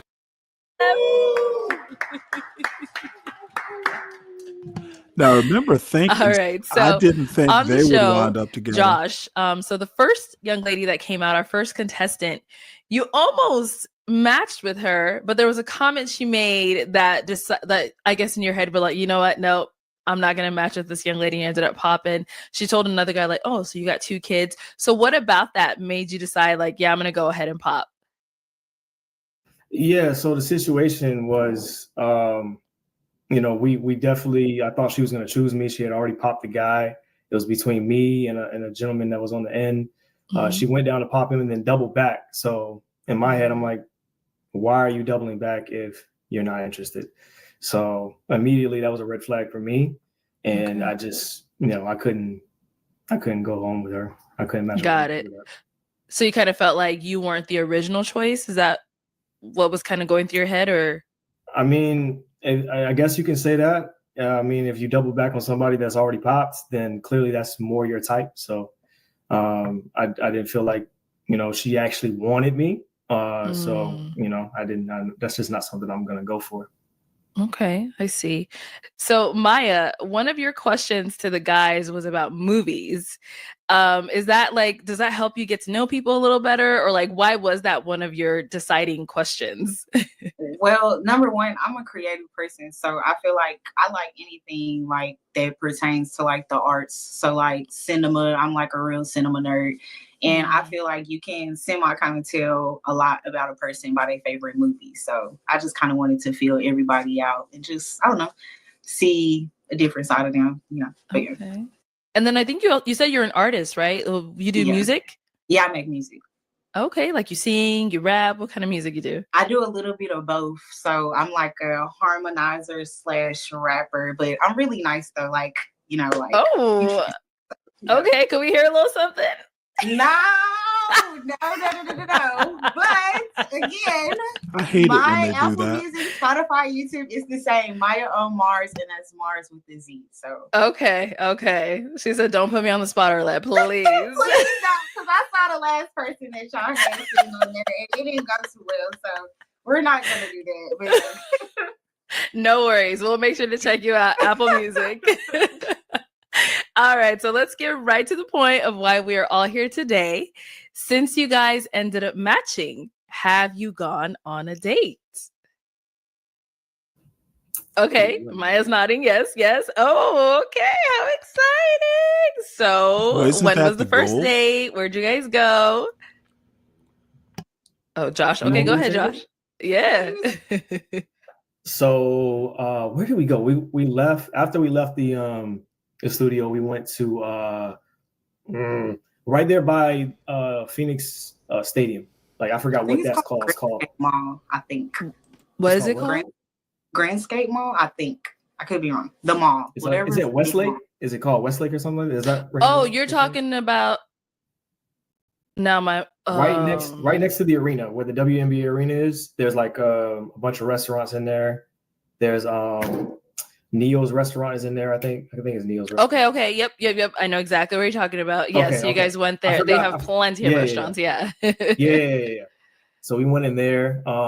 We had a great time. Then we rode out to some random park and just talked and hung out for a little bit before I took her home and then dropped her off. And then the next day she had plans. Okay. The next day she went horseback riding, and then I picked her up from horseback riding. We went to go eat, and what else did we do? Oh, I know where we went. We went to your shop. I don't know if you want to tell people, but you can. It was really cool. It was really cool. We went to an Astro 420 shop. Yeah. Oh, what? Oh, you said 420. Oh, you're talking. Oh, okay. Oh, no, that was the night before. That was the night before that we went there to this. Yeah, you can mention that too. It doesn't matter. I didn't butcher the whole thing up. So that was the night before where we went there and then we had fun. And then the next day we went eating, and then we went to the place, the Astro shop. Did we go anywhere else after that? I think we just hung out and watched a movie. Was he on this date, for Christ's sakes? Yeah, and then I took her to the airport. Wow. So you guys are apparently she was only there in spirit. So how was all that for you, Maya? So Josh talks about it a bit. How was that first few days? I guess it was 2 days you guys got to know each other. How was that for you? I mean, it was cool. I feel like, the vibes were nice. The conversation was nice. I feel like, I did get to kind of know him a little bit more, just outside of filming and stuff like that. Like I said, I feel like he had good hospitality, treated me real nice, gentleman. So, I mean, it was nice. It was a nice little vibe. Okay. So now he dropped you off at the airport, and you're in Texas, right, Maya? Yeah, I'm in Texas. You're in Texas. And Josh, you're in? I'm in Miami. Miami, okay. And so you stayed in Arizona for a bit after, or how long were you? So I was there for a few days, because my family stays out there. So she got to meet my cousin. We were at his house. Cool. And then when she went left, I stayed in Arizona for a couple of days, and then I went back home. Okay, nice. So after you guys went back to your homes, how was the communication? Okay, let's hear from Maya, because she's making a lot of faces over there. Maya, let's start with you. Okay, we did talk about this. Have a conversation about this. But if I'm being honest, the communication, I do feel like, before us like returning back to like our home states or whatever, like I said, I do feel like the chemistry, it was good, it was there. But I do feel like after the fact, I don't necessarily feel like there was like a build up of chemistry between us. But like I said, we did have a conversation. So I'm not sure if it was due to me a little bit and like our schedule conflicts or whatever. But I mean, yeah, the communication, it wasn't like the best, but yeah. Okay. I'll take some accountability. Like, okay. I mean, we talked about it. It wasn't like consistent enough communication for me to feel like we were moving or we were progressing. But she explained her perspective, and I understand her perspective. So I'll take some accountability that I didn't really take enough initiative to make sure that the communication was consistent. So I can't put it on her. Okay. So what were you guys doing? Were you texting? Were you calling? Chivalry is FaceTiming? not Like dead. what was not working? I mean, we was all over. Honestly, the communication was like all over the place. It was sometimes we would talk through text, sometimes we would FaceTime every now and then. Sometimes I would talk to her on Instagram. So it was like, is that a lesbian? Oh snap, my bad. But yeah, it was. That's what I'm saying. It was inconsistent. Like we didn't. It wasn't like we were talking every day. Oh. Okay. So what would you say changed?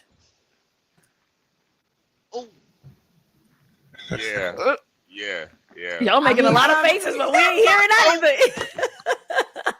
I don't know. Like, I guess like maybe inside, like, cause like I said, cause Josh is in Miami and I'm in Texas, and so I mean I don't know. Like, I really don't know. What I will say. Well, my experience, I've never had a long distance relationship that worked. It's just, they just don't work. And part of it is, I think being young in a long distance relationship, maybe they work better if you're older and, you're less inclined to go clubbing. But, and I'm not exactly sure. I'm not exactly sure that they should work. They only work if like one of the people is in the other town, twice a month for an extended period of time. Or like here in Dallas, there's a lot of airlines that have a hub. So instead of what they call deadheading in a town, if you date somebody that lives in, say, Miami, but there's 2 times a month where they're going to spend 4 days solid in Dallas in between scheduled flights, and they usually will rent part of an apartment with another person or something.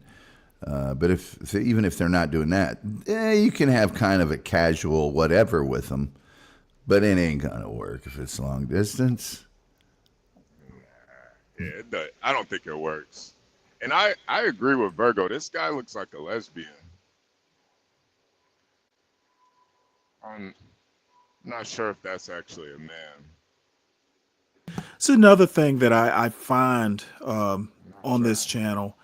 It's like if you don't look like, you aren't bearded out and the girl doesn't have a snatched waist and giggles flirtatiously constantly, you start questioning, trans, and I can never figure out whether it's a joke or whether these people are serious. But Stanley, you have to. I think. Hold on, before I'm not done yet.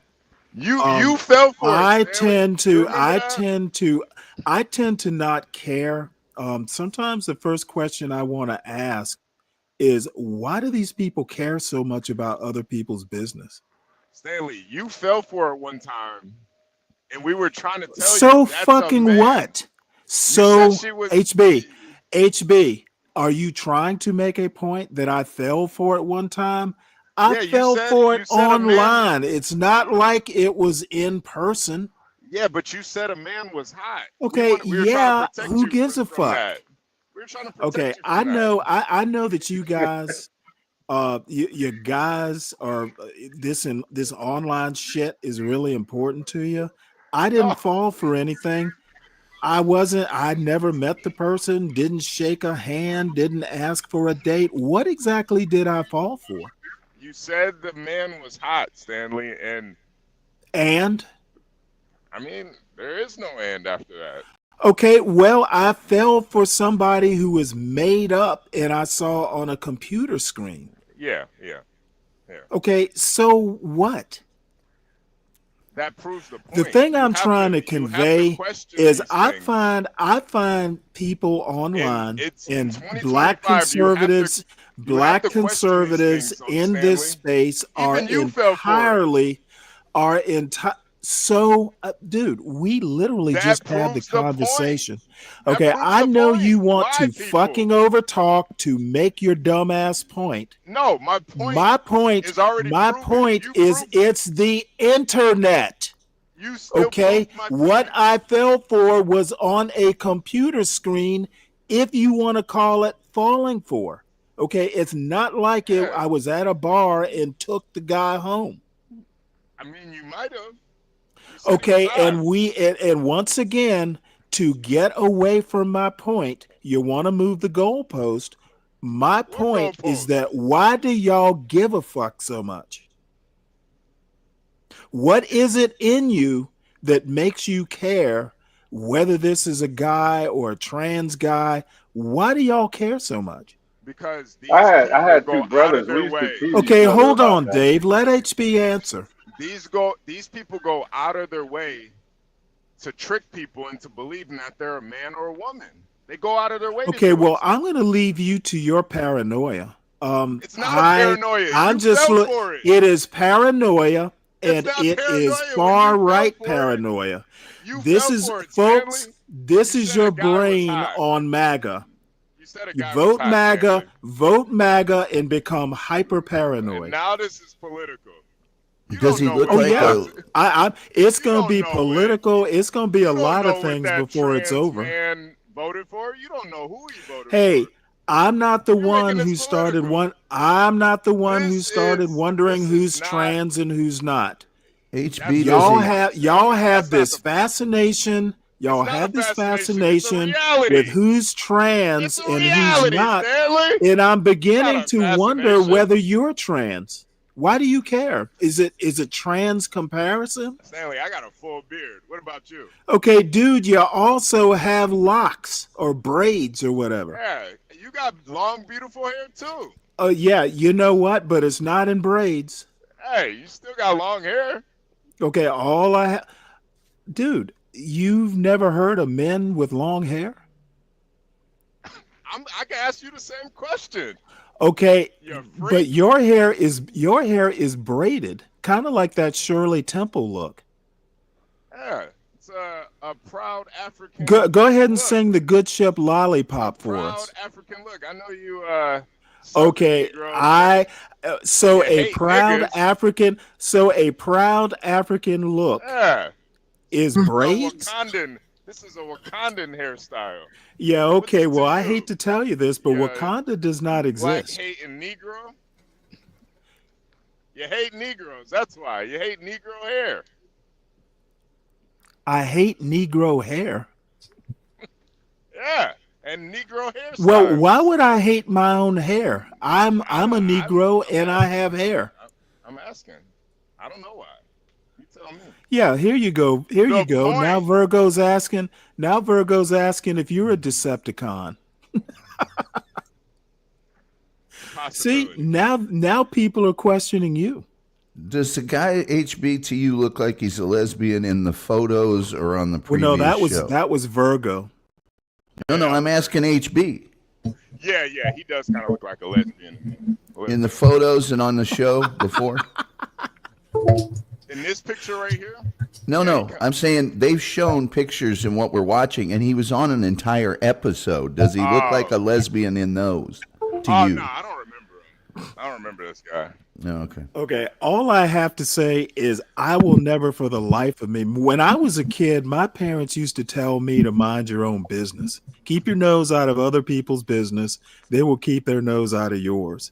And apparently that hasn't gone down the line as far as home training values. I don't care whether he's a lesbian or not. I would have never even thought of it. I'm probably never going to meet him.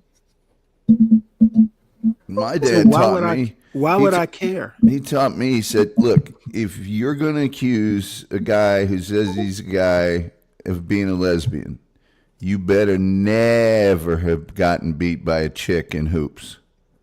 I remember he told me that. I remember he told me that. Deflected. Look at you, Tom. It's just what he told me.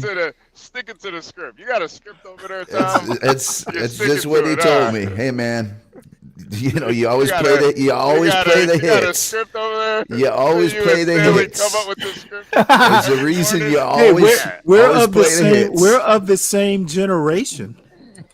Yeah, always play the hits. You gotta always play the hits. You always play the hits. Stanley said a trans man was hot. What do you got to say about that, Tom? I wasn't here for that. Well, did I know he was trans? Yeah. I'm sure Wait, hold it. Did I know she was trans? We were trying to tell you, Stanley. You didn't want to think. Okay, well, you know what? Hey, I'm old. You said we were crazy people. All I have to say is I would have never known, and this is what your young folks do. Help the elderly out. We tried, maybe I wasn't. But then you we try, but then you say all you think about is that. That's all you think about is trans. It's just well, no.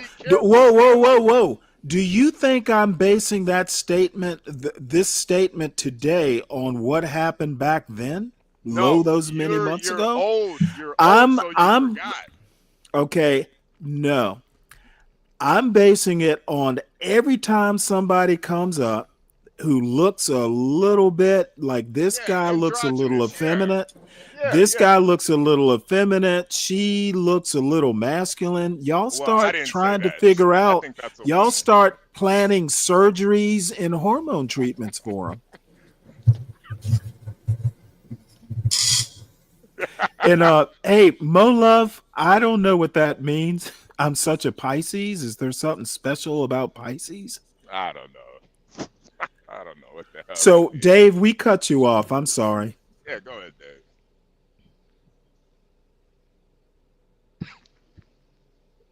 He probably forgot what he was going to say, too. I think Dave is breastfeeding right now. And DJ MFB, that could be a whole trans. See, what is it? What is it about these MAGA types? Wait a minute, the guys are trans? No. We don't know. I just got back for this. Oh. Well, no, I'm going to go ahead and say he's not because I have no reason to think he is. You've done that before, Stanley. You've done that before. And you know what? I give people the benefit of the doubt. And you know why I give people benefit of the doubt at least most of the time? There have been exceptions because I don't give a fuck. What if he's trans and she's trans and they transgender roles? What do I care? How is it going to hurt me? Well, we're watching it to comment on it, so it'd be interesting if that were the case. Okay, and I'm commenting on the comment. I am commenting on the comment. Is that allowed? Yeah. Okay. If you don't care, I'm just checking. So what? So I'm wondering why you care so much, Stanley. If he is or not. You know why I care to comment on the comments? Because I don't like to. I'm gonna be like you, HB. I don't like my black. I don't like my black people. I don't like my black people sounding silly. You sound like a racist. That's why I comment. Goddamn racist right now, Stanley. Okay, I don't. You know what? Black people being silly. Black people being silly is not a racist comment. Now I could be more specific. I could say that. Talks about it, he's a Okay, racist. you know what? Okay. You are absolutely right, HB. You are 100% on target. Thank you for your constructive criticism. I'm gonna say I'm gonna say the Be Brave blacks Get back are silly. to the goddamn show, Stanley. Dave, do you have anything to add? Dave, put the baby down for a second. No, I'm at Dave, work, but I'm here. I'm here. I just wanted to know. Don't you put that if you baby could- down. You love that baby boy. So he does not turn out to be a Be Brave black. He might be. You should see the side eye he gives me. Anyway, I was wondering if you think that this far right MAGA is just the truth, because as we try to explain it to you, and you think it sounds crazy. Okay, dude. And then See, there's this gotta is be where some y'all go concession. wrong. There's got to be some I concession if we're often telling the cut you truth. though. off. Okay, Go for it. see what I can't seem to convince you of is the truth in this case does not matter. You can't be too careful. No, it doesn't matter. It's on the TV screen. It's You're a right. It TV. doesn't. It's a TV screen. What? I know what you're saying, but like in real life, if you got these situations and it's too close, so close, you gotta actually question it. You got to be able to tell the truth about it. If this goes and Okay. comes to your You front know door, what? in any Do kind you of know way, how silly? Do you know how silly that sounds? it really doesn't. It actually does. There have been quite a few killings over the last few years, where, man is I would argue define quite a few. more 10, than one. 20, 30. I mean, people going to prison, it is a concern for these young people out here dating, because there are people that out here trick you. I disagree that it's a concern. Yeah, there's men that go to Dominican Republic for BBL. Stanley, you wouldn't think that was a woman. Who cares? I'm just saying, don't get tricked out here trying to act like everything is face value. You know Sometimes what? you gotta look You under know the what? hood. You gotta figure this shit out. Okay. No, we don't have to figure it out, Dave. Well, you don't have to figure it out. Well, I think anybody in a committed relationship doesn't have to fill it out or doesn't have to figure it out. What do you care? You're married, Dave. No, I'm just Virgo. for the protection What of do you others, care? that's You're somebody's married. brother. If you get slayed out here for imposing as a man, and it's a woman. If the woman just So is not you into care that, about you could have a negative reaction, the man. trans. I got you. No, I don't. You I don't want to care at see all. trans lives matter. Is that what you're saying, Deacon Dave? You said if you said that a woman that was a man looked good, there is a problem. Yeah, that is. Whose problem is it, Dave? Yours or mine? Really, it's nobody's. But I'm just saying, hey, you might That's not my want to make that point. mistake That's in public. exactly my point. Don't make that mistake in public, Stanley, because you'll get labeled. Okay, you know what? I learned my lesson, Dave, and I thank HB for teaching it to me. I won't make that mistake in public. I promise. Hopefully. It's so minor. I guess it doesn't matter, but we're just trying to. Yes, hey, Stanley, it's so minor, it does not matter. Stanley, there's some precautions you got to take. You can't take everything at face value. It's just the truth. That's all it is. You know what? Now here's how it's worked out in my very privileged life. I take things at face value till I figure out I should look deeper. Now, if it's important, then yeah, like if I'm hiring somebody to be a babysitter or something, yeah, I'm going to go a little bit deeper because those people are going to be around my kids. But, if I pass somebody in the fruit aisle of the damn grocery store, you know what? Might be trans, might not be, but I'm more concerned about not getting rotten apples. Okay, so let's get back. Let's get back to this trans couple. Wait. Well, hold on. Let me make this point, Stanley. Somebody had put in the chat the other day, if you was gonna fight in Atlanta, you might have to take prep. Wait, You got say into that a, again. just hear it out. If you was got into a fight with Wait, a man in start over Atlanta, because just can you start over? Because I missed that first part. I heard the prep. somebody said in the chat yesterday, if you got into a Mhm. fight with a man in Atlanta, you might have to take prep. What? Prep. It's like that. Like a fist fight? That. Was it a fist Yeah, fight? A mud wrestling fight? Cat a fight? fist fight. A fist fight. So And he might have to take prep.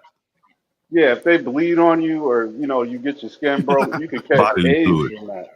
Yeah. Yeah, bodily fluid. So Well, don't I get. know So what's the lesson learned? What is the lesson learned from that story? you got to know what you're dealing with. Well, I take a different story. Grown people shouldn't be getting in fights. I agree with Family, you're skipping over the That's the whole lesson I'm taking. lesson of that. you're skipping the lesson just to make your point. Okay, if you don't get in a fight, you don't have to worry about prep. Don't engage. Don't engage. I agree, Stanley. Don't engage. Okay, so That boy if in you've got a man Texas impersonating a woman and she's hitting on you, and Don't you've engage, been man. convinced, that it's a man, and you don't take You prep. You got to take your location. You got to consider that, Stanley. Yeah, don't hang out in certain parts of Atlanta. Yeah, you are in the hub. Now hear it out. Hear it out. Let me set the scenario. If you do get tricked, right, and you think it's a woman Okay, and see, it's a you want man, to skip and over no, the let me tell parts. the story, man. Let me finish. Where was this blessed event? It in has Atlanta? happened, and it's probably underreported. But them people come up. Yeah. Of course, just skip over the where was this guy? Not underreported around here. Was he in a part of Atlanta that is frequented by alternate lifestyle folks? I don't know, man. It could happen. It could happen. Yeah. It's a hypothetical situation, but it can happen. Oh, it's hypothetical. This is why you need to learn how to see the signs. Okay, I thought you meant. I thought this was a real life. I thought this was real life. There are imposters out there. You don't want to be tricked. This is why it's Okay, necessary so to be this able to isn't a identify. real life story you're telling. It has happened. Okay, Somebody kissed a man, thought it was a woman, we can move punched on. him in the face, and didn't take prep and caught something. Yeah, okay. Thank you for that hypothetical, Dave. All right, Anybody don't get tricked out here. Be anybody got a comment on what could happen? Be careful out there, Stanley. Well, you are near the Mecca of mooks, so you got to be careful. The Mecca of what? Mooks. Dude, I live 45 miles from Atlanta, and the last time I was there was to drop my son off at Georgia Tech. HB, what you're seeing right now is information overload. Stanley might No. It's let me put it to you this way. It's underwhelmed by information is what I am. He probably thinks all his neighbors they're assigned gender. He doesn't even know. They're probably No, I don't know. No, I don't know. I haven't tried to engage with any of them that way. Stanley, you ever see that movie They Live? You need to keep No. those glasses on. Okay. Hey, all I have to say is other than, hey, how you been? That's pretty much my interaction with my neighbors. Stanley, you need to see They Live. It's a super awesome movie. Is it really? Yeah, it's really good. Probably And one look of the at- best now- fight scenes ever. I came here to kick ass and chew bubble gum, and I'm all out of bubble gum. Oh boy. That sounds like a Stanley Cross line, to be honest with you. No. Stanley doesn't sell those kind of wolf tickets. Atlanta is Sodom and Gomorrah. It's a John Carpenter movie. It's really good. No, I'll look it up if both of you are recommending it. Both of you are like cinephiles. Is that a term? Yeah. Yeah. I don't like that. Cinephiles. Yeah. All right. Well, let's see what this trans couple has to say. when we finished you're filming, learning, it was Sam. holiday season, like right after. So Okay. it was tough. Like we did keep in communication. Like you went, I don't know if you want me to tell your business, but she did like leave the state to go see her mom and stuff and hang out. And then she came back. And then I'm really busy during the holidays because I'm all around my family. So it was just, we didn't get off to a great consistent start when we went back to our respective homes. So Okay. it was like the holidays didn't make that any easier. Okay, so you're saying the holidays. Maya's like, I don't know. Look, I tried to like quote unquote ask Josh about it, but like I said, I just feel like it could be like the schedules, and then because let him tell it, he said he felt like I wasn't like consistently texting him, but I feel like I was. So I mean, I don't know, but I don't know. Yeah. So I know Josh said he took some accountability on his end, but you're saying you were texting him and he wasn't replying? Yes. Like it wasn't even bad. Like I just feel like, I don't know. He said like it was just like my text time was like inconsistent. Like they were long drawn out. And like I said, Josh is a busy person. Josh knows I'm a busy person. So I still feel like even though like we probably text like a couple of times throughout the day, to me in my mind, that was like my way of like, I don't know, communicating or trying. So yes. Okay. I tried. I tried. Yeah. How did Trash Josh, get you in felt like there? she was trying? I'm sorry. I'm sorry to cut you off. No, I said you felt like she was trying? To be honest, at the time, no, I didn't. Okay. I'm being honest. But after we talked, yes. Okay. Did I miss something? Isn't a couple times a day enough?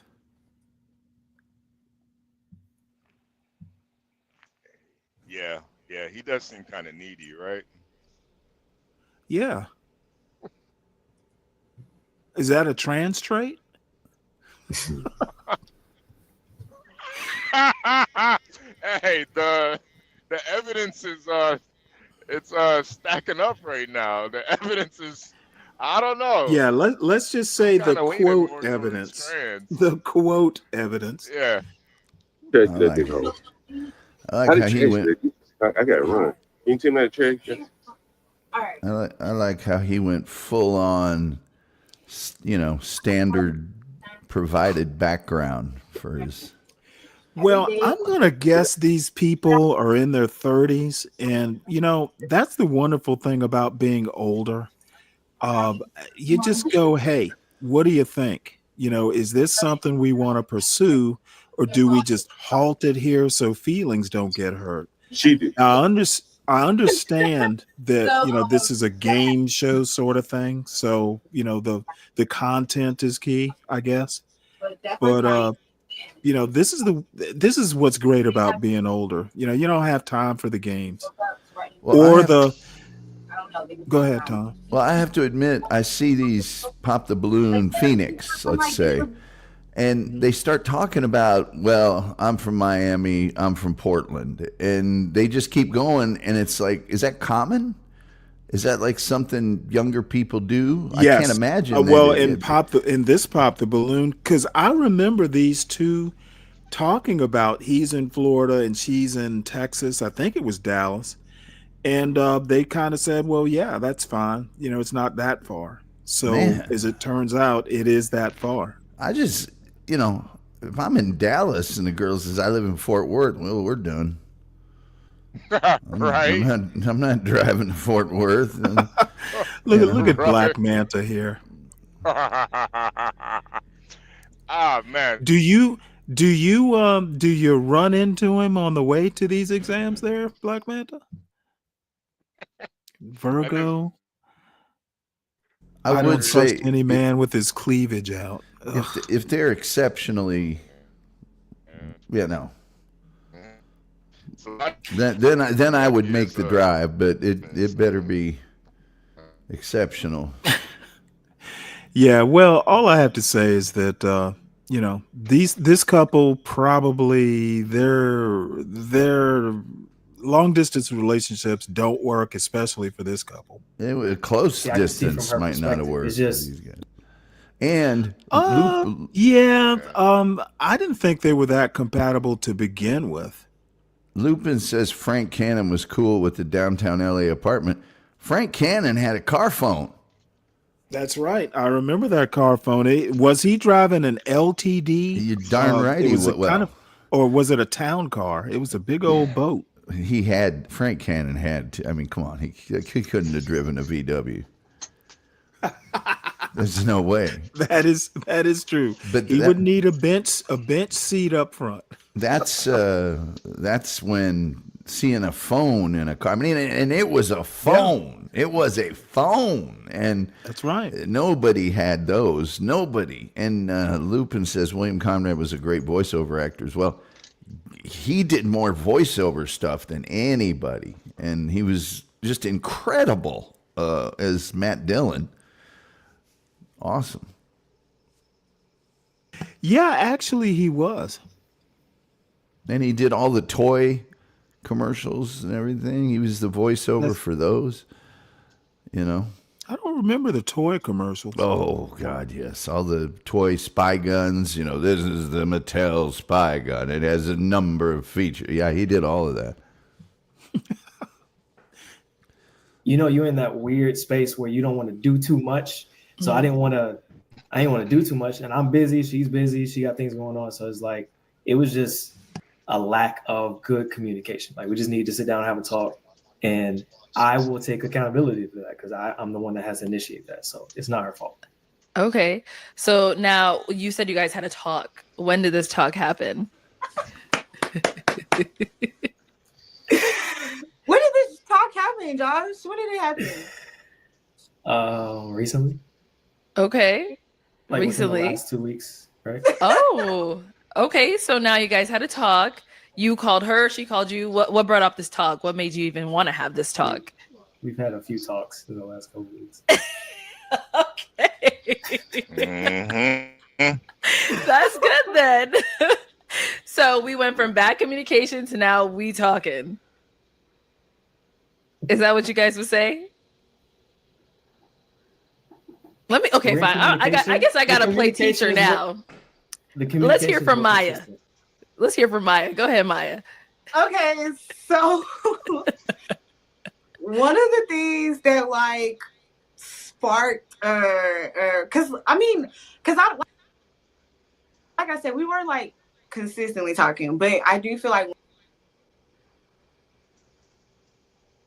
Oh boy, are we back to buffering One of the again? things that did, like, make me reach out to Josh was because I did get a very, very interesting phone call. So after like getting the phone call, I did reach out to Josh and I told Josh, like what happened or whatever. And yeah, we talked about that. And then I feel like at that point it was just like, I guess it's just like talking about like how the communication between us was off and the reason why I received that phone call, I guess, whatever. I don't know. But either way, the conversation was brought up because of another conversation that was initiated with somebody else. And so I had to just call Josh to just like confirm like WTF was going on. So, okay. Yeah. All right. Ooh, Josh, boy. Let's hear your side.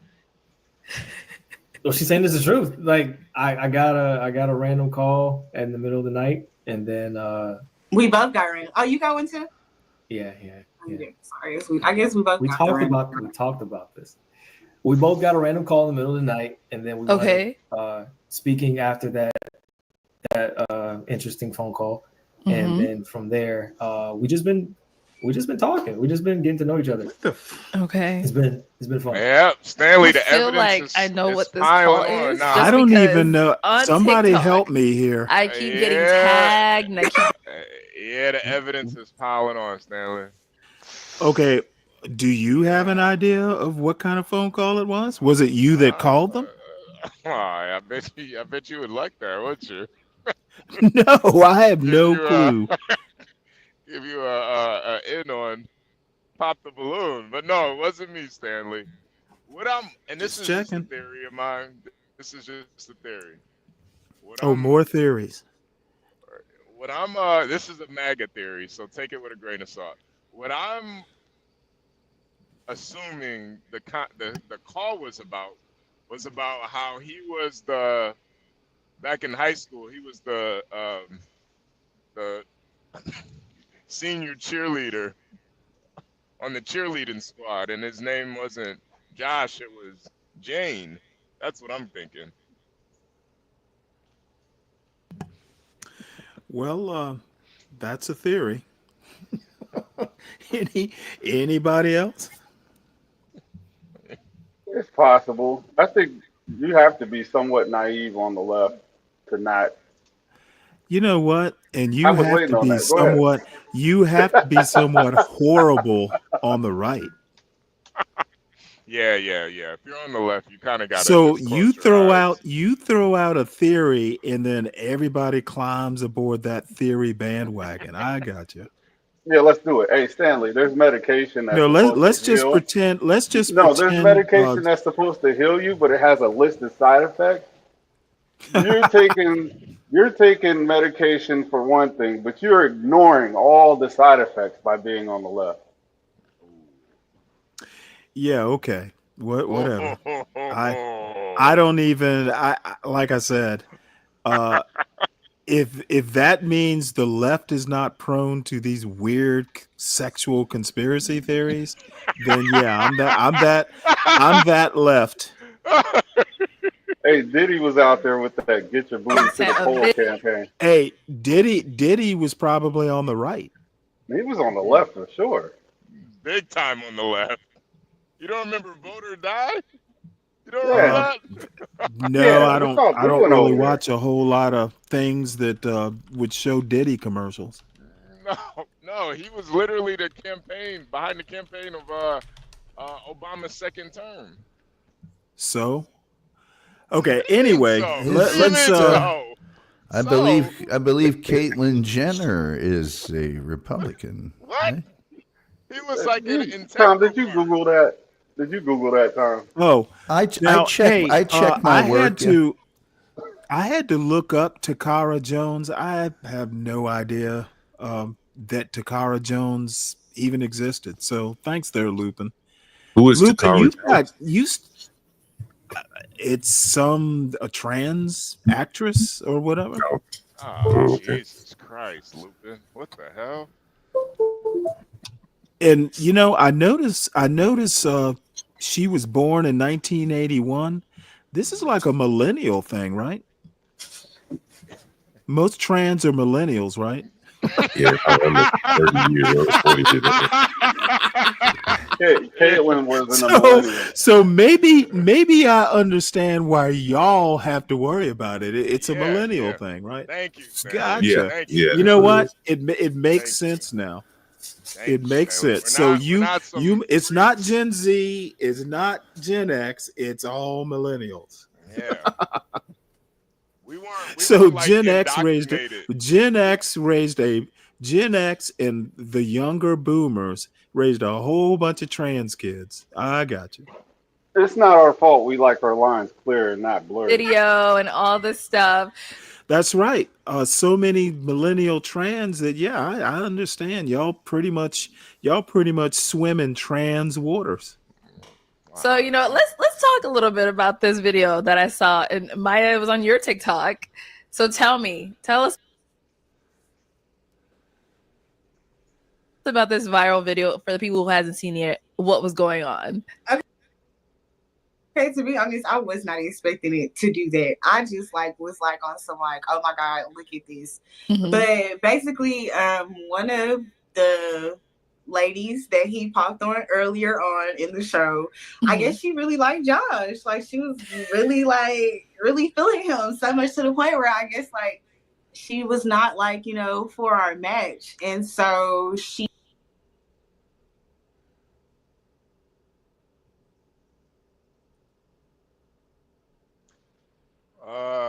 Stanley, I think you're muted, yeah. Daddy-o. Uh-oh. Stanley, you okay? Uh-oh. Uh-oh. Jesus Christ. Oh, I'm sorry. Yeah. I don't usually use that mute button. I use the one on my microphone. Okay. Do you think the lady that called them, the contestant that had popped the balloon, do you think she was trans? I didn't see her. I would have to see her to know. Oh, okay. Just checking. Yeah. So it's a woman that called them. Can we all agree on that? Yeah, Allegedly. that's what she said. Yeah. I hope so. He So just what the out of woman nowhere called? randomly called me and wanted to tell me. Well, I guess she called saying, hey, if you don't want him, I'll take him. Oh, really? Oh, shit. Okay. Dang. Well, she's about to tell her what she said right now. Oh, okay. About her and Josh's little reunion in Miami, I guess. And like I said, me and Josh, we're still, I feel like, on That's a mighty the frisky friendship tranny. base level of getting to know each other. So I feel like in my mind, I'm not necessarily pressed by it, and I didn't necessarily feel a type of way, but it was just the simple fact that I got this call, mind you, at 12 o'clock at night. So it was just very random. And so, I just reached out to Josh to try to clear the air or whatever. And but that was the basis of that call. It kind of did end up in a little curse out towards the end, but That's the part I saw. So I just feel like, I don't know. Like I said, I don't want nobody to think this is me fighting over Josh, because like I said, me and Josh were cool, but I guess Josh just has another girl that's really adamant about having Josh in his life. Oh, so now he's in a her stud. life. So hey, Josh, how was that Miami reunion for you? How was it? Oh my goodness. Okay, Josh, tell us about this. Don't What's be going putting on? don't be putting my avatar on his head. Now I know Maya said she's not too pressed That's because you funny. guys are still getting to know each other, but let's still hear from your end as well. Yeah, so I mean, it's been a couple months since we weren't really talking. We were just checking in every now and then. So I didn't think we were gonna move forward romantically. So I started talking to somebody else. Okay. And unfortunately, I didn't see that going anywhere either. And the explanation that I gave to that person, I guess that person didn't believe that what I was saying was the truth. They kept asking if me and Maya were in communication, if we were still talking. I said, no, we weren't. That we were just friends. And not even talking it was every blue moon. Stanley, the evidence is Not adding even on, man. a constant Evidence. Communication from a friendship level either. More evidence. I guess that person didn't believe that. Yeah, And they went fishing and they called Maya, and the rest is history. Oh my goodness. Okay, I just feel like there's so much more that I want to ask, but it's unfair if we don't have the third party here to also talk about her viewpoint. So I just feel like, oh man. I feel the same. Okay. No, you know what? We're gonna leave this up to BM. I feel like this is something that we should take on to BM Talks to them. If our third party wants to come on, we're not gonna mention her name on here just in case if she declines, but we'll take it on over there. So we'll we'll put a hold on this conversation for now and kind of go back to you two, which is what we're actually here for today. So you guys had this whole, I guess we're gonna call it a trauma bonding moment. Trauma You guys had a little bonding moment with a phone call. So now, where are you guys today? To be honest,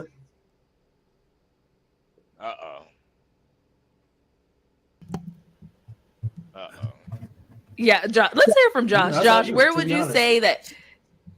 Well, Arlette, she said, to be honest, she started. No. That was a heartfelt moment. No, Josh, you said what you was gonna say. Let's hear from Josh, and then we'll switch to Maya. So, where are you guys today? If you had to say, I was just gonna say that we've had wonderful talks leading up to this catch up. I think we're in a great place to see where things can go from here. Okay. If I'm out the doghouse, I don't know, but we'll see. But I think genuinely, Maya knows I think she's a great person. She's a fantastic artist, and she has a lot of qualities that I'm looking for. I matched with her for a reason. Right. So I would obviously love to see where it goes. I would love to continue to talk to Maya, but that's up to Maya. That's not up to me. Maya girl. Where are you guys today? He said he would love to continue to talk to you. I'm sorry. Like Josh knows I think he's really cool. He's super cool. But I'm going to be honest. I don't do third party situations. I just don't. And I'm not going to lie. I actually kind of do feel like, I don't know, like maybe there is a little bit more like, like to the situation, to the story. But I don't know. I could be wrong. But I'm going to just be honest. I do feel like, I know you jokingly say like we trauma bonded through the phone call or whatever. I just feel like during the early stages of talking to somebody, I don't really like to go through stuff like that. So I feel like, I don't know. But like I said, Josh knows that I think he's like the coolest. But okay, I'm not gonna lie, that whole third party situation just kind of did catch me off guard, and I just don't do stuff like that. So I mean, like question mark, question mark. Okay.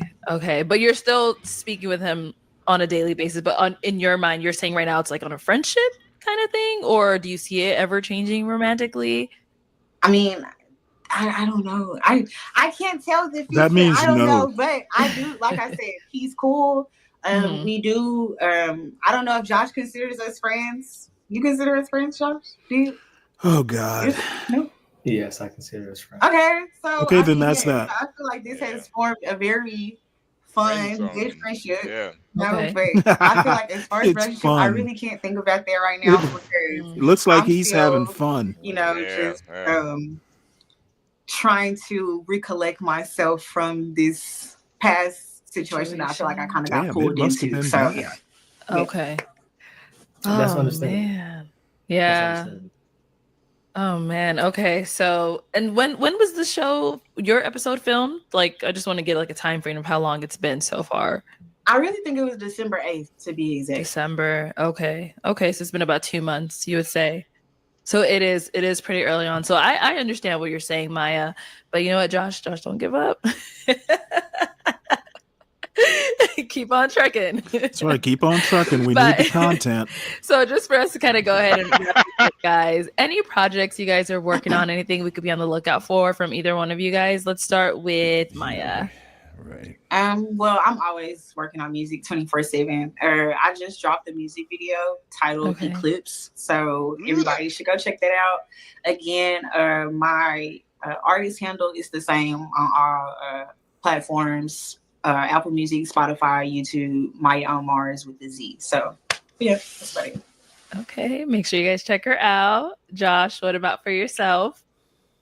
Yeah, so I've been doing a lot of pet community events in my area, small ones. I am currently working with the city on a larger one, so I'm very, very excited for that. I also produce and songwrite, so I've been trying to collab with Maya here. So hopefully, and he's really nice. God. That's why I'm like, why? Like why?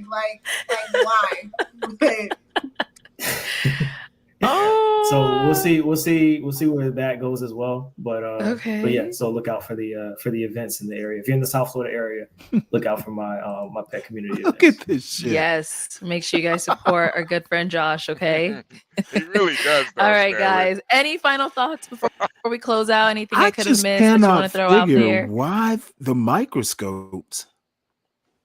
No, you guys are good. Okay, well, thank you. You guys so much for coming on. I'm sorry, what? This is what happens when you go on these dating shows, though. People like just kind of focus in on you a lot more. Well, I guess I'm much more interested in what they say than, so much how they look. Though, yeah, I mean, aesthetics go into it. But, examining his jawline and my God, that's some close scrutiny. Yeah. I mean, and what does Dave have to say? Dave is like, bitches be like, he's the perfect guy, but no. Well, it doesn't sound like he's the perfect guy, Dave. Yeah. Not if he's already. What you saying, Stanley? The shit, that man got plenty of options. He ain't got to settle for her, even though she's fairly attractive. The man got options. Well, man. I think the distance, and he's in Florida. They're. I mean, you go to places like, the teddy bars and Cocoa Beach, they're all looking good. Florida has this weird thing where even the strippers are decent. So her music is awful, first of all. She kind of just talks through all of it. You know, I mean, it's pleasant enough. I guess to listen to for some people, but it's not like she's this tremendous singer. Second thing is, he is not taking control. You know, he's not. Yeah, I kind of noticed that with either one. He's not saying this is the way it's going to be. This is what we need to do. This is what I'm going to fly you out here, or I'm coming to where you're at, or none of that. It's just this nebulous kind of whatever. But well, yeah, and you know what? Now I've actually had women turned off because hey, this is what we're going to do. I've had women kind of turned off like that, and you know what? My response, or maybe not voiced, but my response is, it's how it's going to be. If you have a good idea, of course I'll listen to it and definitely consider it. But barring that, we're not going to sit and dither around. And I agree with that. This guy does not look like a take charge guy. It doesn't have to be it doesn't have to be dictatorial. It doesn't have to be, no. I'm coming out. But it's like, hey, I would really like to come out and see you. I think we need to actually be in front of each other to keep this thing moving forward. Would you like to come here? But if we're not doing that, we're just kind of randomly texting. Kind of randomly texting. I got enough that's friends. Not a plan. All of them are like on the well, at least I made a good friend. Hey, I got enough friends. Yeah. I'm trying to get rid of friends. Most of my friends hate me. I don't need another friend. Yeah. Yeah. 2 months. He should have at least sent her a dick pic by now. Yeah. I would think in 2 months. I don't know what the motivation or lack of motivation is, but all I'm saying is that, distance relationships, just, if it were me having the experience that I've had, I wouldn't even, if there's a chance that it's going to be long distance, I probably wouldn't even go on a show like that. Yeah, I wouldn't either. Oh, I see Be Brave has modified his show title to Poverty and Crime Are Linked. Okay, I didn't see. This is what I hate about this motherfucker. Okay, I didn't say they were linked. I guess if I say they correlate. Oh man. Okay, see, this is the ignorance that I have to fucking deal with this clown. You don't think poverty and crime are linked? I said nothing. I said nothing about crime causing poverty. I was very careful to literally state that one doesn't cause the other, and this motherfucker still goes and just misquotes me. This is why I don't want to debate his dumb ass. Well, the motherfucker can't even. How do I know if I say something, he'll even understand what I say? Stanley says poverty and crime are linked. I said they correlate. That means they kind of linked there, right? Kinda, but we don't know how. The problem, let's use our reading skills here. He says poverty and crime are linked. Then the next sentence, there is no crime causing poverty. Okay, he's assuming that link is causal. And I'm saying, no, it's not causal. I literally said they correlate. So I guess you're saying he doesn't even go into the context. The reason I brought it up to begin with is looking at this video. It was brought up that immigrants back in the American history had high crime rates and were poor when they got here. Talking Germans, I think, and Irish specifically. They lived in neighborhoods that were poverty neighborhoods. Can I finish what I'm saying, please? They lived in neighborhoods that were high crime and poor. And I said, see, poverty and crime are correlated. That's pretty much the gist of what I said. I didn't say anything about causing. I also said that it's never been proven that one causes the other. Hey, morning, And lo and behold, not only are they linked, he's saying there's a causal link. This is why I don't want to debate the dumb son of a bitch. Are aptitude and heater construction linked?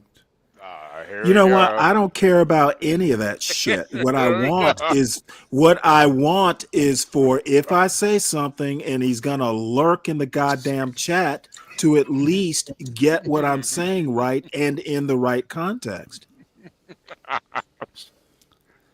If I'm talking and he's literally in the chat and can't get it right, let me put it to you this way. He needs to prove that if he can't get what I say right in the chat, that I'm saying it will correlate to a bad debate. The motherfucker can't understand me. How are we going to have any sort of panel discussion? He was in the chat, didn't bother to ask me a question. He just kind of lurks. And not only that, he changed the title of the show. What was the original title? You know what? I don't even fucking remember. I know what it was. It was something about blacks moving to small towns, and there goes the neighborhood.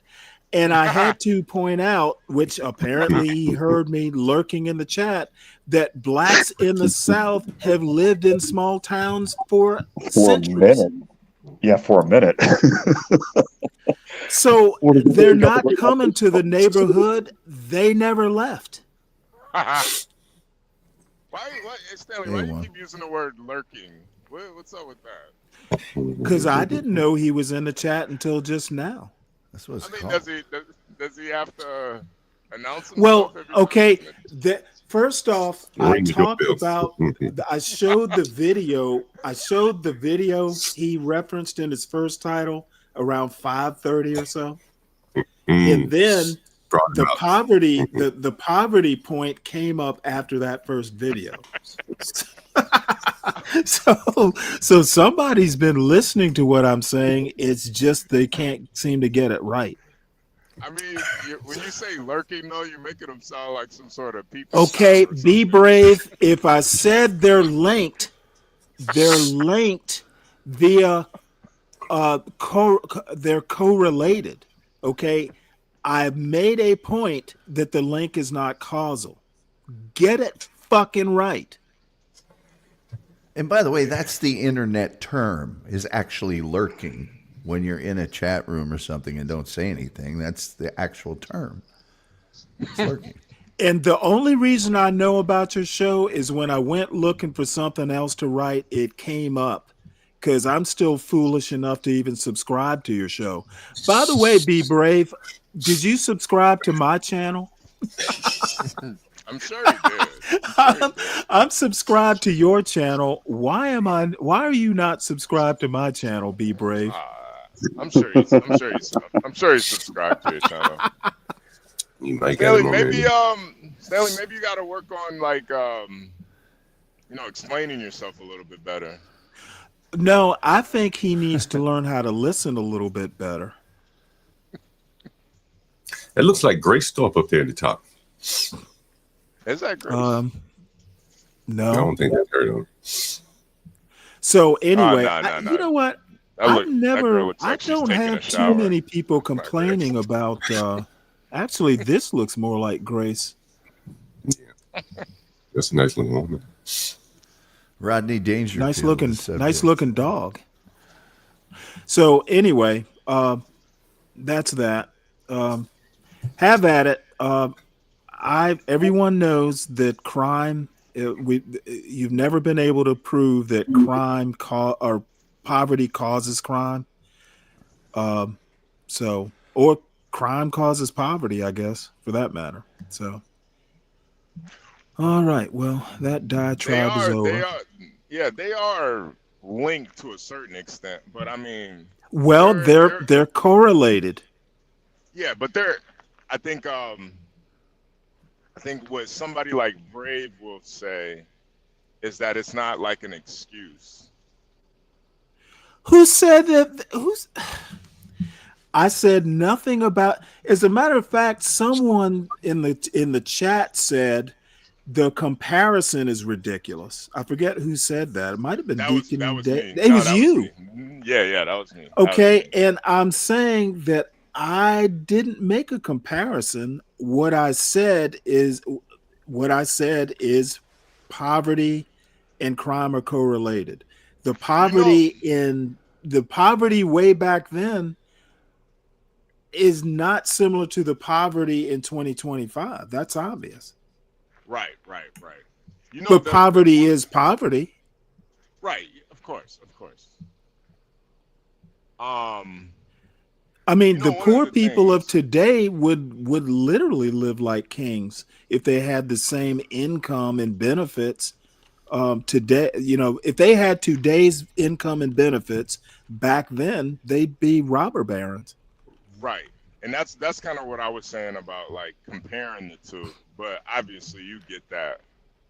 And I think the thing is, how like when we talk about certain things, you're always like, oh, you sound like Thomas Sowell or whatever. I had to kind of do my research on him a little bit more. And I can understand why you say that now, especially like his views on racism and stuff. Just kind of how people use it. He believes it's kind of dead, but as a matter of fact, if you want someone that thinks it's actually dead, go read Shelby Steele, who is a contemporary of he's a little bit younger than Thomas Sowell, but he's more or less a contemporary. They're both at the Hoover Institute. Shelby Steele, like people like John McWhorter, Shelby Steele is their touchstone. Yeah. Well, I think the same goes for you. Okay, be brave. Be brave, you dumb son of a bitch. And you're not here, so I'll just use the ad hominems. There is no violent crime causing degree of poverty. God damn it. I literally just said it's not causal. If you use the word cause, you are misquoting me. Yeah, and that's I my said point. correlated. Correlated is not causation. Correlation is not causation. It's a favorite little mnemonic. But Stanley, your liberals, the liberal mind, this is what they say. So you're automatically throwing. Well, no, but you know what? The conservatives will have to admit that they're correlated too. To a certain extent, but I think, as a matter of fact, when you talk about you remember what is it? One of the think tanks, it escapes me. One of the famous think tanks talks about the things you can do to avoid out of wedlock births and poverty in general. There's like a famous it's like a triad, okay? Birth after marriage, and a couple other things that you do to keep yourself out of poverty. Mm-hmm. If you keep yourself out of poverty, poverty correlates with crime. You're less likely to wind up in jail, et cetera, et cetera. This is like something even conservatives have to admit that they're correlated. Didn't that come from the National There have Public been Policy liberals Institute? who want to push that it's causal, but that's never been able to be proven, or recreated or anything like that. So again, if you use the word cause and associate it with anything I said this morning, other than there is no cause or the cause can't be proven, then you're misquoting me.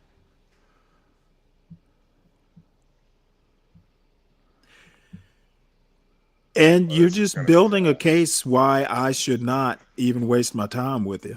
Don't do that, Stanley. Come on. No, you know what? He can't prove his 70%, and then he wants to come back and misquote me. Well, no, he explained the 70%. He said it's just a theory. It's not something you can really prove. Okay, well then why? I'm not debating a theory I don't buy into. I mean, because it's a one sentence reply. I don't buy into your theory. You have no basis for it. Can you prove it's wrong? Okay, no. That's not how it works, HB. I can't prove it's wrong because I don't know what's making it right. I think you gotta give me some. You gotta give me something to prove wrong. It's glorifying it to call it a theory. I mean, the Okay, theory how do I take someone's opinion other than saying you have no basis for it? That's about the best I can do at disproving it. The theory of relativity has quite a bit of math and logic behind it. This theory, I doubt, has anything but observation behind it. Well, and it's not even a lot of observation. I mean, part of what you do when you observe is you record what you're observing. Then you have a sample size. The sample size that's definable and all that other stuff. And a control Right. and a If control he says- group. Is there if a his- control group?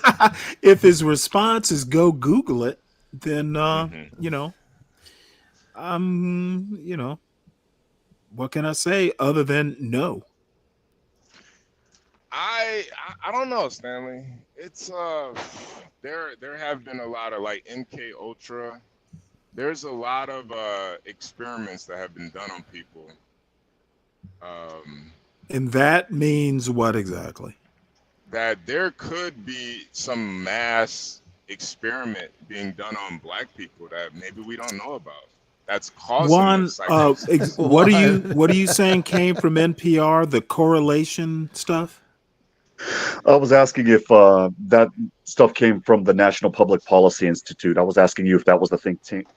Oh no, it's a centrist think tank that's really, it begins with an M and I cannot think of it. It's a famous think tank. It's centrist. I'd have to think of it, but it's really famous.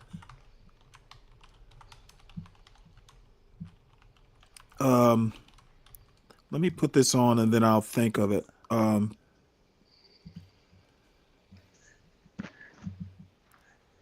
Yeah, I think Brave's 70% claim, I don't think it will be either disproven or proven way after his death. But okay, what you don't understand is there's no data to work with. That's the problem. Right. I think the data will be plugged in sooner or later, though. Like they're gonna figure. Who's gonna collect it? I don't know.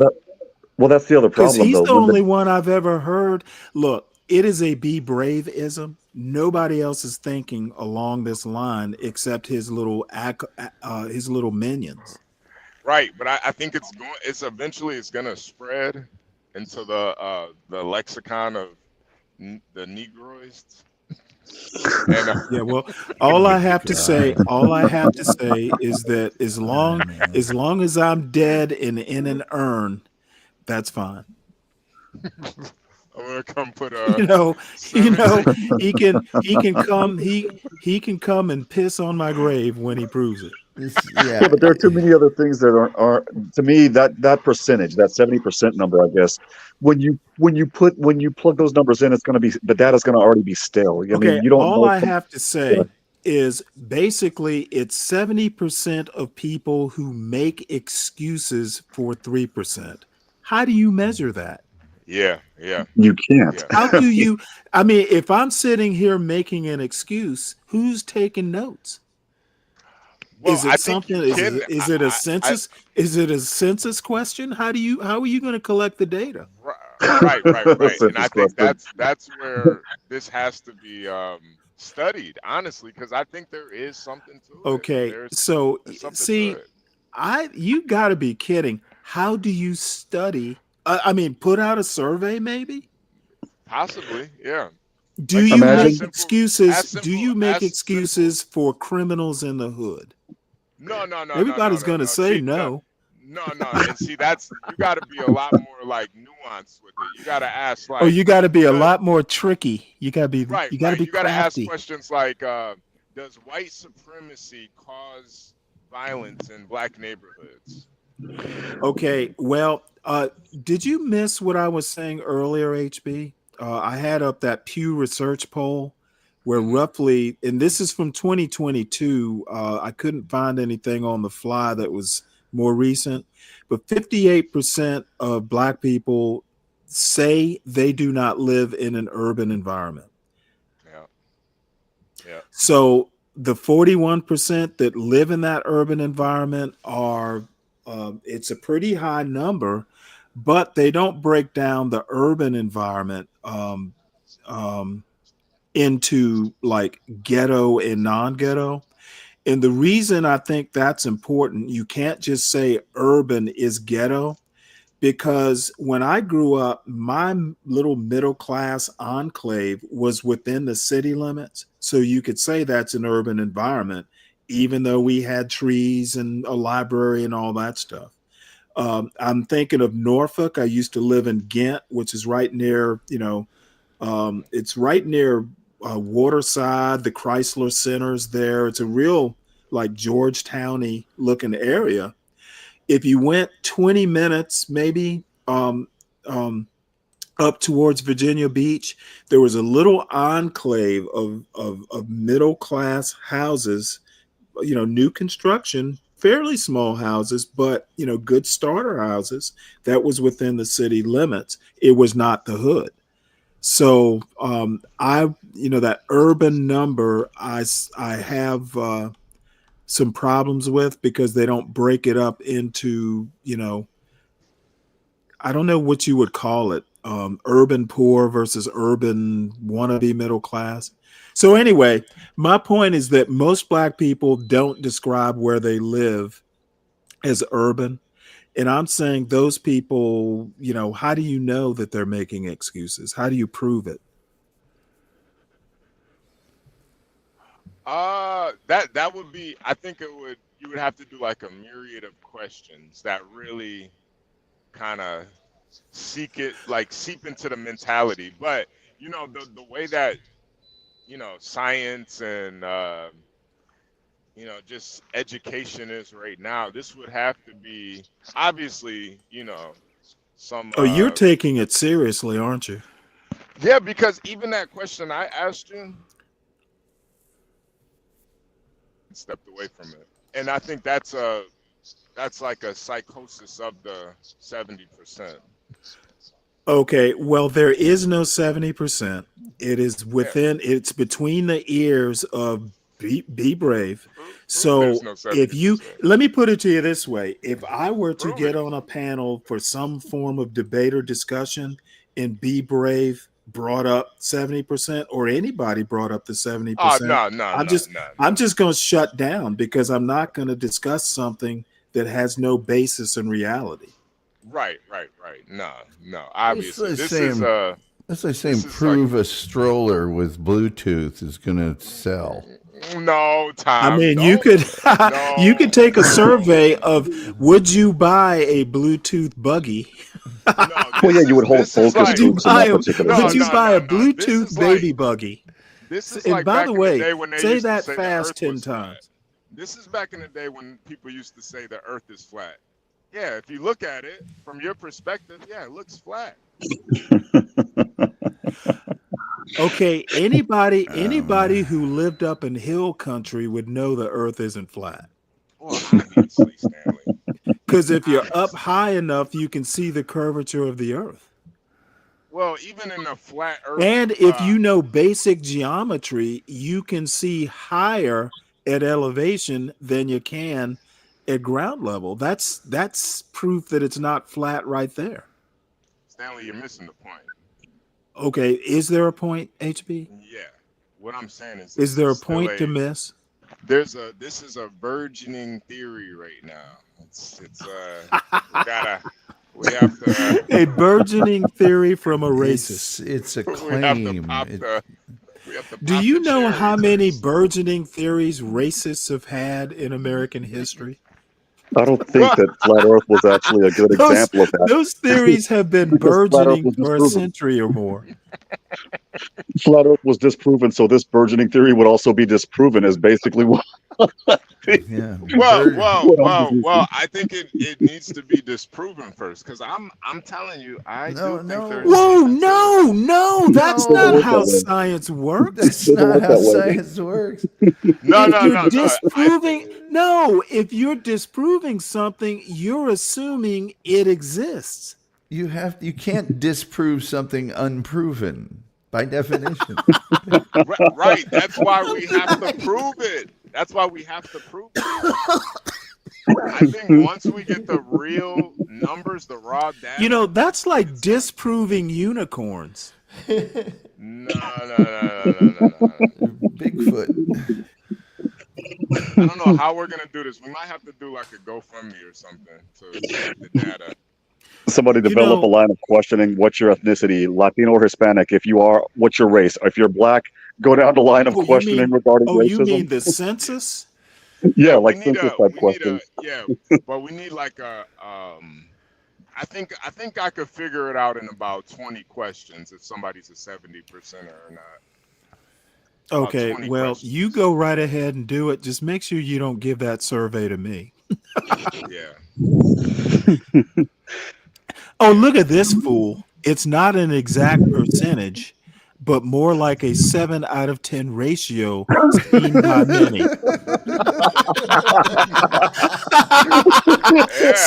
What is 7 out of 10? Yeah, Someone 7 tell me. 7 out of 10.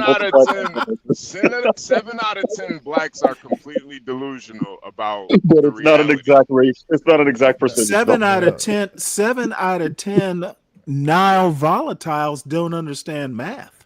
It's not an exact percentage, but it's 7 out of 10. It's not exact though, Stanley. Did you not see the word "not exact" in there? But then he gives an exact figure. It's like a 7 out of 10. Really? Come on, Stanley. I'm sorry, but that was funny. I was sick the day we did. You know what? That's gotta be a show title. I gotta keep it. Yeah. Let me make sure I write this down. Stanley and the 70% rule. Right. Listen, man, I'm telling you, this may be 40, 50 years after you're long gone, but your 70% theory will be proved one day, man. I truly believe it. I truly. And you know who's gonna? It'll be some little unicorn that flies in. That was birthed from Bigfoot. It's gonna have like a Bigfoot will be riding on top. A scroll with gold flecked ink. That 70% rule is gonna be spelled out. He'll be writing a thesis on how the snow globe theory of flat Earth is true. That's right. It's gonna fart rainbows, by the way. Oh, come on, A rainbow farting unicorn proves the 70% theory. That Bigfoot was on top of. Came out of it. Yeah, Bigfoot's riding it. Snow globe theory is real. Yeah. I think another question would be, is Kamala Harris black? That would be a good 70% question. She's not black. There we go. She's not black. You're not part of the 70%. There we go. Nope. There we go. Yeah. HB, I have a picture of her. I'll send it to Portia via email. I have a picture of Kamala Harris when she was 2 years old with her mother. Her mother is as Indian as they come. Oh yeah, nah. Her mom's Indian. Her dad's some Irish, Jamaican guy. Come on. Irish, Jewish, who happened to be born in Jamaica. Yeah. Yeah, but the 70%, they said she's a black lady. That's what they said. Well, you know, oddly enough, in Britain, they call Pakistanis and Indian, well, Pakistanis especially, but Indians, they call them black. Yeah. Yes, And they do. and the 70%, usually And what they then do that, is who was it? Somebody on T's channel says that America is just an extension of Britain. Hey, we kind of So sort if of we broke up with use Britain that 250 years theory, ago. if we use that theory, which is actually something more provable than a 70%, then Kamala Harris could be black. Well, we kind of have the Articles of Confederation and the subsequent U.S. Constitution to show that we broke up with Britain a long time ago. Yeah. Fuck Britain, man. Battle of 1812. Or, I mean, Is New this Orleans. Battle of New Orleans. Nick Collateral? Is that a pina colada? Oh, I was going to try and make a pina colada joke, but it's not going to work. It's the dead internet theory. She was an AKA. Tell them, Stanley. Oh, so she was a part of Mavid, you know what? This is why I'm not going to tell them. The election is over. I haven't thought about Kamala Harris in quite some time, but every time I do, it's someone on this channel bringing it up. That's just part of the dead internet theory. Yeah. Well, you know what? Kamala's not president. Is that dead internet theory a part of the 70% too? It's probably 7% box. It would probably promote it. All right. So this is a Pop the Balloon Indianapolis. Yes. Let's see here. Naptown. Let me see when this is. This is 2 weeks ago. So it's been probably close to 2 weeks since I've even shown one of these. Let's see what we're working with here. And this music is not copyrighted. I've never had a hit for it. Well, he's upscale. Okay, now we're back to Indianapolis. What the heck was this? St. Patty's Day, the late edition, or what? Oh, that's also upscale. Was St. Patrick's Day 2 weeks ago? I don't know. That's why I'm asking, because everybody's in green for some weird reason. Yeah, it could very well be. Okay, this guy's indie. Got a hoodie.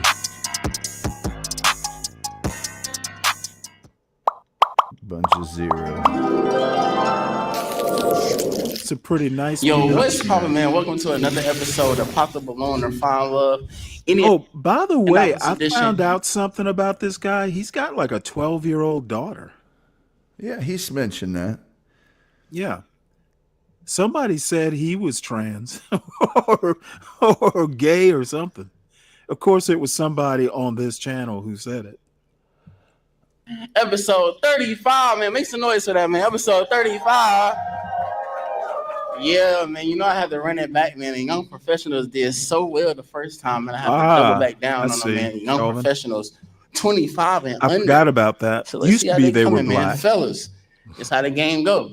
Anytime a lady come out, y'all see anything y'all don't like, y'all hear anything y'all don't like, pop y'all balloon. Dude number really one. Simple as that. Once y'all pop, though, you gotta give a clear Dressed explanation up of why nice. y'all pop. He's got his Timberland No work personal boots preference on. around here. You know what I'm saying? All right. I ain't gonna waste no more of y'all time, man. Without further ado, let's bring out our first contestant. Let's go. Get that barn door open. Yeah, that's always symbolic. And the hand comes in to bring it back. I'm waiting for somebody to I question have the her. same barn. There you go. Same No, one. I have the same barn door. Same barn door. What comes out of My it? name is Elijah. I'm 23, and what I do for a living, I help with mental patients. Okay. Oh, wow. All right. And You're what not you looking one for yourself. in a man or relationship? A provider, loyalty. You know, she's got My a pretty bathroom door. face. Faithfulness, somebody I can She could vibe lock with, her someone I can knees and connect stand with up, on maybe. a spiritual level. You know, she could do something with that hair. She's got a I'm pretty more face. on a Hey, Beef and Brock. settling down type. Like, yeah, for sure. You're looking for something for real. Yeah. No doubt, no doubt. And what's some deal breakers for you? I'd say like lying. Yeah, we can get through it. We definitely Stallions can get through need barn doors. and just building, honestly. Like if Meg you the can't Stallion? build with me, then I just feel like we don't have nothing in common because I'm trying to be stable and yeah. Okay, yeah, for sure, for sure. All right, so we you already said your deal breakers, right? All right, so without there ain't no pop balloons, so we just gonna have you pop one of these fella balloons. All right, let's go here and see what's the reason you pop this balloon. Stand right here for me. Give your name and age and what's the reason you pop, bro?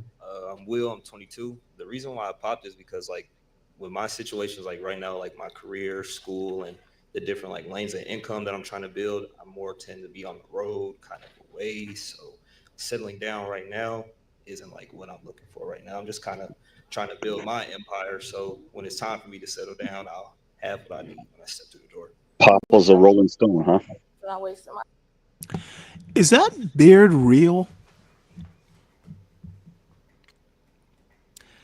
You'll see when they do more of a frontal shot, it almost looks like earmuffs or something. You looking for love though, right? Okay, that's yeah, it looks like since he did pop this balloon. What we gonna do for the first round? I'm having you come right here for me. Just face the camera. What we gonna do for the first round? It almost looks like black AstroTurf. It looks like a Three Stooges, and he's got a sore tooth.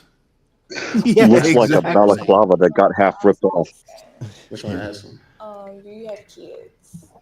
Okay, all right. We just gonna go down the line and get your name and age, and do you have kids? My name is Samuel Lewis. Most people call me Lou. I have 2. Damn, before he said 2, you popped though. Wait, what's the reason? What you pop? Talk to me. Come on. What? He has a list. The list. Oh my god. Type deal. That can be a deal. I guess. Shit. What you think about that, bro? That's crazy, man. You did have your balloon unpopped though. Like, what's the reason you left your balloon unpopped? I want to hear about her. I want her to like tell me how she was, who she was. You know what I mean? Just yeah. No doubt. So, list. You ain't say that as a deal breaker though. That's a deal breaker for you. A list. Alright, right here. Get your name and age, and then you got kids. Make sure your face. Yeah, my name is Khalid. Some people call me Lid. I'm 25, and I don't got no kids. Okay, all right. Yeah, same for you, bro. My name Harry, and yeah, I got kids. You wanna know how many, or you just? That's fine. Oh, you don't care how many? I want to be a foster parent. You want to be a foster parent? Okay, all right. You don't want to have kids? I have one. Okay, all right. Fuck. Give your name and age, and what's the reason you pop, bro? Your Majesty 24. At first it was just like looks wise, but I want to really, you feel me, see you or like hear you out and stuff. But I really don't want nobody that got kids right now. So trying to start fresh. Why don't you keep your hands out your hair? For sure. Is Your Majesty somebody your type or somebody you give a chance? Yeah. Okay, all right. Okay then, all right. So we got 2 balloons left, so we ain't even gonna go all the way to the top. We just gonna come right here for me. Just make sure you face the camera for me. So for this next round, what we're gonna do is we're gonna allow y'all to ask her any question. So you said what? Fuck. What? Hold on. Let's come down here real quick. You ain't gotta ask to pop. You just popped that before. What's the reason you popped though? She's not attractive. She's not attracted to you? What did he say? You said what? He not All I have to say is, wow, Virgo. Are you waving red flags or what? I was just gonna see about you. What that mean? What I said. You say I'm not attracted to you anyway. And I was just gonna give you a chance. You look dirty. Oh my God. And your hair is bald. My choice. That's funny. Nothing to pull. Bald and beautiful. All right, so look and though. that might come out. No. Well, look, though, real quick, what's the reason you waited so long to say that? Like, why you hold your balloon till we about to get to the questions? Because I ain't want to talk to her no more. That's crazy. So you just done. All right, that's a bet. Let's. City trends. All right. So right here, we just gonna do a little question showdown or whatever. So if there's any last questions y'all want to ask each other, I mean, you still gotta ask her a question. I mean, which one to ask you? So you asked us about kids. Do you have any? Yes, I have one. And you said about foster parents. So like, are you open to having more kids, or like how Yes, I'm open to more. Type shit. Okay, all right. You got a limit on the kids, or you mind a woman having kids? I'm not too fond of people with kids. Yeah, hello. It's like I don't have none, but I want a big family, like 5+ type shit. 5+ kids. Absolutely. You willing to do that? I'm willing. Okay, all right then. All right. So let's just go over here to the top then. I don't know how you come to the top too as well, brother. I don't know how you come to the top. And what we're gonna do is I'm gonna have y'all both face the camera for me. I know y'all just asked each other one question, but let's do a little question showdown. What's he remind me? Questions I want to ask each other before we. She keeps looking out in the crowd like she's trying to get. What is your years 3 to 5 years from now? What is your plan? So actually, I'm in the Navy, so I kind of wonder if her feet I hurt. come back all the time. I live in San Diego. Dude's in the Navy, Stanley. And I'm also like a financial advisor, so like Not with 3 to 5 that years, haircut, I'll he still isn't. be in San Diego. Okay. His chief needs to get him squared away. So that's like long distance. Is that what you're requiring? For the most part, unless you like. And an earring? She don't waste no time. I know he doesn't wear that. Her pops mean something. You feel me? So what's the reason you don't want to do long distance? No, I like connection, and I feel like I'm a physical touch. I like physical touch. That's your top love language. PT. I say physical touch, and I'm a gifter. Like I like to give. Gifter. She just likes rare. to reach out and touch. How often you be in the city though? For the most part, I've been here like every 2 months, every other, like 1 to 2 months. Blow his balloon back up. I wonder if he's Tom, do you know if they're if Great Lakes, you know that base? I do know Great that Lakes? base. My uncle went there. Is it anywhere near? It's a couple hours away. Okay. And then the other Indianapolis used to have a big, I think it was predominantly Army, but I don't see why it might not have other military. They used to have a big accounting center in Indianapolis at Fort Benjamin Harrison. But you know what? I think the Navy used it too. Yeah, I think it was for many branches. So, and he said he was going. He said he was going into accounting. Right. So he would be. There's a rate. I don't know if it's still there. CKJ3 would know it. There was a rate that dealt specifically with disbursement, basically finance.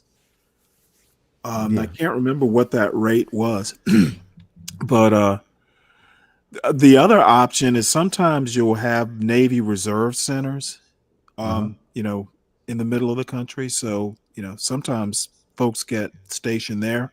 Also recruiters. I was about to say, they're everywhere. Yeah. Asking how often, I come on now. So you hear every month, every other month, but you hear consistently throughout that month? Not really. It'd be like every 2 months, but it'd be like, as much as I can, because obviously when you're in the military, you don't get as much free time as you think you're going to get, but I try to come back because I like my family being down here. So is it like a schedule? Like, is it any consistency? Like, just for clarity, somebody, she wants you to blow your balloon up. We got to go to the balloon ready for you too, if you want to accept it. But is it any like how many days out the year are you here? It just depends. If you got somebody you rocking with, you might slide back often. Probably more, but she already popped, so. Are you fitness? Do you do fitness? Yeah, but you already popped, so it's up. Okay, that's fine. No second chances? Life goes on. respect the decision. A true Navy man. All right, bro. We're gonna have you return back over there. I like that, kid. You was willing to give me a second chance for that. Do you do fitness? No, I'm in the military. Okay. Unfortunately. Oh, come on now. I understand, but Tom. still. Tom. I knew a fat seal once. Yeah, I know. And I don't mean the animal. But I mean, all you have to do is look at that dude. Yeah, I saw a fat seal come in. He came into OCS, the Navy OCS. That dude came in fat, and a week later, he was running like 5-minute miles. I have literally never seen physical discipline. You know, the SEALs had this saying, hurt your body. They will go out and they will whip themselves into shape really quick. And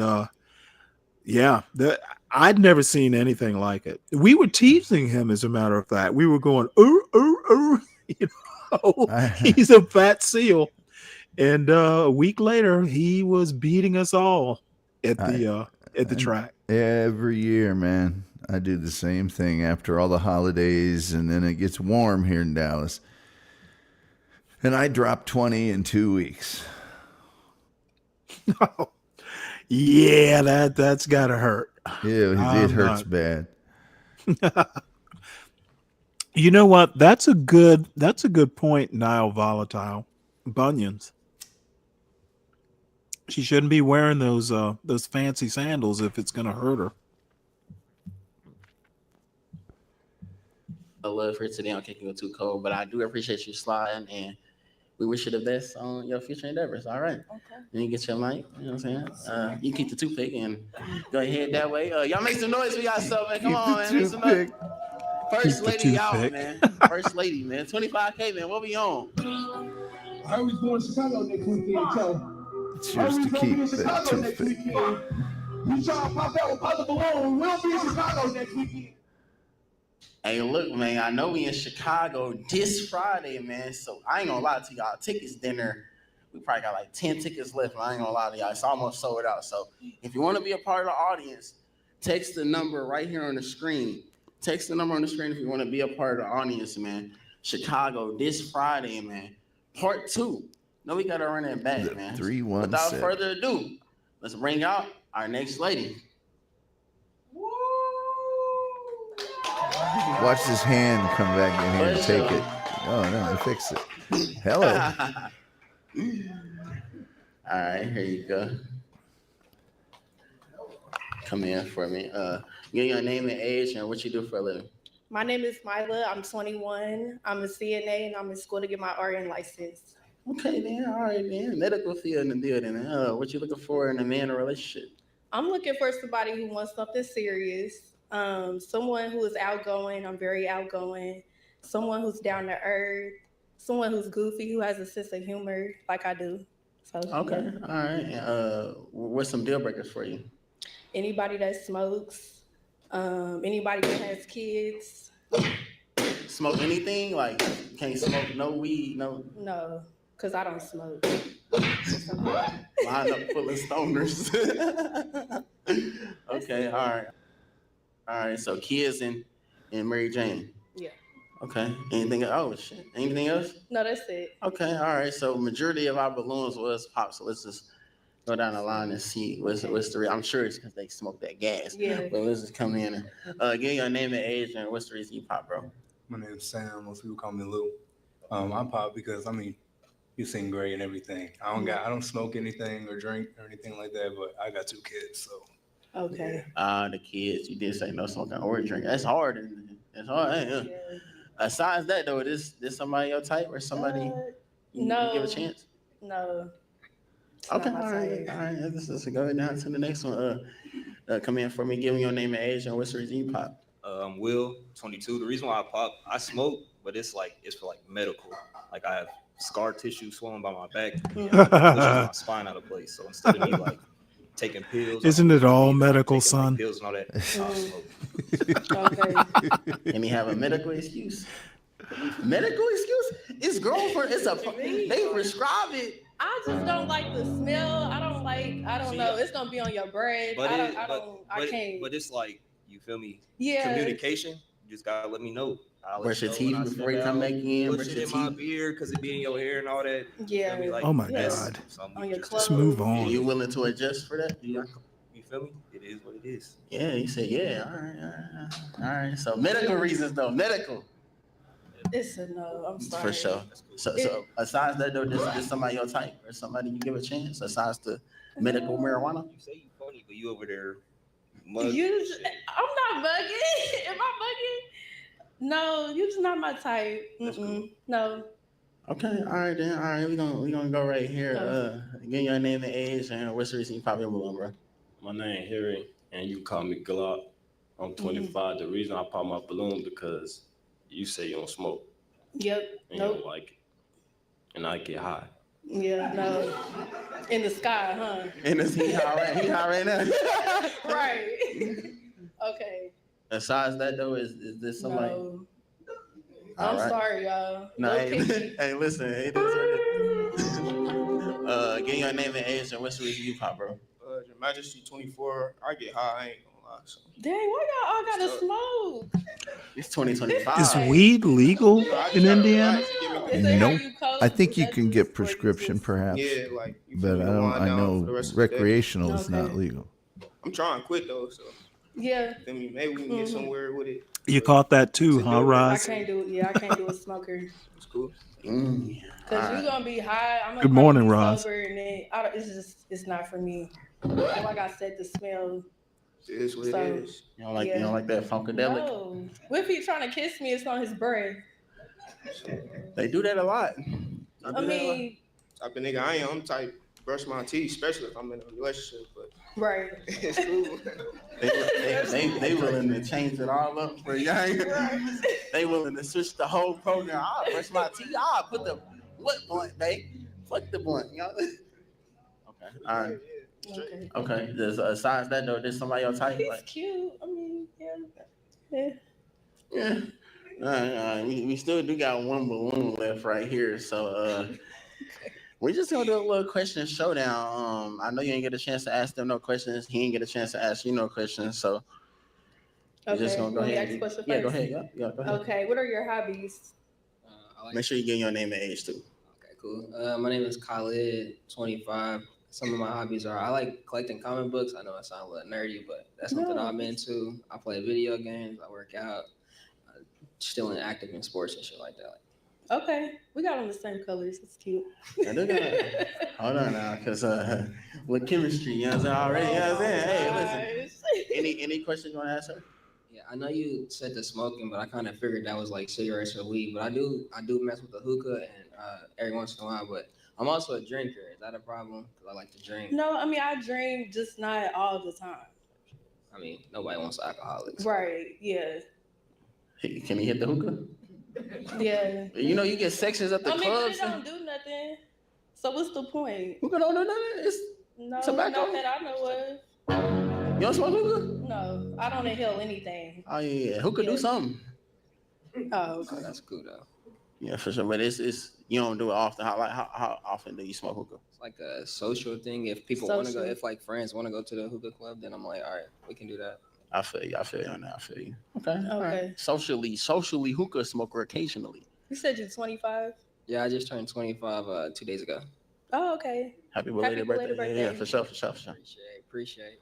I'm gonna have to interrupt this right quick. How you come up here from too as well? Because this is why. John, are you still online?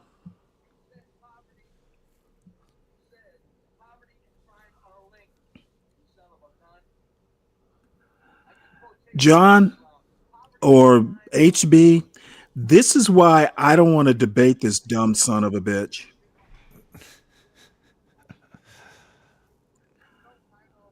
Okay, this guy I brought up.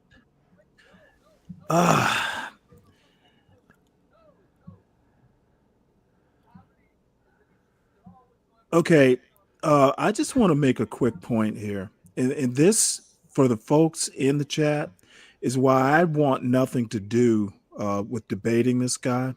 because he's truly not. I shouldn't be debating him. Okay, first thing, Black people have lived in small towns for, here, let me show you the title of this show. Okay, the title of B Brave's current show is Stanley Shows Frimpong. He's talking Arami Ose Frimpong, a slash black man, saying destroy small white towns. Okay, where the fuck is he getting this shit from? It was not about destroying small towns. It is, he's literally saying small towns are great places to live. And the other thing is, Black people have lived in small southern towns for 400 years before there even was an America. And this Black man happens to live in Athens, Georgia, which is a fairly small town. So, and then the reason, this was something that I showed, and then I got later in this very show talking about crime and poverty being correlated. So what he's done is he's taking one part of the show and totally mangling the point, and totally mangling another part, and then putting them together and mangling them into a topic where Black people are going to destroy small towns. Black people have been living in small towns for 400 years and have not destroyed them yet. So this is a reason I do not want to debate someone who doesn't seem to be able to understand what I say and keep it in context, and will just run over to his show and present.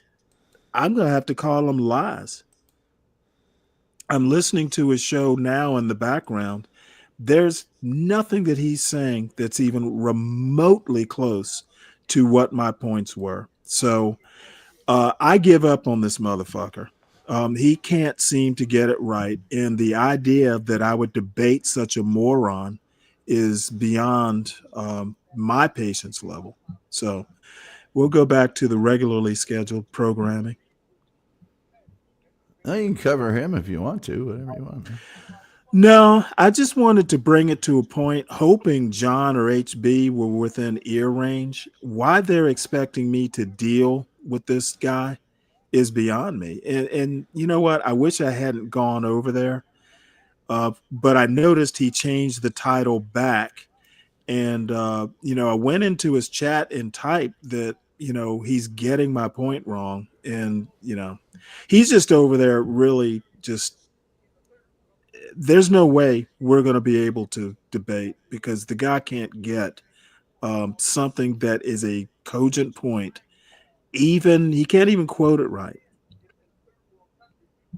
He's talking about third world countries. I didn't even talk about third world countries. So it's disappointing. Color coordinated today. You feel me? Any last buzzer beater questions y'all want to ask each other before we get to a yes or a no? Hold on. My questions are on my phone. I get nervous and I might forget. Give me a second. She got them on her lock screen. Okay, if we was to match today, what would the communication look like? Are you gonna text? Are you the type to text all the time? Are you gonna call me? Are we gonna go out somewhere? I kind of do both. I mean, I'm a texter and a caller, so you feel me? Somebody will be like, "Oh, I want to phone you on FaceTime." I'm like, all right, whatever. But I just rather FaceTime than regular phone calls. I don't know. Having my phone speaker just be sounding a little weird. Maybe I'm. You got AirPods? Dude, they in my pocket right now. So like, if y'all match right now, I'm a visual person, so I just like to see who I'm talking to. That's why I like FaceTime. Okay. Are we going somewhere after this? It's up to you. We can. I'd like to go out. Hold on. Hey, listen. Any question you want to ask her, bro? I mean, I kind of got the same question. Like, you don't mind a little distance, because again, I don't live in Indianapolis. I live in San Diego, but I come back. You got to give it a still. You in the Navy. You gotta say you're in the Navy, so that count for something. I live in San Diego for work. I don't mind, I come back like every 2 months, but I also don't mind having somebody come see me, staying with me while I'm there. It's gonna have to be a no. Ireland? I'm not from Ireland. Long distance. My family is not I from want to be able Ireland, to sir. see you all the time. You know what I mean? I don't have So, any Irish DNA. FaceTime is not enough. Stanley, I didn't say you said poverty was relative. Wicked said it, and I'm telling you he's full of shit. She said no. Is that your mama that said no? Oh my God, your mama said no. Mama said no. Compare the real poverty with anything But hold on. Hey, Stanley, man, mute up. And their own retarded mind, I don't care. That's their problem. That's a mental illness. That's not poverty. If you Stanley, you got Brave playing in the background with this goofy pop. Oh, do I? Goofy, I don't like this guy from Indianapolis, but that's why I said that. But yeah, you can hear. Yeah, well, Brave he's over all this. he's a favorite over here. I know. But if you want to, hold on one sec. Let me just cover try Brave, to man. figure out why one is just cover showing Brave. the other. You just cover Brave, and we can get back to this any old time. That way, you don't have to split your attention. Yeah. Okay. I'm just really disappointed. You know, this guy cannot seem to get it right, and it's disturbing that it's really disturbing that. What's that, Bumpkin? Wait, y'all- so Stanley is plotting the downfall of white America? He laughed when the guy said migrants break up whiteness in small towns. Stanley, all you had to do was just stay on the all these dumb All you had to do motherfuckers. was that. I said nothing. Now you made enemies. Now you get the horns, boy. Now you get the horns. That's what he did. I got. I've right here made on the tape enemies. when I play it. So If here y'all are laughing, enemies, not just I'm a not little, particularly he's scared. laughing. He laughed. He put out a good chuckle when this guy said migrants break up the whiteness in small towns, and it's a good thing. So, but yeah, no, this is. Did you hear? And you probably didn't hear it earlier, Bumpkin. I read some quotes from this son of a bitch from 2019. Did you hear any of those? I didn't know. I just woke up, to be honest with Well, you. let's put it in context. That since there's more people here, and it's right quick. It's about 3 or 4 quotes. I'll make it quick. Hang on to your hats. We'll read them again since there's more people in here. Okay. Yeah, I Okay, guess I fighting white could, people is a could skill. review it. Really, it's one reason I'm in support of integrated schools. You have to get used to fighting white people. It takes practice. Okay, he's quoting Dr. Bob right here. So he's quoting him. That means he agrees with it. Blacks kill blacks because they have never been trained to kill whites. He's quoting. Now this is a. Well, wait, I didn't show that on my show. Bobby, what the fuck is he talking about? No, he was quoting Tom. He's quoting Irami. Oh, also here's. So he says. White people. Irami said nothing like that on the show. 2040. Not on the show. He's just pulling anything from his Killing entire some white past people to is discredit him. genocide. It's killing some white people. Oh, I see what We he's had doing. to kill some white people to get out of slavery. Maybe if we'd have killed more during the 20th century, we still wouldn't talk about racialized voter disenfranchisement and housing, education, and employment discrimination. If we'd have killed more during the 20th century, he said. Here's one more. Here's another one. If we want racial justice without having to kill them, then all of our educational and media institutions should be preparing white people for the hit they are going to have to take, so that we can get racial justice without killing too many of them. Well, my question is, what does this have to do with my show? Look at South Africa, be brave. Aren't the gliders? No, I know, I get it. I know. My point is It's the thing that's done in my point is this digital media. If somebody says something. Okay, dude, the dude is not on my show. I'm showing a video of his. Is admitting that small towns is the place to be. If somebody says something, then they go back to their entire history and everything they've ever said. People like this think it's going to be a South Africa. People like this think it's going to be a situation like that. The problem in South Africa was What the fuck does South Africa have to do with this? Well, I don't think why they does are he prepared, state like, what to someone represent else the US. thinks? Yeah, openly advocate for white genocide within the Americas, where you have a majority population. Let's see what happens when that happens. Because listen, all these white liberals, as much as we hate them, right? If you en masse openly advocate that they should just die because of something they were born with, there's no liberal deception that can really. There's no real nice way to say that. So yeah, keep doing it, bro. Keep pushing that narrative. The liberals will come to their senses. They'll join Whitey if that starts happening. Exactly, they will. Keep doing it, bro. I doubt it. The liberals No, they are will. gone, dude. No, they will. We know our white people wicked. Man, the liberals are so far gone, dude. No, they're not. No, there may be a handful of them go crazy, but I'm telling you, a handful. Most of them, if it really came down to some serious shit, them motherfuckers are going on Team White, if nothing else, for the protection. Sir, Tom can help me out here, buddy. white people. No, Wicked. I'm being real with you, right? If we're talking about open race war, somehow that happens. Somehow it's legitimately lines. Oh my God, right? these guys are just out of their fucking minds. Getting killed in the streets en masse, right, for their racial identity. Then they are going to en masse or en masse. Are not going to kill them. That is just a natural occurrence. Okay, all I have to say is that, folks, all this guy is saying in this video is that small towns are pretty nice. They are a lot better than they used to be as far as cultural activities, and you don't have to worry about books and libraries and stuff like that. You can live in a place that's pretty decent to raise a family and not have to suffer that much for cultural stuff. That's literally what this video is about. And they're bringing in race war, and who cares what this guy said in the past? It's not necessarily relevant unless you make it relevant. And I guess Be Brave is doing a decent job of that. So I don't see how I can even bother to debate someone that is this disingenuous. He's literally going to take my show, put words in my mouth, and talk about race wars when there was nothing even remotely like. I'm shocked because I wasn't particularly thinking of race war.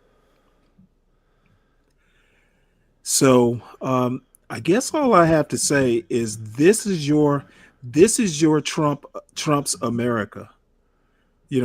If let's make a war where there is no war. I do have to commend Bumpkin for accurately naming himself. Well, he wanted to originally moderate this debate. Are you kidding me? No, I'm not kidding you.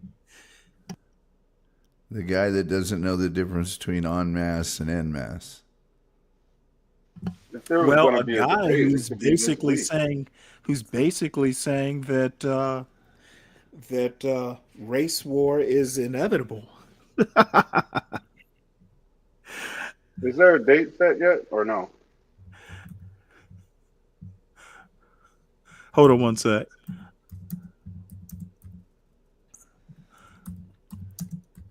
Hold on one sec. Let me type this. I can't talk and type at the same time, apparently. What the hell is Brady talking about today? John, Brady. this guy is taking this video that I watched or showed earlier where Arami Ose Frimpong is talking about how great small towns are. He lives in Athens, Georgia. So, he's pretty familiar. He's from LA. And he's saying, he's extolling the virtues of small town America. You can get books from Amazon. If you live near a grocery store, it's pretty good. So Be Brave has taken that point, and he and Bumpkin and Wicked are talking about the inevitability of race war. And, my point is that black people moving to a small town, he's saying if black people move to the small towns, there goes the neighborhood.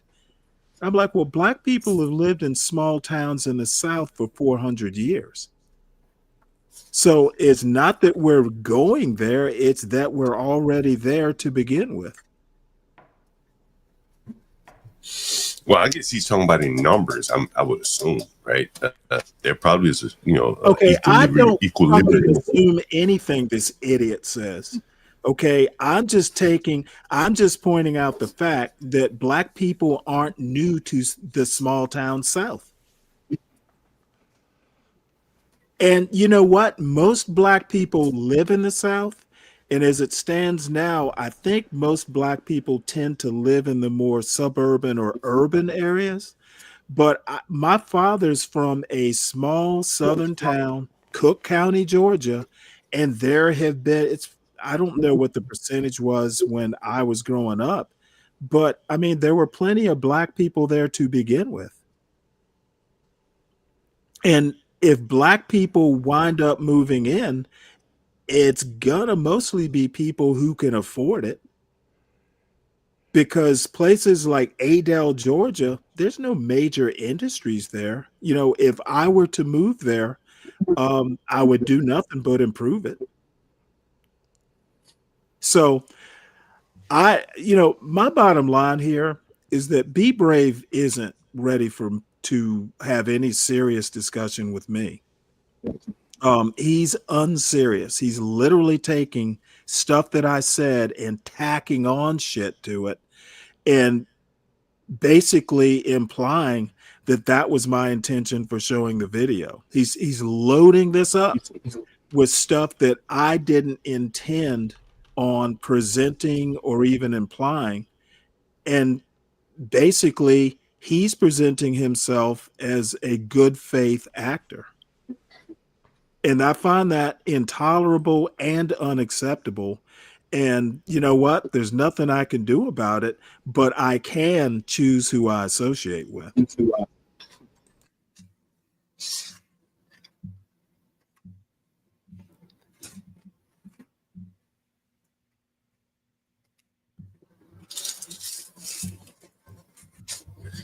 think it's one of those things, man. You can't control what people say or how they misinterpret you. Okay, I literally told you what I control.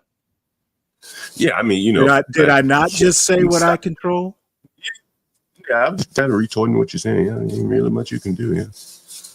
There's nothing much I can do except not associate with him.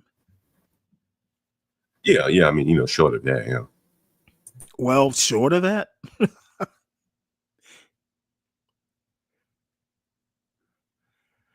But I'm just, even for Be Brave, this is bad. I mean, there is nothing. I didn't hear it. I stepped away for a bit. Well, you know what? You can watch it in replay, just like he's doing my show, basically taking my points and mangling them. Oh, is that what he's doing? Oh, he's watching. Oh, he's rewatching your play. Oh, your show. Okay, I got you. I see that. Oh, this is from earlier today. Yeah. I'm almost thinking I would rather him not show the video and just go ahead and misquote and take me out of context without the video.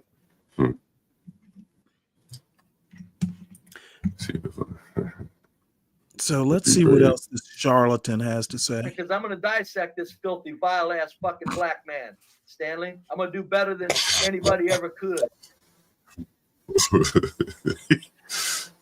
This vile ass black man. This is where you're gonna see the talents of Be Brave coming through. The talents of Be Brave. Watch, I'll blow the whole damn stream with my dumb computer. Making shit up is your talent. Let's do this. And do this. Tell you what, you're not going to see is a functional heater. Yeah, well, I'm not seeing a functional body temperature. There. Apparently, his brain is hypothermic because he doesn't seem to be able to think straight.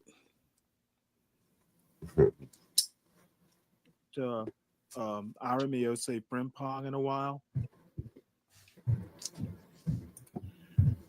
This particular diatribe is on quality of life increase in U.S. towns. I don't think Stanley meant diatribe. Stanley, I think you used the wrong word there. Buddy. That's No, a I word. meant I to don't use think you're accusing diatribe. Frimpong It's of called.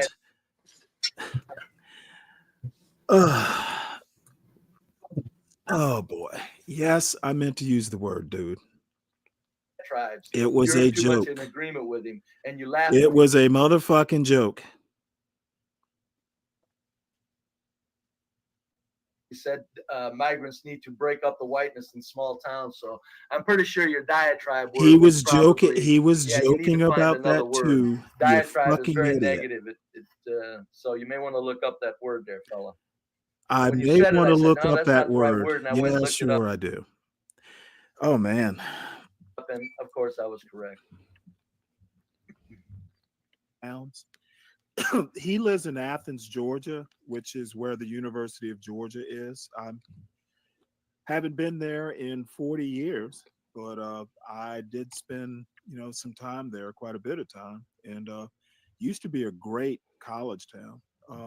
I'm sure it must still be. But anyway, he's talking about small towns. And then I'll just let him, go. I'll stop at some point and comment, I guess. And I'm going to talk a little bit about why small town America. And there's that buffering that actually I'm glad it did buffer now. Oops. America. My name is Amiose Frimpong, and I'm going to talk a little bit about why small town America, medium-sized town America, medium-sized counties in America are actually making good moves. And I think you can blame the internet because the internet is disseminating ideas in a way that makes people a little bit less parochial or a little bit less, I don't want to say lame, a little bit less bumpkin, the rubes, the very wealthy rubes.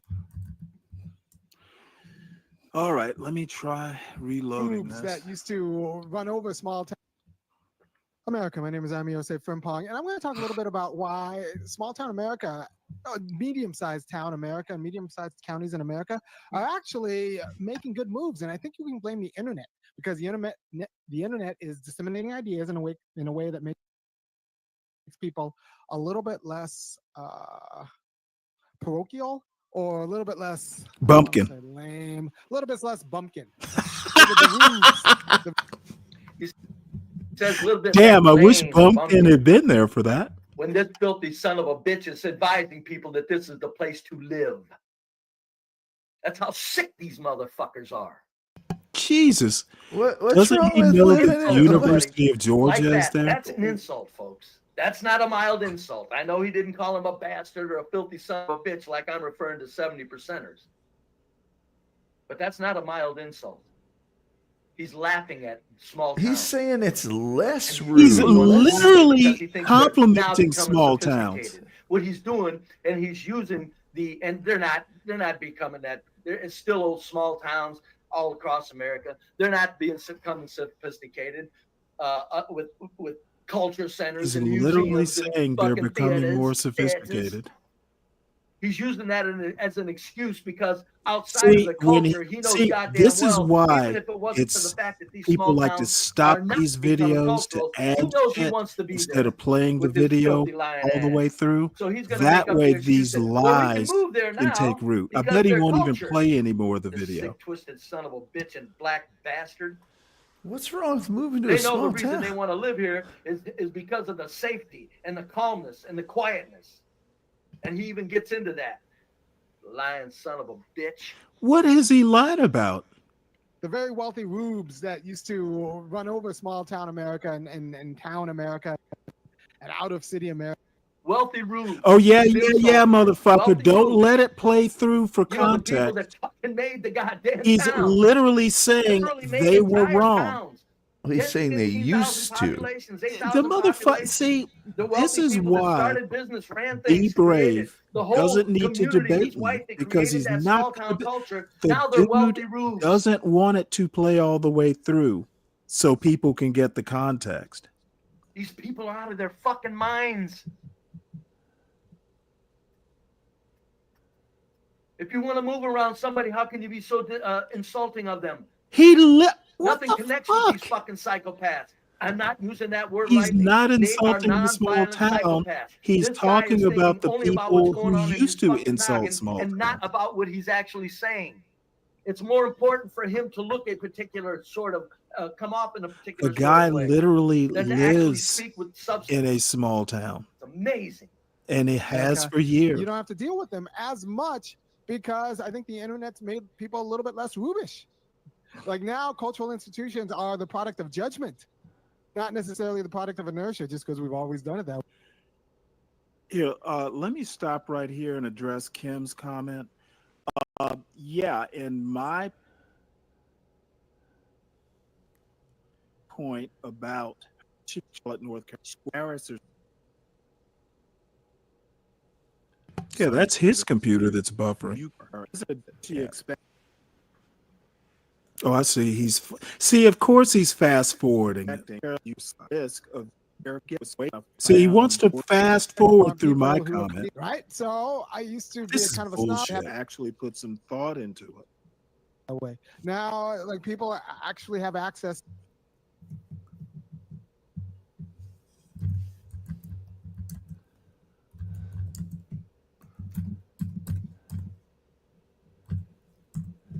To books and learning, right? So I used to be People now have access to books and learning.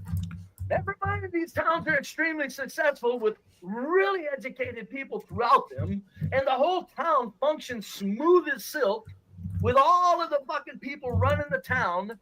Now he's going to advise, he's implying that they didn't worry about books or learning. Stupid, filthy motherfucking black son of a bitches. Goddamn motherfucking hateful pieces of shit. How stupid you got to be to look at a town that's been up and running for 100 You know years what? I think I can. I need to start setting these up so they can't be shared. I think I can do that. kind of a snob with respect to which kinds of American towns and cities I would live in. You know, I would want bookstores and I would want people who are comfortable with books. But now Amazon allows everybody to have. He wants people that are comfortable with books. If a town's up and running smooth as silk, you think there's people that probably looked into books once in a while there? Black fella? Mr. Think you're superior when in reality you're an inferior fucking race at this time in history? The most fucking destructive race on the planet? Not to mention black Americans who live like gods, and they're destructive. They're the biggest piece of shits on the planet. He's sitting here talking about people that have up and running fucking civilizations, cultures, and towns as if they need to learn. It's amazing. Let's go. Have access to books, so I don't need a bookstore if I want to get a book. I can just go on Amazon. And Oh, good. Yeah. In other words, everything's allowed. Yeah. Let's stop it every 2 seconds. I live in an all-white Let's town, stop it every 2 seconds so you I'm gonna go can back to the take it studio out of real quick to context. make sure that everything's okay, because I'm not. He fast forwarded through my commentary so he could get back to this guy and fucking take him out of context. This Am I being heard motherfucker over has there? no Everything's brain. okay? His talent is for lying.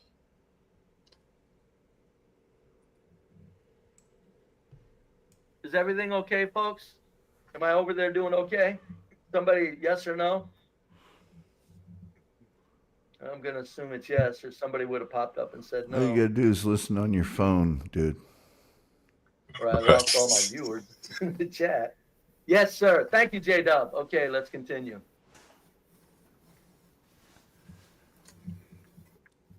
Let us continue with this fucking piece of human shit. One of the 70% of black Americans, 70% of black Americans are pieces of fucking shit. You sick fucking twisted motherfuckers. I'll be glad when the other races bond outwardly over anti-blackness. Outwardly. Pull the fuck away from us. Stay away from us. You filthy, vile motherfucking animals. You 70% pieces of shit. Man. My God, think of how the 30% get lumped into Is that he shit. aware how fast I he don't could think there's be any group of people I deplatformed feel for that? more concerned for in this No, country I than don't think the he is. 30% of Somebody black asked me people about because of what the about 70% striking his channel.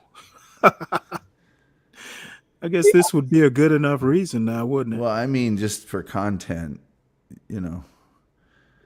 That's well, I don't think anybody in his actually taking audience is advantage going to of complain. No. infrastructure improvement. Certainly not the black and people they may there. want to bring in they all have libraries, bring in a new library. Man, they let Cynthia G go on forever about black male babies, aborting black male babies and stuff. So I don't think anybody. Oh, look, wants now Cynthia look, And CT he's is criticizing there their and he culture. wants a link. Not at all considering where the fuck his culture's at this time.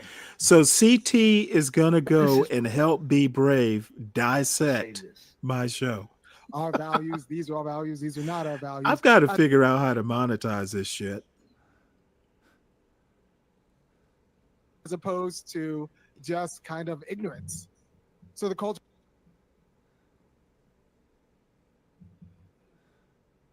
Diversity. He just used the word ignorance. He just used the word When referring ignorant, to the but old, describing small what, American you white town asshole? That ran for 100 years with no problem, and produced a lot of all these farming communities are producing Okay, the food for the Athens, fucking world. Georgia And isn't this a son of farming bitch is talking about community. It's a ignorance. college town. Do you understand what white people are up against, you white stupid motherfuckers that don't get this?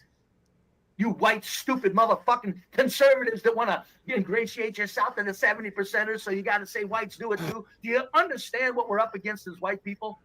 You think this son of a bitch is an abnormality? Did you see the son of a bitch in the Dunkin' Donuts on Judge's channel, pissing and moaning about bulletproof glass? And he was acting like there was no cause for it, and they were victims of it, as opposed to fucking the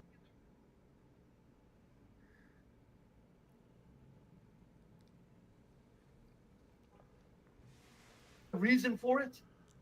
You white stupid motherfuckers that don't get this shit. God damn it, you people are fucking weird. White sick motherfuckers. Let's go.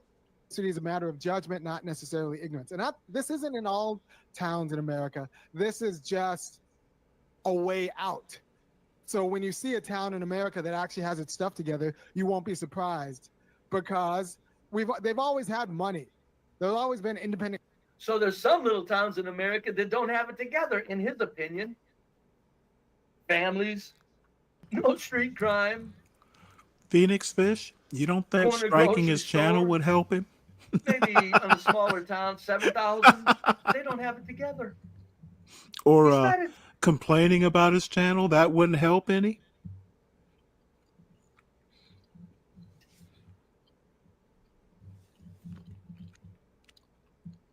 The towns that have it together, meaning there's towns that do not have it together. I think that's Be I don't Brave give a fuck typing. what I'm town not it is. typing. Go into Roz. an all-white town where they have a town and it's actually up and running. Athens, Georgia They is got it not an together. all-white town. I don't care if There are very goddamn few businesses move on all-white and leave towns in the goddamn South good portion of anymore. them meth heads. The meth heads aren't shooting up the fucking streets or carjacking people. They're not doing mass smash and grabs. They're not doing driveway robberies at gunpoint. The meth heads might steal a fucking bike or something. But say minus the last few years of development, those same small towns ran Tom, like smooth, like you like remember a the well-oiled song, engine for and I 100 can't fucking remember the years. exact name of it, but it goes, "Look what they've done to my song, Mom." Yeah. That's how I feel right now. Look what they did to my show, Mom. Well, I think part of the lyrics, it's by Melanie, and I think, doesn't it get into look what they've done to my brain, you know? Yeah, it's like, something about, I tried to do it right, and how could it turn out so wrong? Yeah. Oh, wow, this dude has just mangled this show.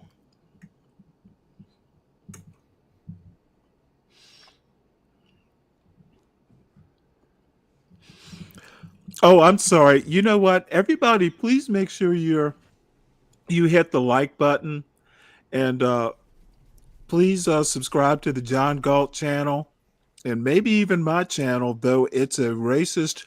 Apparently, it is a totally racist pro-black space. I do the occasional video essay, and please support the host. After this mangling of his work, he's going to need a beer or two. So hit the Cash App, folks.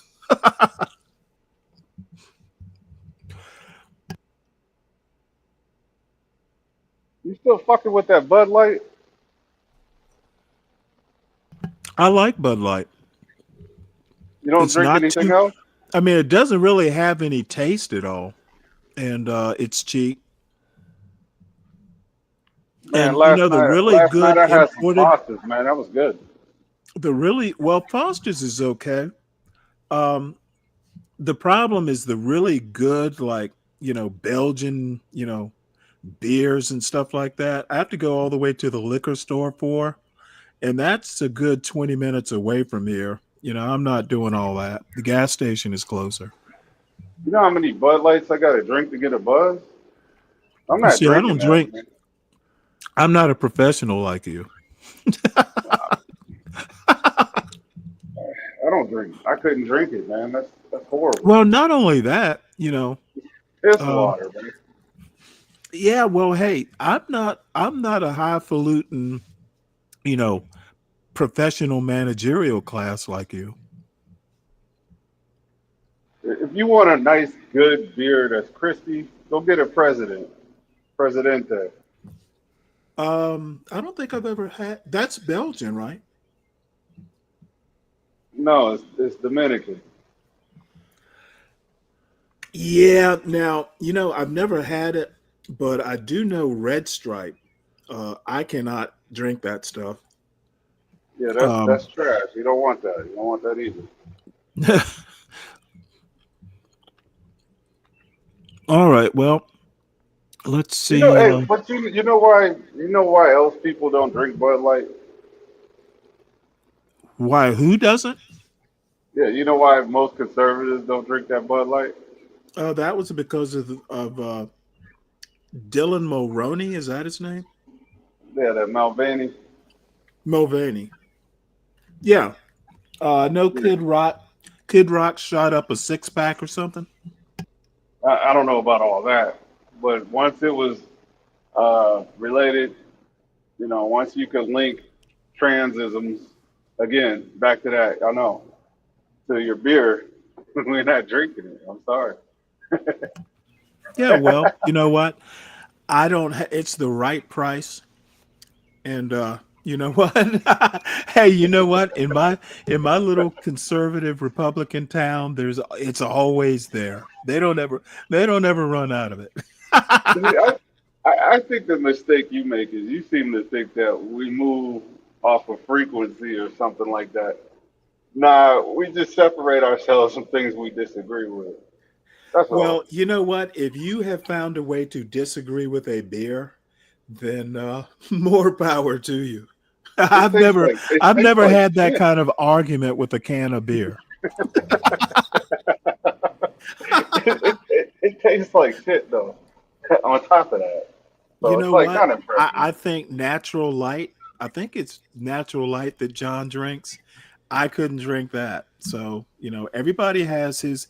As a matter of fact, when I was in college, there was a local brewery in Clark County, Georgia, Athens, Georgia, called Drury's. And you could literally, back then, get a case of it for $5. This is back in like the mid to later 80s. And what's better than that? If you kept the bottles, you could take the bottles back and redeem the bottles for like $1 or $2. So you'd wind up getting like a whole case of beer for like $3 or $4. And believe me, that was piss water. If you can drink that, you can pretty much drink anything. So I've had piss water, and Bud Light is no piss water compared to what I've had to drink. Yeah, What's up, T? You're here for your buddy Be Brave mangling my show. So yes, I need Bud Light money because I'm gonna need to drink a couple beers after Be Brave has butchered my perfectly. I even planned out the show, by the way. I spend a few minutes actually kind of mapping the show out, at least loosely. So he's just taking it and just run with it. Is he trying to get under your skin? Is that all this is about? No, he's been doing this. He'll listen to my show lurking in the chat. He's been doing it for months, which at first I didn't mind too much, but then it's starting to escalate. And then me, I'll go and trade barbs and just shit on him on my show. So he's basically taken it upon himself to do the retaliatory strikes.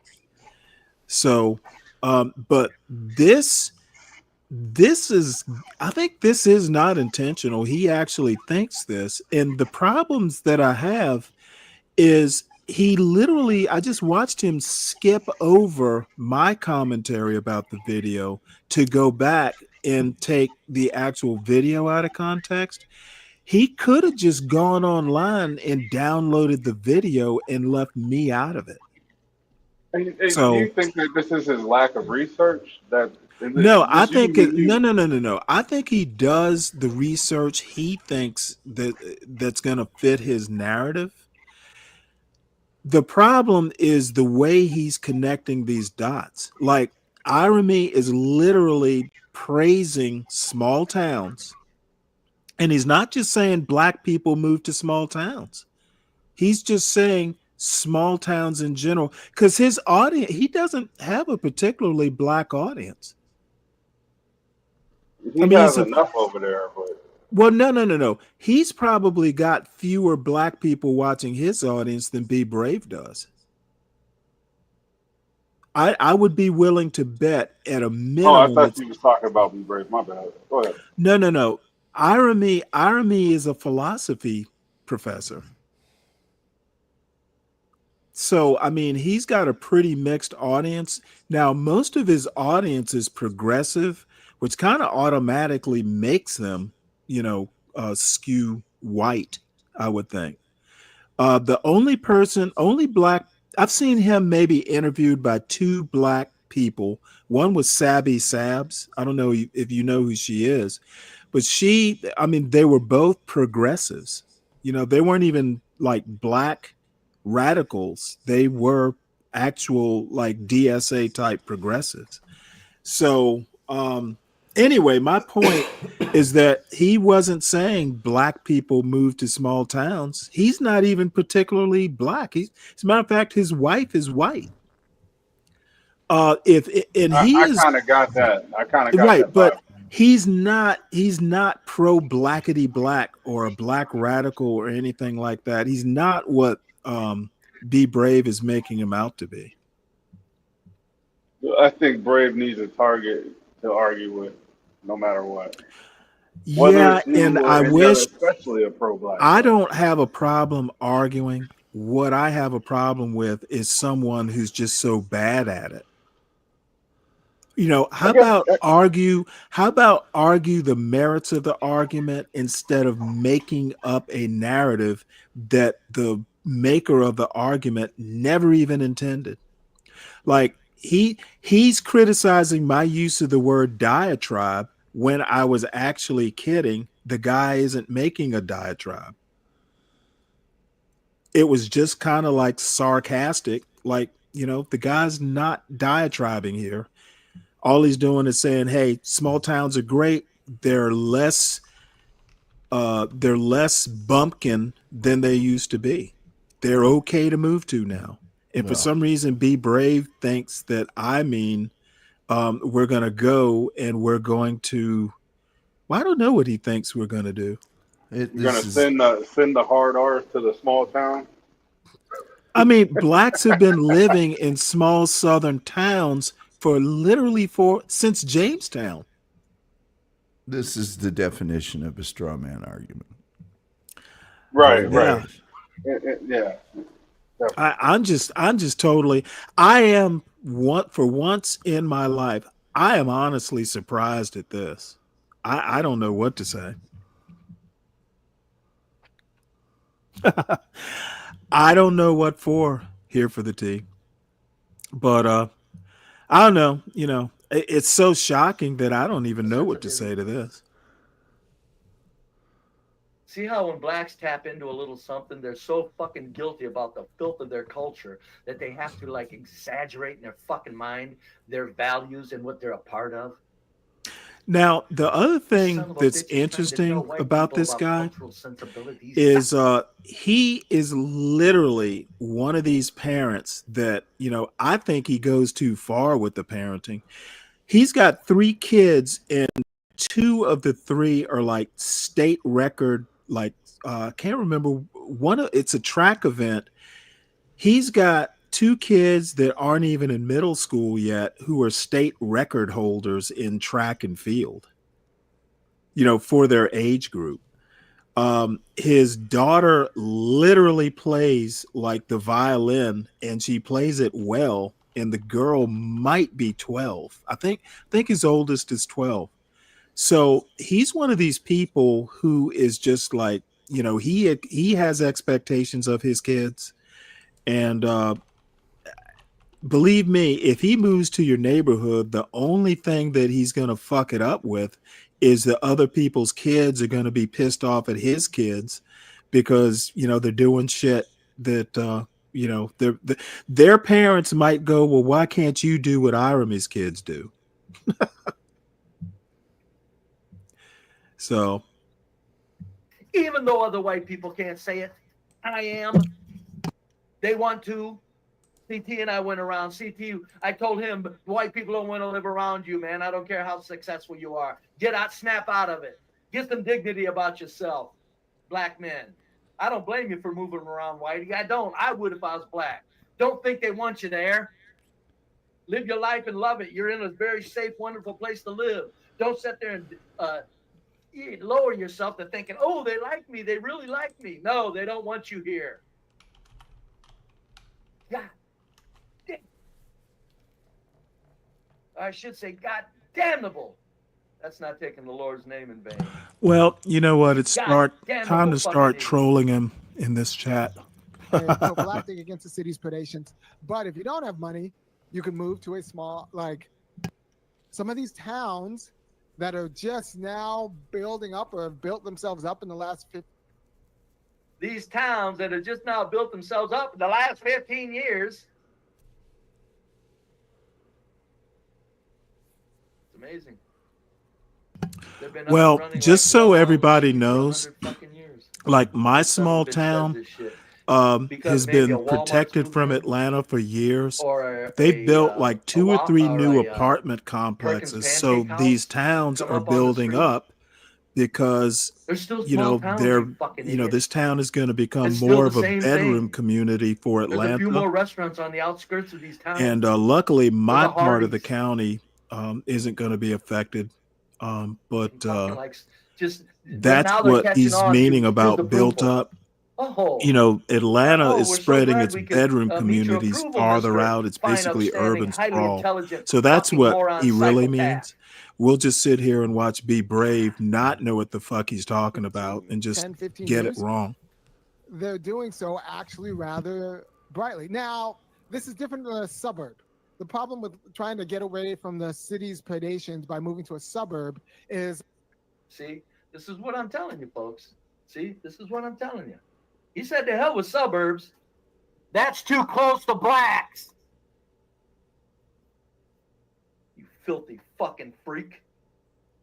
You son of a bitch.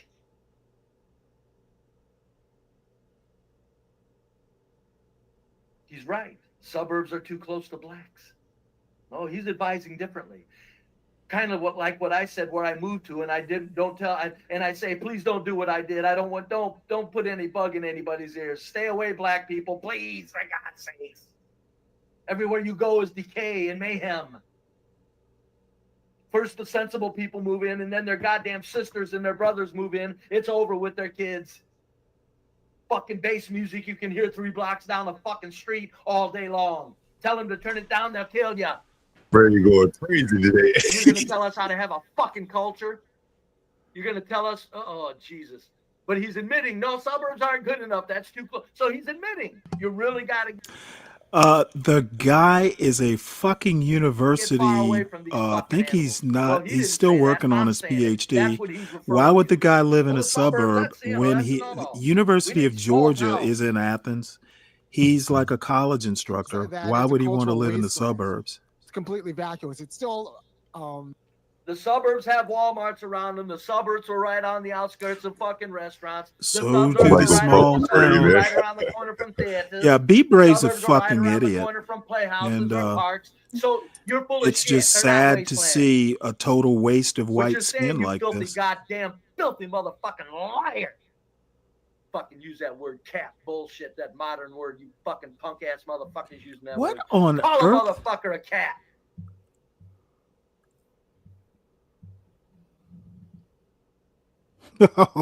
Now John Galt Liar. wants to go in Fucking there and liar. get That's in the on the word. You fun. use it. We should.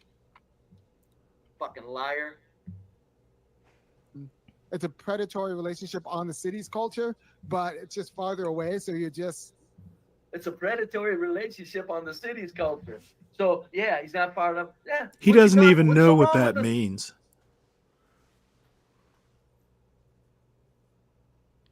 Shit, I don't know that I know. I'd have to hear it in context, but he keeps stopping it. City? What's the number one fucking thing wrong in the cities? I'll wait. Yeah, I'll wait too. Since I didn't talk about it. You fucking filthy fucking animal. There's God only one thing Brave wrong reminds with the me of city, somebody sir. else It's I the used to street listen to. violence that you blacks do. Gee, You filthy, who? vile motherfucker, you. He used to go in on black women though. It wasn't just blacks. He was a black guy. He sounded worse than him. He used to go in on black women. His name was Lil Big Nate. that's not real. Oh, he was good though. He made a distinction. He wasn't I'm talking just about saying actual cultural all. It institutions was that a are certain proper type. to that city because the city's invested in recreation and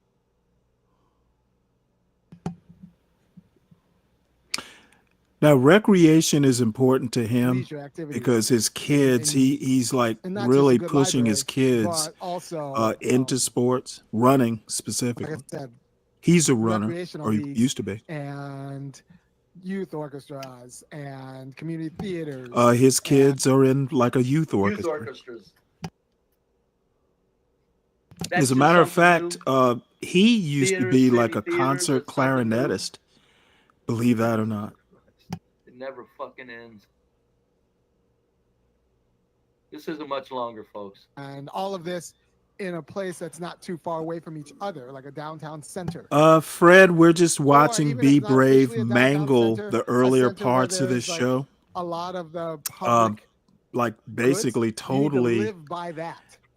I don't even know how to describe what he's doing, but he is actually doing a diatribe. By that, your Yeah. life in that town could be just as good as Stanley, I life got in to check out of here. I got a meeting. in All right. an Well, hour. Tom, I appreciate it. You've city, kind of except made this guy Except there's no black people. less toxic. It's- I look just how he's praising you were these here for towns. parts of the show, so you All know because of all of a that this sudden is they come up with nothing culture. like what No, I he's praising intended. them because he's Yeah, using the he's word he's culture having an as a argument with himself. euphemistic concept.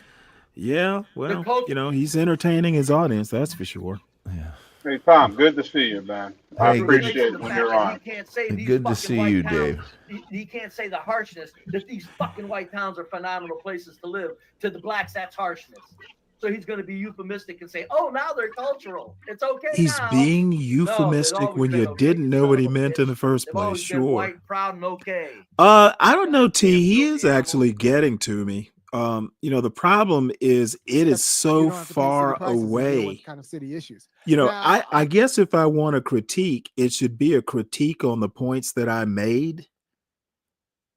And he's just basically off on his own little planet. And I don't even Folks, understand half of again, how I those don't are the city understand issues. how he's getting all this What are they? from Name me 20 nothing. city He's issues. basically making it up. Is it building codes you're worried about? You know what? Is it I ordinances didn't you're worried about? entertain him. He came and grabbed a copy of my show. He's reviewing Tearing up all today's big show, cities Fred. now. The Because early all the parts other of it, groups aren't doing it in the or streets. the middle part of it. It's blacks shooting up inner cities, you filthy bastard. I'm waiting on the part where Deal he with says city Stanley issues. said this or something like Oh, that.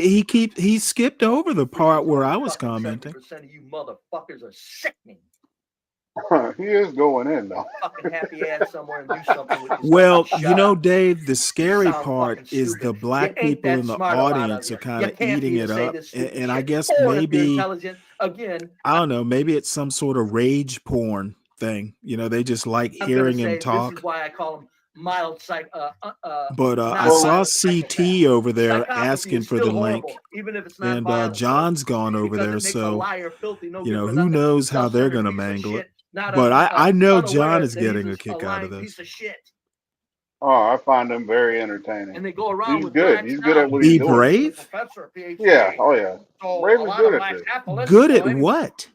You think he ain't taking advantage I of don't that? know. What would With you his what would you psychopathy to consider what pass he's on doing other than psychopathic Basically lying. well, there's a distinction that most people make It's that I don't I'm I not one of those haven't guys who goes, noticed "Hey, you should you move to make the same unincorporated distinction. blank. There's like these towns Well, what that aren't really distinction does towns he make that I that don't are make? so rural they haven't really I don't actually think gotten their act together to get the culture, he would to mind buy you the as a nice high neighbor. school, to buy the Like nice if you was his cultural neighbor, Oh institute, you no, wouldn't be the you know problem. what? all of those things. If I didn't Somehow watch they his haven't gotten show, their I wouldn't act mind together. him as a See, neighbor. everything's a failure Okay, if see, it doesn't meet this their is approval. this is the distinction Never that mind them I make. unincorporated areas have Okay, operated. I honestly think if you tolerate racists, you're a racist, or at least tolerate them without saying something about it. Now, if it's minor, yeah, you know, don't make a mountain out of a molehill. But I would not have a problem with him as a neighbor until I listen to this show. Then I would have a problem with him as a neighbor and wouldn't want to associate with him anymore. I wouldn't want my kids to play with his kids. As a matter of fact, I would probably consider moving. Like, why would I want to live next to a guy like that if I could afford to move away? So, in a way, he's creating his own little ghetto. Who the fuck wants to live? If you're black, who the fuck wants to live next to that? I actually think I have zero tolerance for racism. And, you know, the people who want to go, oh, well, of course, you know, if I'm at work, no. You know what? I would probably be able to overlook minor incidents, but, you know, this is not work. And you could argue that it's less serious, but I think my big deal is that I put this show together. I know what the intent was. I know what the message I was trying to put out was. And to have him hijack it for purposes of, you know, propagating his racist diatribes, I actually do have a problem with that. I can understand that. It's not a But critique. I would It's not want not a Brave. critique of what I did or the minuscule amount of work I put into it. He's just taking everything out of context and making it up. He's literally, it's almost like painting a painting. That's essentially what he's doing. But you know, the painting of the painting is totally different than the original. Right. And if he was in my neighborhood and he had the window down talking like this and I didn't know what the context was, yeah, I would definitely have a problem with it. I'd be like, hey, are you talking about me? Or, you know, I probably wouldn't even ask that part, but that would be being too fair to wonder if it was referring to me. But Yeah, well, you know, if someone asks me if the debate is happening, I basically don't want anything to do with this shit. And I don't care. I don't care if he and I could be good neighbors. I know he's a racist, therefore I want nothing to do with him. Well, I like my racism and out in the open. I don't like hidden racism. Well, I like if my racism has to be out in the open, I like it to be more eloquent. Damn, he's painting. He's doing good over there as far as eloquently putting it. I don't, but he denies being a racist. I guess he's saying a type. No, he's saying The 70%. he's saying, I mean, if you're talking about 70% of a population, It's the majority. No, he says basically he's criticizing the culture. And to do that, he's got to isolate it from American culture. And it's racist. I don't, this culturalist, it's almost like saying you're a race realist. It's just a fancy packaging for, old-fashioned racist behavior. I've had the same issues, but because I'm Phoenix black, Fish, you want to know racist. why mine is different? Because I've actually done the research over years of what exactly is a racist. So yeah, mine is probably more of a textbook definition, but I do extend it. If you tolerate a racist, if you encourage a racist, then you're a racist. Hey Stanley, why don't we condemn those who destroy each other? How come nobody's doing that part? What do you mean destroy each other? If you got people who are taking a particular thing and treating somebody like an outsider or whatever it is, that's not love. Well, then, how can we be mad at somebody who is not? How can we be mad at somebody who is not black, right? When they're doing the same thing. If we're not condemning those who are doing that. You're not condemning black people who are racist? Is that what you're saying? Black people who destroy other black people, we don't condemn them. Oh, you mean like kill them? Like you're trying to say black on black crime. Black on black crime, ill intention. Okay, so let me ask you a question. That. Why are you saying we don't? Don't these people go to jail? We don't. Okay, I disagree. You're the ones that do other black people the most harm. You and I will fundamentally disagree on that. I think black people who commit crimes, when they go to trial, they go to jail. If you haven't noticed, the majority of the black prison population in America is black. So somebody's talking about them. Somebody's saying, hey, they need to go to jail. Great point, Stanley. When they get out, they throw a party, but they don't. Okay, I don't give a fuck about. I don't give a fuck. I know. Okay, you can't have these visceral reactions after they have done their time. Wait on the point. Wait on the point. You are conflating two different. No, I'm not. Yes, I'm making a great point. You're stopping me from doing that. My point, Dave, and the point you were struggling to make, and now you're moving away from. You asked essentially, why aren't these people held accountable? And I'm saying they are. If they were not, the majority population would not be black in the prison, in America's prisons. So somebody's being held accountable and somebody is holding them accountable. Now, when they get out, that's a whole separate issue. I'm assuming when they get out, they have done a portion of what they owe society. Yes, and it's celebrated. Too bad. Do you want to control your son after you have been in prison for X amount of years, why wouldn't you celebrate?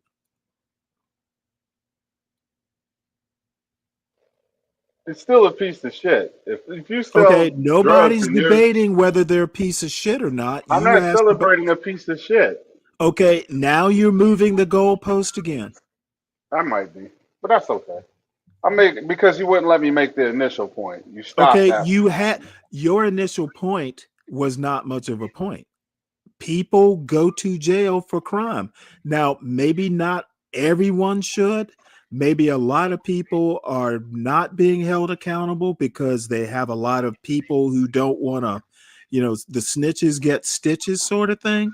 But the fallacy, it is a fallacious argument that black people commit crimes and do not suffer consequences. And I think the prison population, the composition of the prison population would support that somebody's being held accountable.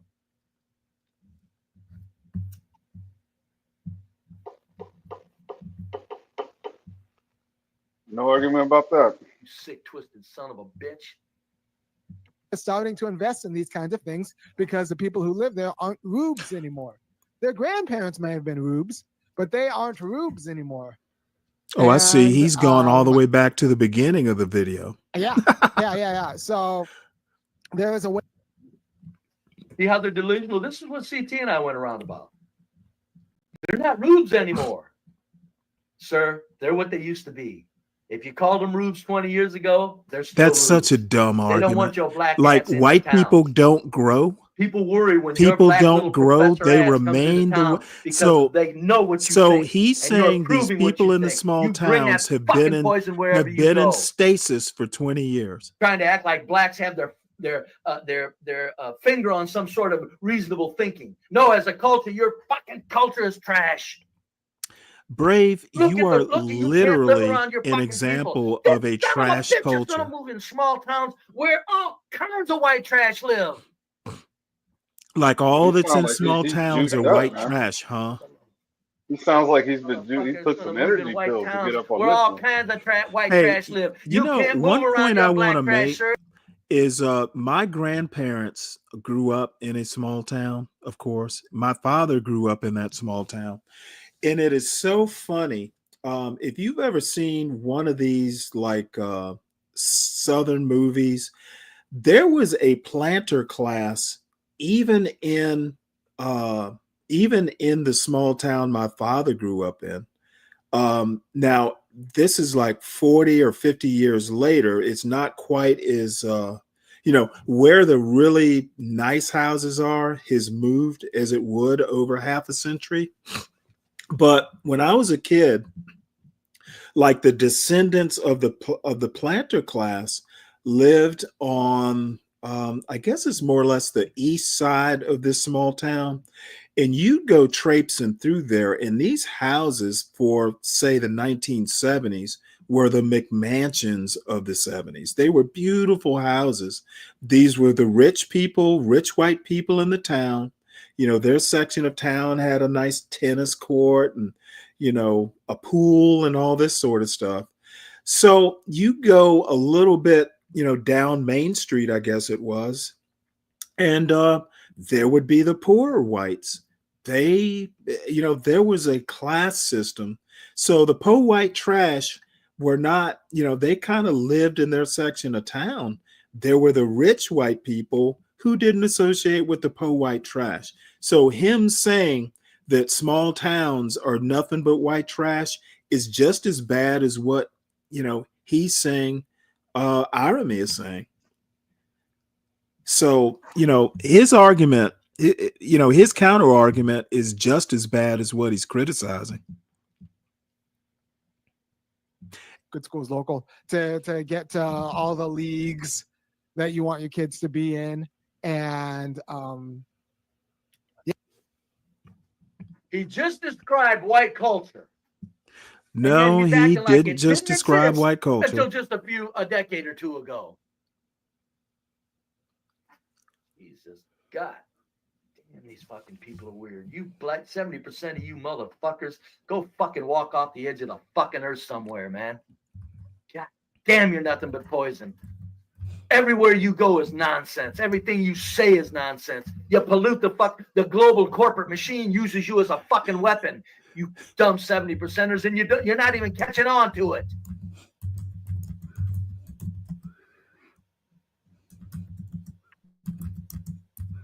Yeah, all of these things that you used to have to drive to, or you have to like go through an ordeal to get to. If you're in the city, you can get in a small town without the traffic and like within a mile, if you pick your town well. There are some gems of towns in here that haven't, like college towns are a big tell, right? But they're all gems of towns. But they just got that way just lately. Yeah, that's in the last 10 years or so. Now they're gems. Goddamn son of a bitch. You goddamn filthy motherfucker, you.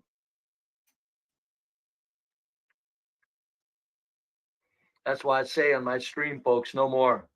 No more will there ever be anybody offering any stupid poverty shit as a reason for this fucking black fucking violent crime in the city streets. Because that's not about poverty. It's about their nuts.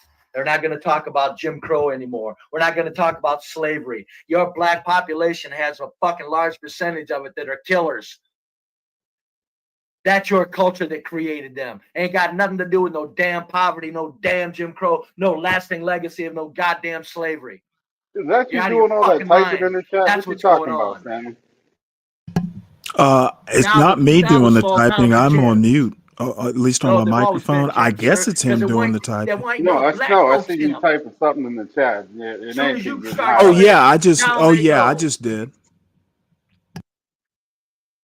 Oh yeah, awfully expensive. I There are other like towns that are going not over even and college trolling towns. him in his own chat. They've just over the last 15 years have realized the rich people Somebody in there asked me have to hit his realized panel, that it would be but better off for if they some actually reason he's built not up letting cultural John or institutions CT up. as opposed to McMansions. Yeah, you And know I'm the reason why they Brave have unblocked you, right? I hit the panel. I nice said, cultural unblock my institutions, homie. nice Free recreation Oh no, Stanley. communities, I appreciate nice it. like what you need to Any be help I happy can with your get. family, and functional internet and all that stuff. So you just have to look and find it. Now, like I said, they'll be Republican, and then As I look over into the chat, and Here for the Tea said he's measurable. Here for the Tea, the woman that has black language, she thinks she's kind of pretty, so she thinks everybody worships her because she's a rarity as far as attractive black women go. She's rare, so she's got power out of that, which is a shame because really, come on. And then there's She's kind of purdy. Fix Fish Hey T, talking his trash. hey, here for the Fix. tea. Are you kind of purdy? You agree with this guy, don't you? Here for the tea. You agree? Hear that, T? He thinks you're kind of purdy. Agree with this guy, don't you? You think my 70% is made up, folks? Yes, it's made up. Be brave. The 70% is made up. not going and they're not. Let me becoming type that in Republicans, his chat. But you'll just have to deal with that.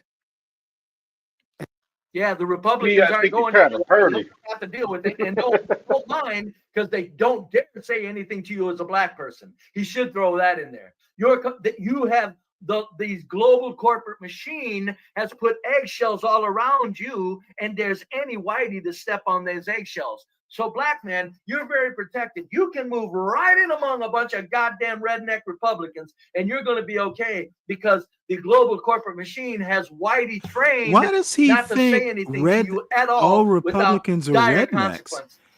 Okay, I can tell you right now. I went to the University of Georgia, which is in Athens, Georgia, which is where this guy lives, and I can tell you right now. The rednecks in Athens, Georgia, pretty much live on the other side of Athens, away on the other side of the city from the university, and mostly out in the county. The parts where the students live, as probably with any college town, there are townies, and then there's the college students. And in Athens, the two don't necessarily mix. They might. Now, again, I haven't been there in probably 40 years, so things might have changed. But when I was there, I can honestly say the only time I ever ran into, quote, townies is every now and again, we'd go to a bar or something, over on the, quote, redneck side of town. And the other place that I would run into them is when I was at the University of Georgia. The drinking age was 18, but Georgia did not sell alcohol of any type except in restaurants. They didn't sell alcohol at all. You could not buy beer on Sunday. So we would go over to Watkinsville the next town over because a friend of mine knew a bootlegger. So, you'd have to go out and deal with, the locals if you wanted beer on a Sunday because you were too dumb to get beer on Saturday to last you through Sunday.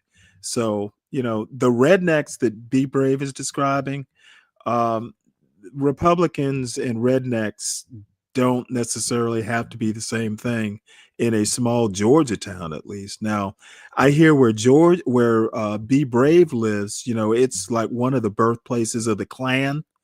So they might be the same thing in his state. Read something from the Frimpong guy. I hadn't heard that. I haven't heard much of him, Stanley plays. He is kind of a monotone, not a very, now let's see what John's gonna say. It's kind of hard for me to listen to, milk toast, but I didn't know he said that about white people. Something you were reading earlier. When Stanley played him a long time ago, and he made a bunch of stupid comments that were not near this sickening. This tops it off. The comments he made earlier was sickening in some of his presentations, and so I looked him up to see who he was, and this son of a bitch ain't nothing but hate Whitey. He's talking about he has a white wife. He hates all Whitey except for his wife. Man, that is amazing.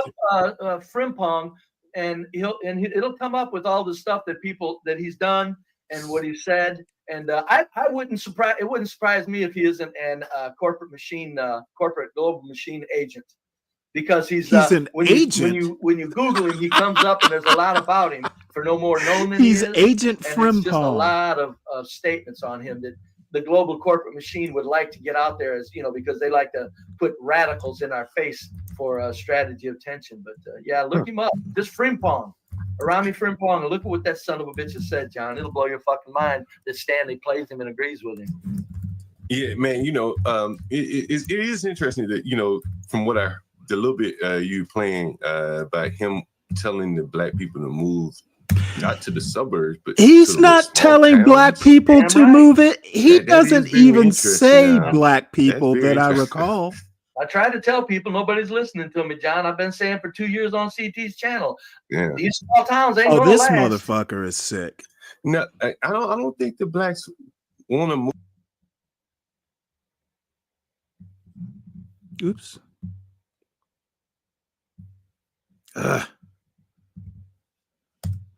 Here, I'm gonna have to reload this. On the owner. He blamed it on outside factors. It's not a terrible idea for you to show up over there. I damn near. Why? I damn near. Why not? You're talking about you want to monetize it. I really get in the mix, man. Well, you know what? The thing is, number one, I'm tired. I've been on for, let's see, 7 hours and some change. Going over and fucking with CT's just gonna basically, join at the hip. It's almost like one of those what are they? Almost like a transformer. As soon as somebody comes up to talk shit to Be Brave, these three guys basically join at the hip and form one big mega racist. And I don't feel like, fucking with a mega racist today. Let's keep them in 3 parts. I always like the one-man army, man. You're good at that. If they join together, they're going to be undefeatable. They're like a racist Decepticon. You got to think of it as like when you get jumped. Yeah, you might get beat up, but you're going to hit one of them real hard. You know what? This isn't worth it. I'm having fun. I can review their bullshit. And, at 8 hours, I'm quitting because you know what? I'm going to need some rest, and I'll need to read a book to cleanse my mind of this rhetorical filth. Yeah, burn some sage, all that shit. Because still love black. You know what? Burning sage isn't going to do it. I might have to burn a cross. Franchise has a bulletproof encasing. It would It's have been because nice. you are animals. It would have been nice. It would have been nice if he would have been The Voltron of racists. Alluded to the reason and kind of like put a little scold in there, like this isn't right, it's not good. But no, he's acting like there's just no call for it. It was weird as hell. And then you got the PhD professor. So you go from that moron to this guy that's educated, and you think my 70% is off, folks? Go ahead, CT. I think the other thing that Brave is neither one of them had a solution, right? Who the Like, fuck? Nigga could have said, hey, Who the fuck on we're this gonna get panel a has a hardest store to solution? keep the blacks from robbing, so they don't have to resort to The this. F on this John, that's exactly what I panel said yesterday. has Brave, there's this old solution. Negro that calls, and I didn't mean to cut you off, John. I'm sorry. Go ahead. No, I'm done. Go ahead. Brave, there's this old Negro that calls into the channel every day. He's about your age.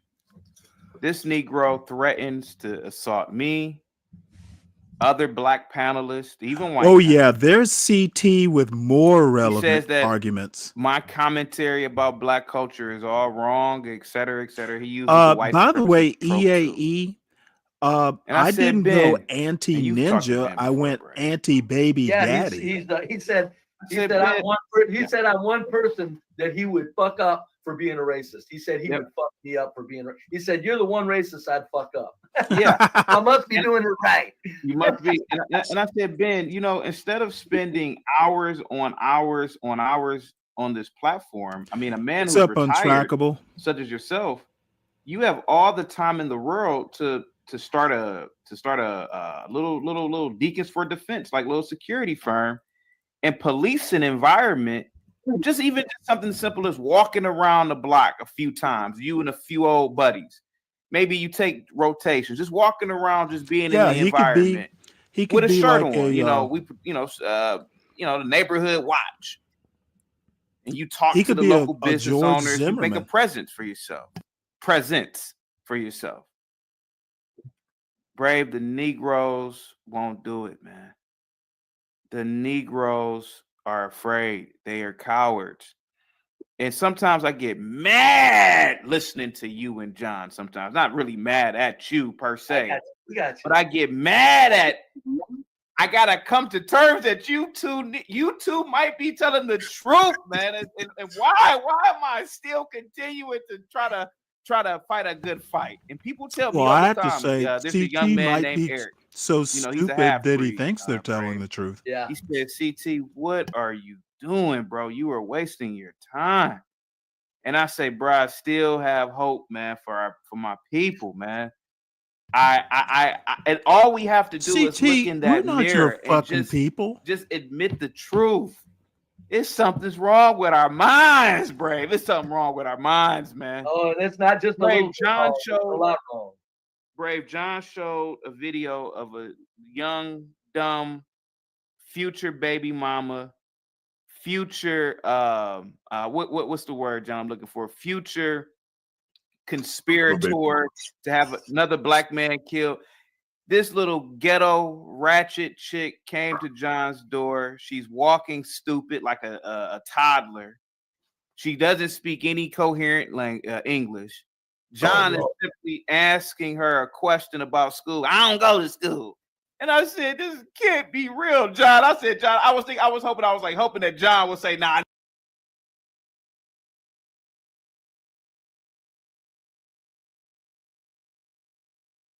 This all an act. Brave, it wasn't It would have an been act. nice. I seen that too. It would have been nice. It was John Turner real. says, "Oh, I'm only kidding. Hell, she's a 4.0 student." It was real. The girl didn't even understand that a passport was an ID, and not just that.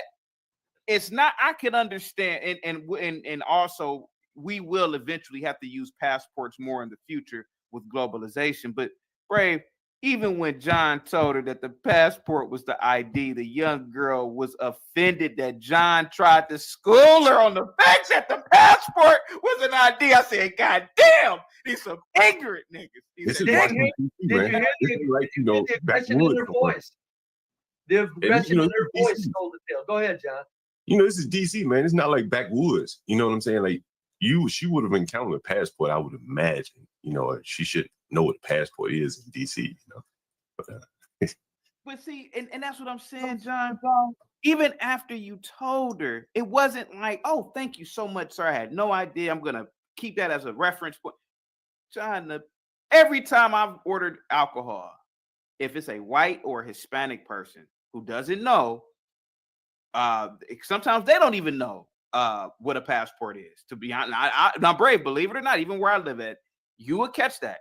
But it's always, oh wow, I didn't. Oh wow, I didn't. Well, it's not that they didn't know what a passport is. They didn't know that you can use it for the app.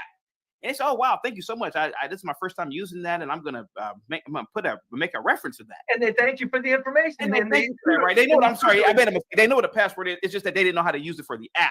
Right, and they appreciate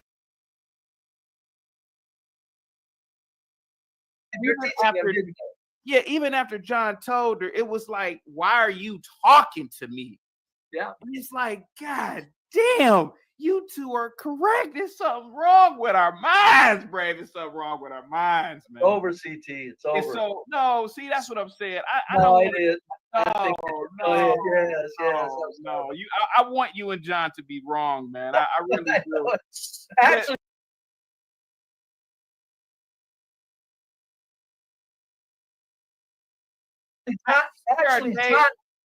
Actually, John and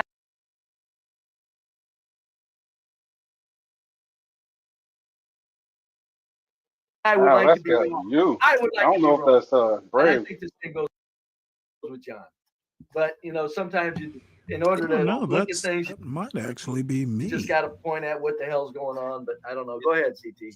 It's Brave. Before I start my show, man, it's over, man. John called in the other day. He said it's over, man, and it's over. Even the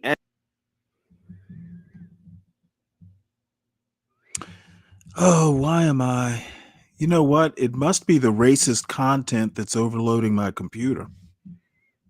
You got litter everywhere. You got racist RAM issues, abandoned buildings, high crime Yeah, my rate, higher than my the national RAM average. overheats. Why do you think they do it? And then the boy, now he may be some Negro that works at a little Amazon fulfillment center. Probably has a lot of criminal friends and shit.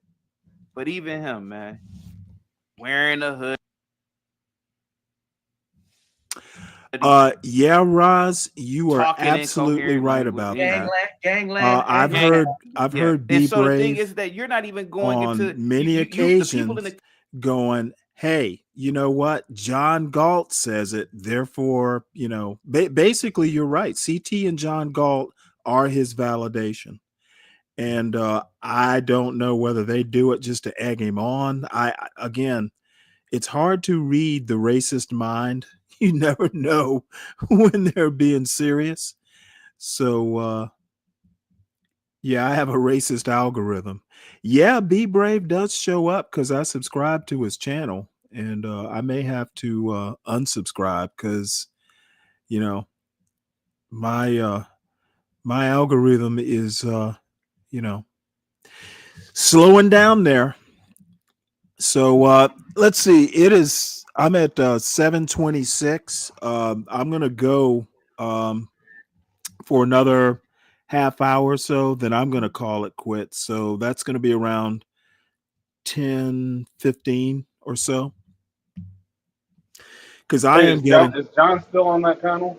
Yeah, he's still over there.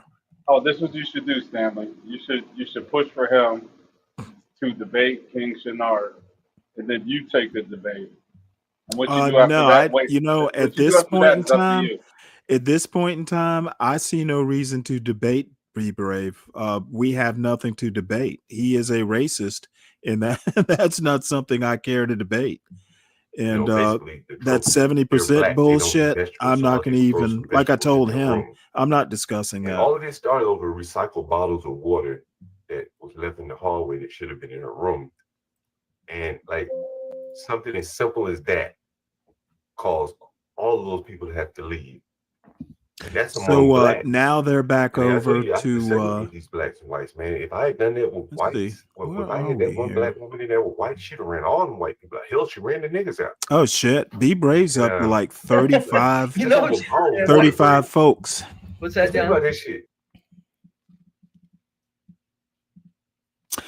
You know what, EAE? I actually, like yesterday, I started listening to the morning roast and then fell asleep listening to it. And I did actually wake up around 1 o'clock. So I got up, started prepping dinner, made dinner because I just kind of took my time because I had a couple I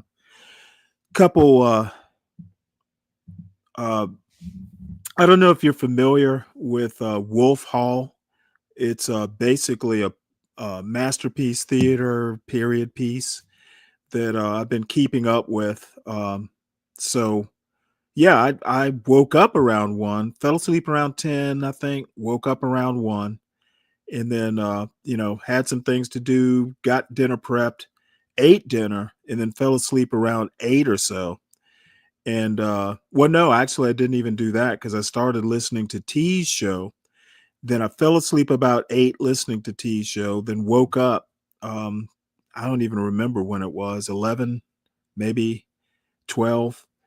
But anyway, I got up on her panel and pretty much just, stayed up on her panel till it was time for this show to begin. So I've actually been up for a few hours. So I deserve a rest. Let's see, Blue Chunks. I'd like to see the chaos of a panel with Be Brave John, CT plus Ben and Stanley. Yeah, good luck with that, whoever Blue Chunks is. Hopefully that's blue chunks like blue cheese dressing.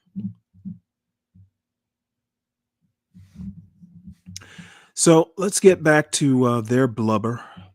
Anything where they work. I wouldn't even trust them to secure anything.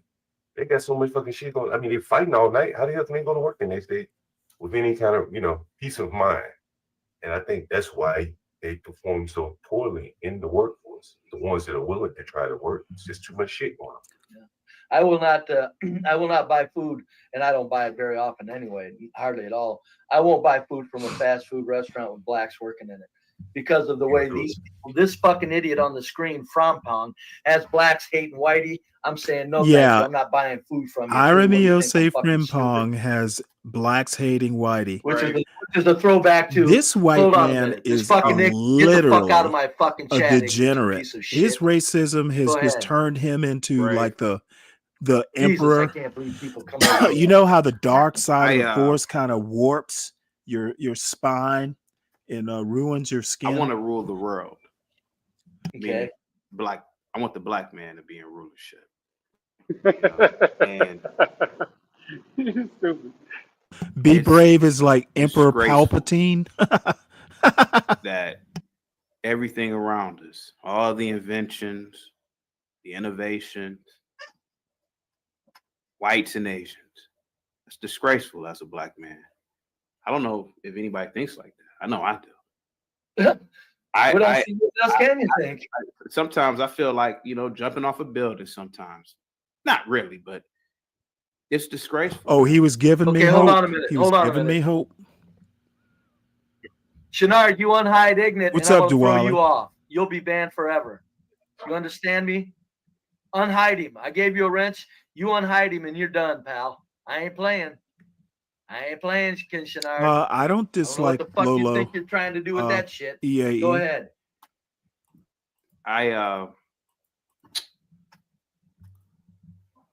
I'm sorry. I look at the major companies, industries,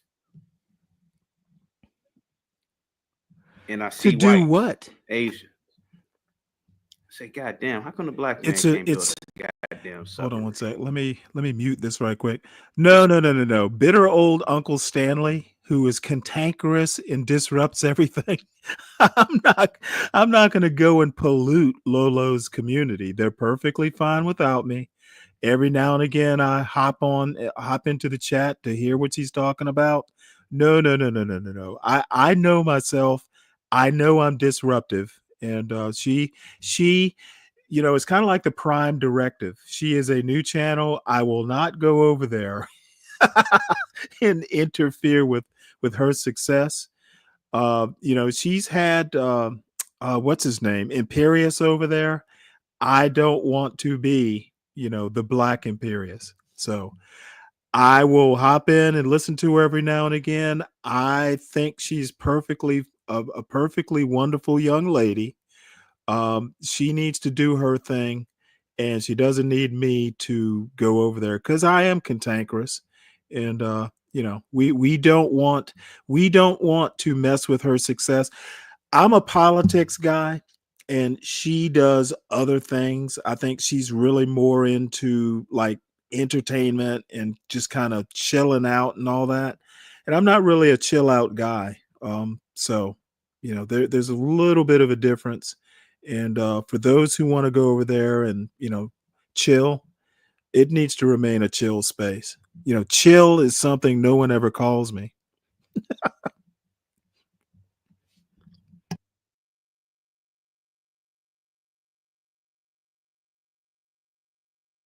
Chin check these animals, man. You gotta let them know who's in boss, man. You gotta. I've never had a dog before, but my friend had a dog, and I remember in high school we came home and the dog had shit everywhere, and my friend grabbed his dog and put his face all in the shit so that the dog wouldn't do it again. That's essentially what John was doing to that black woman. You gotta do it sometimes to them, man. You gotta treat them bad. You do to teach them. The woman doesn't understand the world, man. She doesn't. Here she is. She's arguing. First of all, the woman's arguing with the man. That in itself shows you the disorder and dysfunction. And what she was arguing about. Which video are you talking about, CT? The Which one video are where you referring to? the nappy-headed hoe was telling you she could get you a job at the Pentagon. The woman doesn't. I watched it, John. I said, it's an ignorant black man. I said, God damn. I was hoping that John would say, no, this is Saturday. So live from New York, this is Saturday night. But it never came, Brave. It never came. It never came. I said, this can't be real. This woman had kids and she's worried about she didn't have the money, she didn't have a car, she had all these kids all over. I'm like, God damn. And the fact of the matter is that your life may not be perfect, but the fact that she is being combative, like everybody is against her mentality. Top of the That's top. a black mentality, man. Top of the top. Can you hear me? Yeah, I can hear you. Okay, I just wanted like 20 seconds to go in on these tap dancing cones really quick. As you see here, we have a monkey in a tuxedo, which is CT. He eats bananas with his feet. He's a tether. He's up here. He said he wants to rule the world. He's literally Mojo Jojo. I think he said he was just kidding on that. He's Mojo Jojo in present time. Look at him. He's 2 feet tall. I mean, he's a hairy little monkey. Well, let me tell you why I think he is less of a problem than Be Brave. Be Brave literally took a portion of my show and totally twisted pretty much the whole thing out of context and just kind of came up with a narrative out of whole cloth. So I actually think Be Brave is a problem. Now, the actual problem that CT and John are doing is validating Be Brave's racism or racist behaviors. By being there, he is lending credence to Be Brave in front of his very loyal audience. Well, it's basically a hunky or a cracker, like I like to say, holding a monkey by leash, 2 leash, and the monkeys are dancing. They got their hats and their suits on. John got he's weed. He's a monkey smoking weed, and he dancing and talking about niggas and all niggas ain't shit and this and that and. Oh my! It's just such a disgrace. Brave is a coward. That's why his name is Be Brave. It's a complete enigma of who he truly is. He's a coward. That's why he named himself Be Brave and Think. He's been a coward his whole life. He hasn't thought his whole life. That's why he lives in a hovel. Where the bathroom and the toilet is the same place as his kitchen and his his house. He sleeps everywhere. Is the same spot. It's one room. Well, Okay. I kind of wonder who's leading who here and Who's leading? who's exactly the puppet master. Well, the hunky, of course, the dirty, stinking hunky, who gets no Okay. gratification Now, out of this, but to see niggas basically say what he feels and has been a coward and not been able to say his whole life. You get it? It's like, confirmation bias. And then you got some black faces up here speaking your narrative. It's like, it's like a mustache guy. right. This is Well, dirty Santa. EAE says here, I rock with Be Brave, and I don't think being racist is the worst thing a person could be. There are pedophiles, I assume that's what he means, and serial deleters out there. Well, here's the thing, EAE, and as many of you probably have heard me say many times, I tend to think uh, through a historical lens. Over the years, it's kind of become a habit. Now, I want you to think about the part about being a racist being the worst thing, and go back into American history and even world history. Racism has led to pedophilia. Thomas Jefferson, for instance, if he were alive today, he would basically wind up, before a judge because Sally Hemings was 14. And it was a little bit of a problem even back in those days. It's just that she was his slave. And, masters, property owners could pretty much do what they wanted to do with their property. Sally Hemings was literally 14 or so when Thomas Jefferson got her pregnant. So by today's standards, and there is a presentist argument against what I'm saying, but I'm going to argue that he was a pedophile.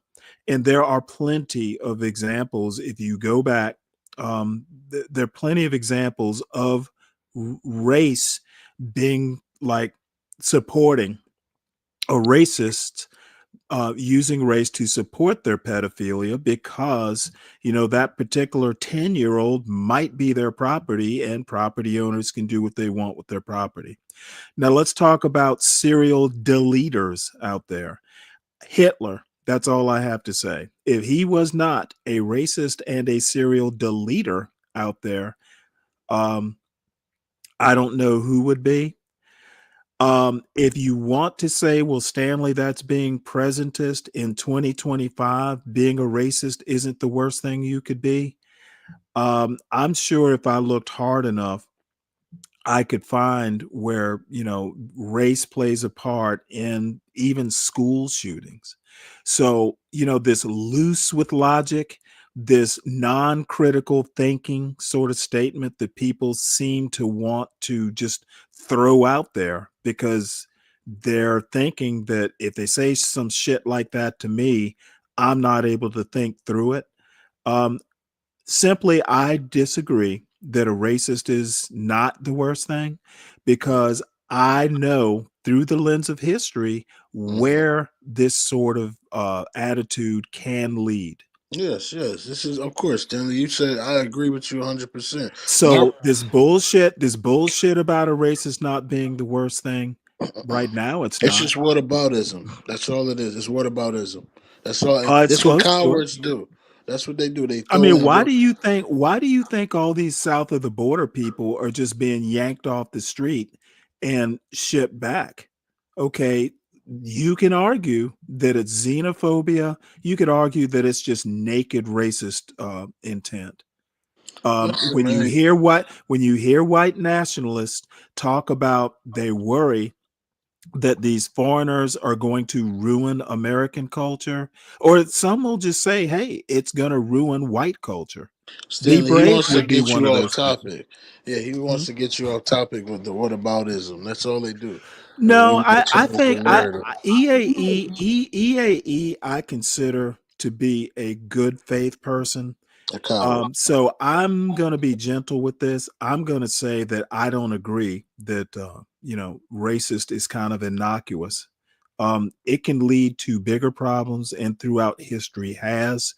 And I'm sure if I looked hard enough, I could find problems with that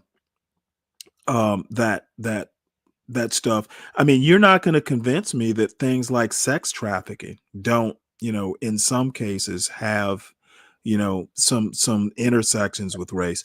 I Yeah, think you need to. I yes. think you need to be careful with statements like that. In my EAE. opinion, Stanley, everything that's evil, you have to be racist as well. If in my opinion, You know what, EAE? You know what? Many people think that Trump being a racist is not a big deal as long as whatever they want agenda-wise gets accomplished. That's one of the things. And I don't think Trump is the worst thing. Now, give him time, he may wind up being the worst thing. But again, America, when I say America tolerates racists, as long as they're useful, um, America's a racist country. And I don't care if it pisses people off to say that. I have ample historical proof. absolutely right. I agree with you. It's built on a racist foundation and built on Look, read the Constitution. built on the backs of blacks. And any of you Okay, and look at honkies, Diwali. You don't want to talk American culture with me. You don't know enough about it. I'm gonna be blunt. Uh, you don't know enough about American culture and American history to, challenge me with dumb shit like Jeffrey Dahmer was a oh my serial killer, God, but not a Stanley, racist. he's a Somalian. Come on, give him a No, no, no, break. no. I don't care about all that. Give He him a does. break. He is not fluent in American culture, so I'm gonna just leave it at that. Of course he's not. The guy's only fluent in bananas and apples and whatever Oh, he come eats on out now. of a tree. How are you not being a be brave here? How am I? Phoenix Fish? Be brave No. could never say that. If we solve racism, which will probably never happen, but even if we did, there are still problems. So I'm not I'm not naive. Yeah, Duale brushing his teeth with a stick. Like, come on, They these don't guys. they don't brush their teeth with a stick, do they? I thought it was Yeah, chewing a stick. these guys brush Or their do teeth they with chew it into sticks. like a brushy sort of thing? They brush their teeth with sticks and they use the sticks to clean their butts. Oh, that's right. You've been to Africa a lot. So Yeah, these okay. Somalians are animals. Okay. So, you might have some experience I don't. I've been to Egypt, but that's about it. Man, they use everything. Like with a dead corpse, they would use every bone, they would make cups out of the. It's unbelievable. You wouldn't believe it. They make all type of things out of the bones of their deceased.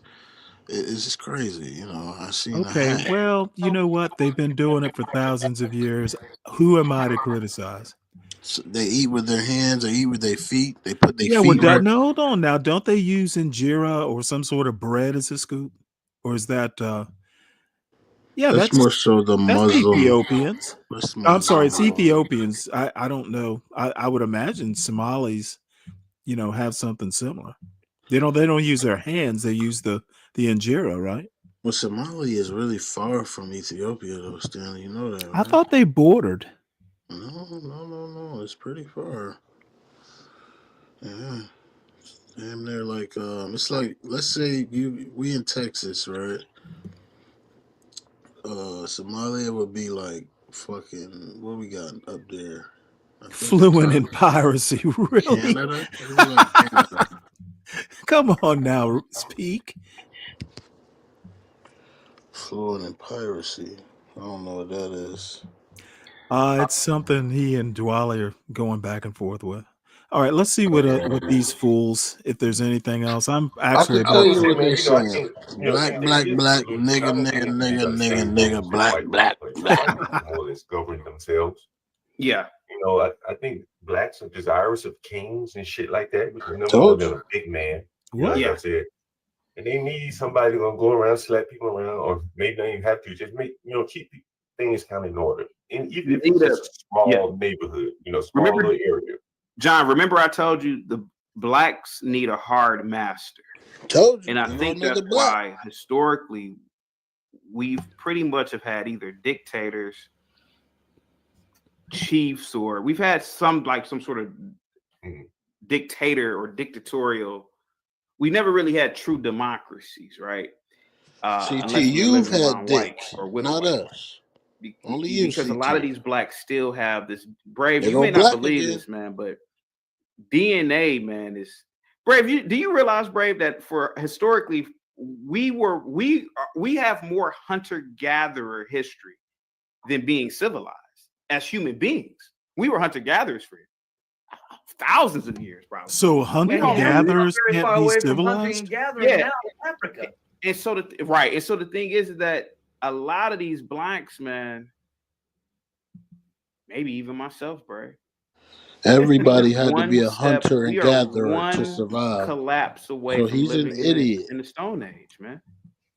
And Brave, I'm telling you, if the white man were to just Brave, if the white man were to Okay, leave the this planet, is Brave, why people like CT either don't know or don't want to actually be thorough. While Africans were hunting and gathering, have you ever read? Just take. I've been watching something called Wolf Hall. It's basically about part of the reign of Henry VIII. This motherfucker beheaded his first wife because she didn't bear him a son and didn't want a divorce. So what does he do? He basically forms his own church so he can divorce the woman and then eventually beheads her. Now, how the fuck is that civilized? That's in their nature. So, and the people who disapproved, like Sir Thomas More, who was so Catholic, he basically said, "Hey, I'm not going to bless this divorce, but I'm not going to oppose it either." Well, that wasn't good enough, so they burned his ass at the stake. I think I can't remember whether they burned him at the stake or whether they I'm trying to think now. I can't remember. But how is the reign of Henry VIII, while Africans, of course, by that time, um, um, I'm pretty sure the Portuguese had already been down to Africa. As a matter of fact, slavery had probably started by that time. Slavery started in the 15th century, roughly. I mean, European, slavery, but the enslavement of Africans. But all I'm saying is that CT wants to praise a culture where a man who wanted divorce because a woman didn't give him a male son beheaded her. But he calls that civilized. That's a culture of men that like wearing wigs and they wore Okay, all heels. I'm saying, I That's don't just care about facts. any of that. It's facts. I'm basically saying I'm questioning what CT calls civilized. Victoria's Secret was made for men. That's for those people. Just a fact. Google it. So these are the people he praised. He don't know that. These are the boy lovers. He doesn't. But Right. Well, all that aside, all I care about is that CT has no clue what civilization is, and he actually kind of reminds me of Trump in a way. These and in politicians in what general, way? politicians depend on their voters not being able to think critically or know much at all. So while he's calling hunter gatherers who tended to be fairly passive, they didn't go around killing each other because a lot of times they were family or very close knit, maybe clans. So the hunter gatherers weren't going out beheading their wives because they couldn't give them sons. Savages. This is who we. This is. But this is a guy who claims to be smart. Yeah, he has nothing with Trump. Only thing they got in common is like he's probably the size of Trump's shoe. Like that's about it. Okay, I'm not comparing physical, I'm comparing mental. I'm saying his whole body. Either CT's not very bright or he doesn't think his audience is bright. His audience Because being able to think through the notion that hunter gatherers aren't civilized compared to the English kings. I mean, European royalty were number one inbred. They tended to intermarry, and Yeah. they were beheading people and fighting crusades and just all kinds of atrocities. Yeah, say white king. Say white king. John and CT, they will. You know what I don't get about them? They'll never say nothing about a white motherfucker. Okay, And well, they I don't did care it. about any of that. To be honest, I had an argument with well, I wouldn't call it an argument, but a discussion where I'm trying to figure out why we even care about half the stuff, at least conservatives, black conservatives, the anti-blacks, why they care about half the shit they care about. Just the golden rule plus mind your own business would probably eliminate 3/4 of all the issues they bring up on any given chat or any given panel. I agree. What's up, Gary? How you doing?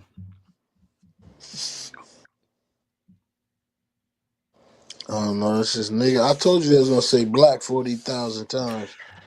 So Let far, me give you one example here. Now, this guy is basically saying Lolo talks like a man.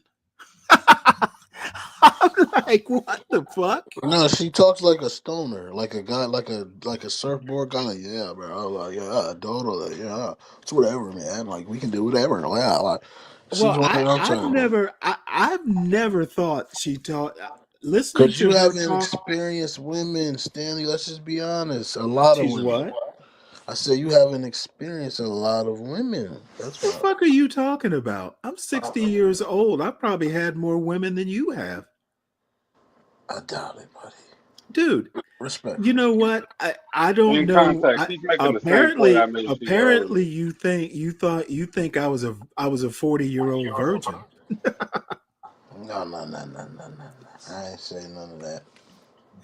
Okay, I've probably my most physically stunning girlfriend. Well, I've had two of them actually, who were like physically stunning. You go walking down the street, I've had three of them actually. They stack like horses, or No, one of them was a 6 foot tall model quality black woman.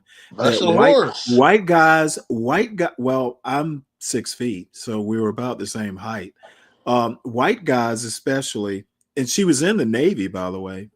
White guys would just fucking quake when they saw her.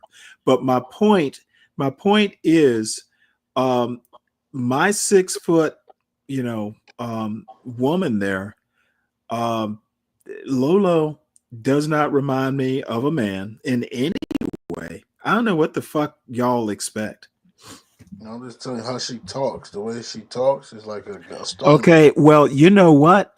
The way she looks it does not remind me of a man. No, she don't look like a man at all. Okay, well then, what the fuck do y'all want? Y'all aren't fucking her, so what do y'all care?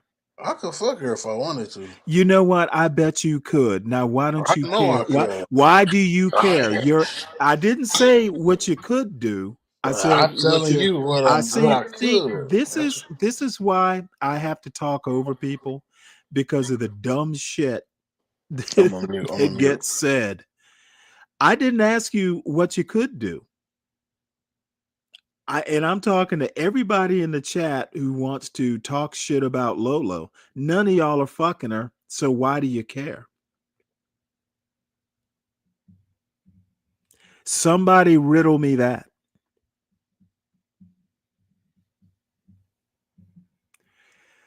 All right, well, let's see what the other fools are saying.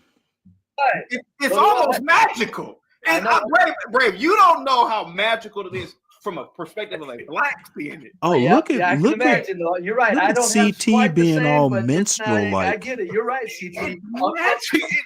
From a black man's point of view, it has to be something to behold. I'm the Negro whisperer, but I think John is the Negro wrangler or something. Like Jesus like Christ. you know, Brave. You know, and let me know if I'm talking too much.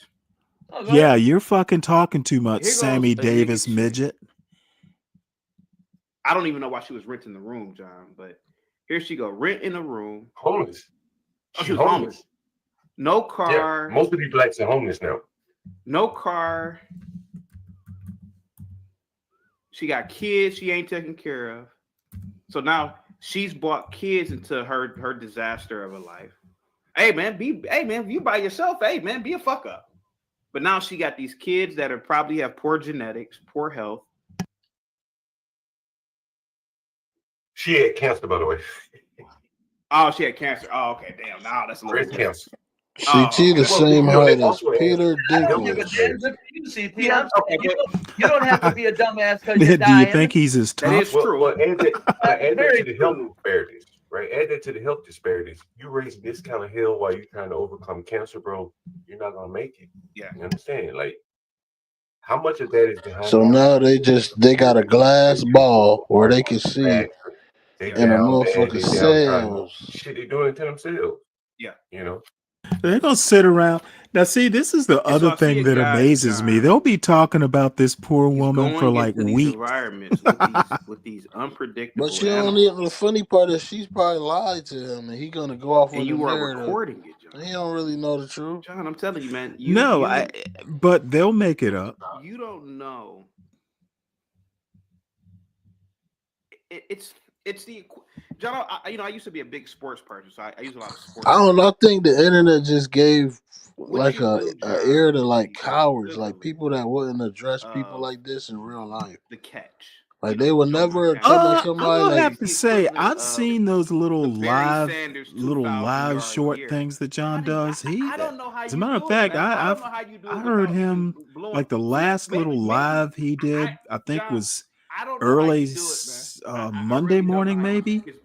Yeah, And, John ain't never told nobody using filthy, stupid nigga. Oh He ain't no, never. I'm pretty sure he probably has. I ain't never heard him say that to somebody. I saw a short of a live that he was doing. He was fussing at somebody. And the cops were there. The cops basically told him not to say the N-word. And he's like, "What do you mean I can't say the N-word?" Well, shit, that don't count. Stanley, the police, that don't. I'm saying face Well, to the face. police aren't going to be. He's the property owner. He can say what the fuck he wants to say. They weren't there for him. He can say what the fuck he wants to say on his own property. But you can say what you want, but you still got to deal with consequences in real life. That's what I'm saying. Well, that's it's like true. For people don't understand the propaganda they press. It's some people that's not smart enough to have discernment, and they're gonna go in the world and say this dumb shit, and they're gonna get themselves hurt. And I just noticed it, like it's old niggas who promoting this dumb shit. It's old niggas, like I'm like, you niggas is old and y'all promoting like the negative, but you never lived that life. You don't know them people. You deal with the bottom, like you deal with you literally renting out dresser drawers to homeless people, and you up here talking about the. It's just not. It's not very professional, and Okay. John for John, but Ignorant. CT's a coon though. Ignorant, you're not going to get one iota of an argument from me. You are absolutely right. There is nothing that you have said that I would even remotely disagree with. I'm gonna go on mute. I'm sorry. I'm talking to. Oh no. You know what? I'm as a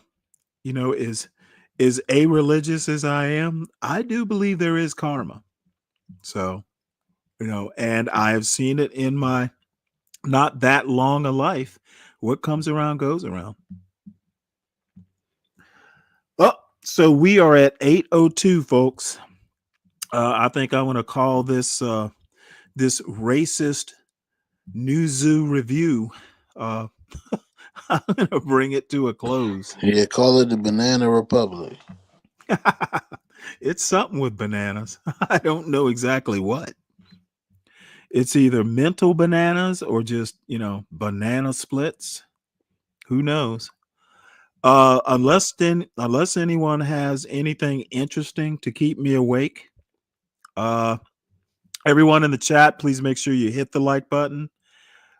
Please make sure you subscribe to the John Galt Urban Landlord channel. Make sure you subscribe to the Stanley Cross 6000, my channel. You know what? I'm not gonna force everybody over to Brave. I think I'm done with Brave for the day. I just hate to see stuff that I actually probably spent maybe 20 minutes on, get mangled to a point to where there is literally nothing that Be Brave said that was even close to my intent or what I said. The most amazing thing is once I started speaking, he would literally fast forward through it. Because there's nothing that I said that would even remotely resemble, his takes on it. But anyway, so we go. Yeah, my last words are salute. Everybody hit the Porsche J. What is Be Brave? Oh yeah. Yep. Can I get my I forgot. Make sure that you hit my Cash App, sometime towards the weekend, because I will need libations, and I may not even drink the beer. I might just pour it on the ground, just so I will do Better that some. way if you're I will drinking do that some fucking Bud Light, religious man. ritual for the healing of human beings, so we don't produce any more Be Braves. At least get some Heineken I over there. Shit. want humanity to be a one and done with that type of human being. Yeah, You water the subscribe. flowers with that piss water, bro. Subscribe to Igni Oh, TV. you know what? So what if it's piss water? It's good enough to drink, and it's at a good price. Come on now, Dave. Stop being such a snoot. Now I bet you put a poke a hole in the bottom and drink it from the bottom. That's called shotgunning, my son. And quite Damn, you frankly, won't what get I drunk like are beer bongs.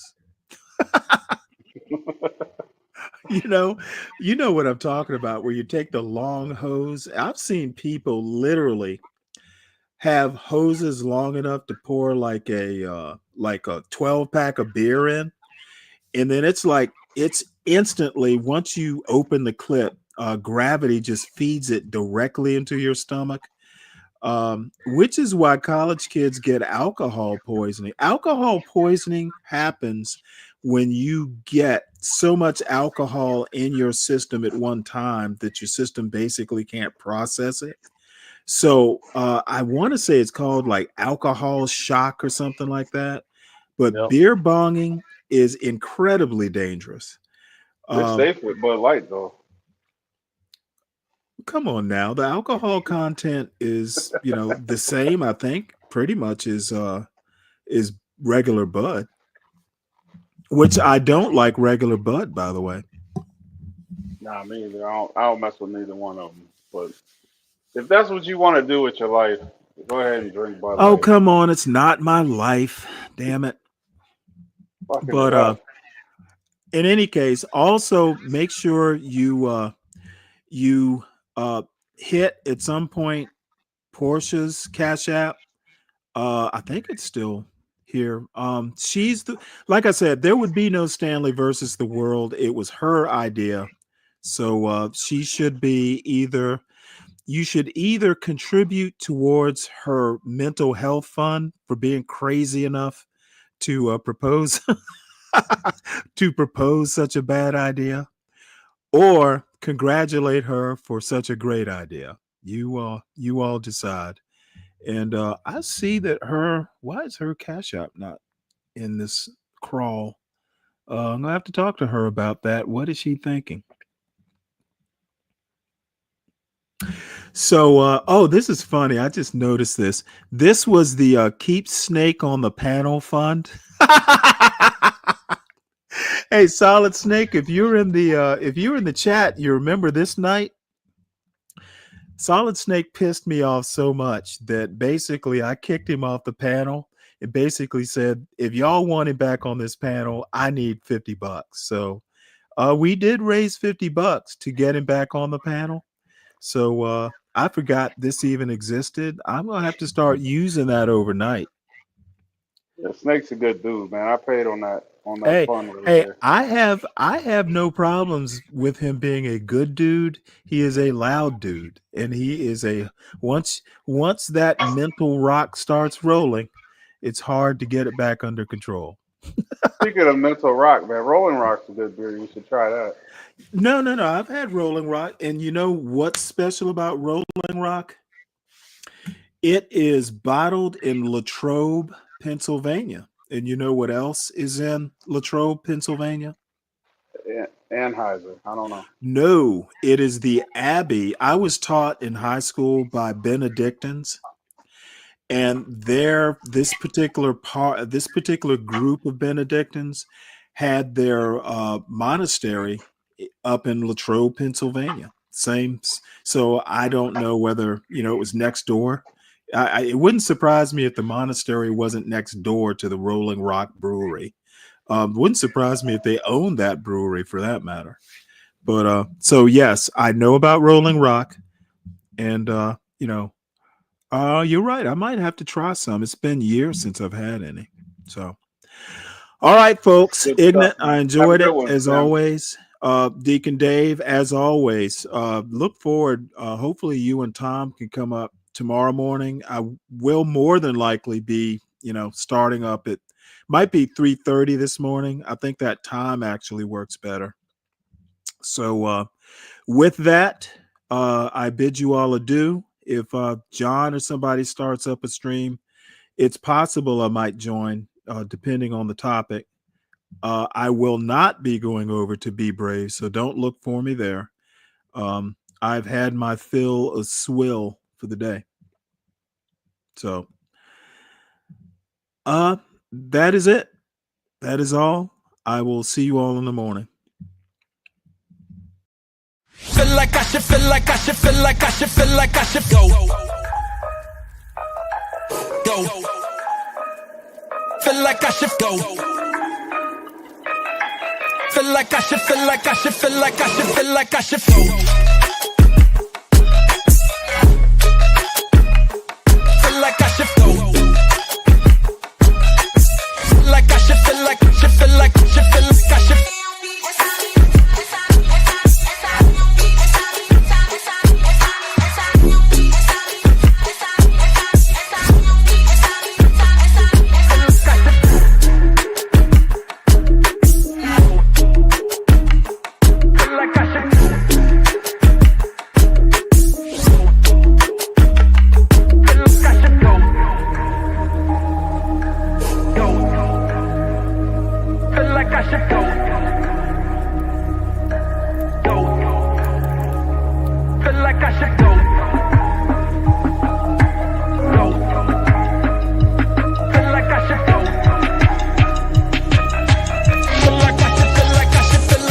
Feel like I should go.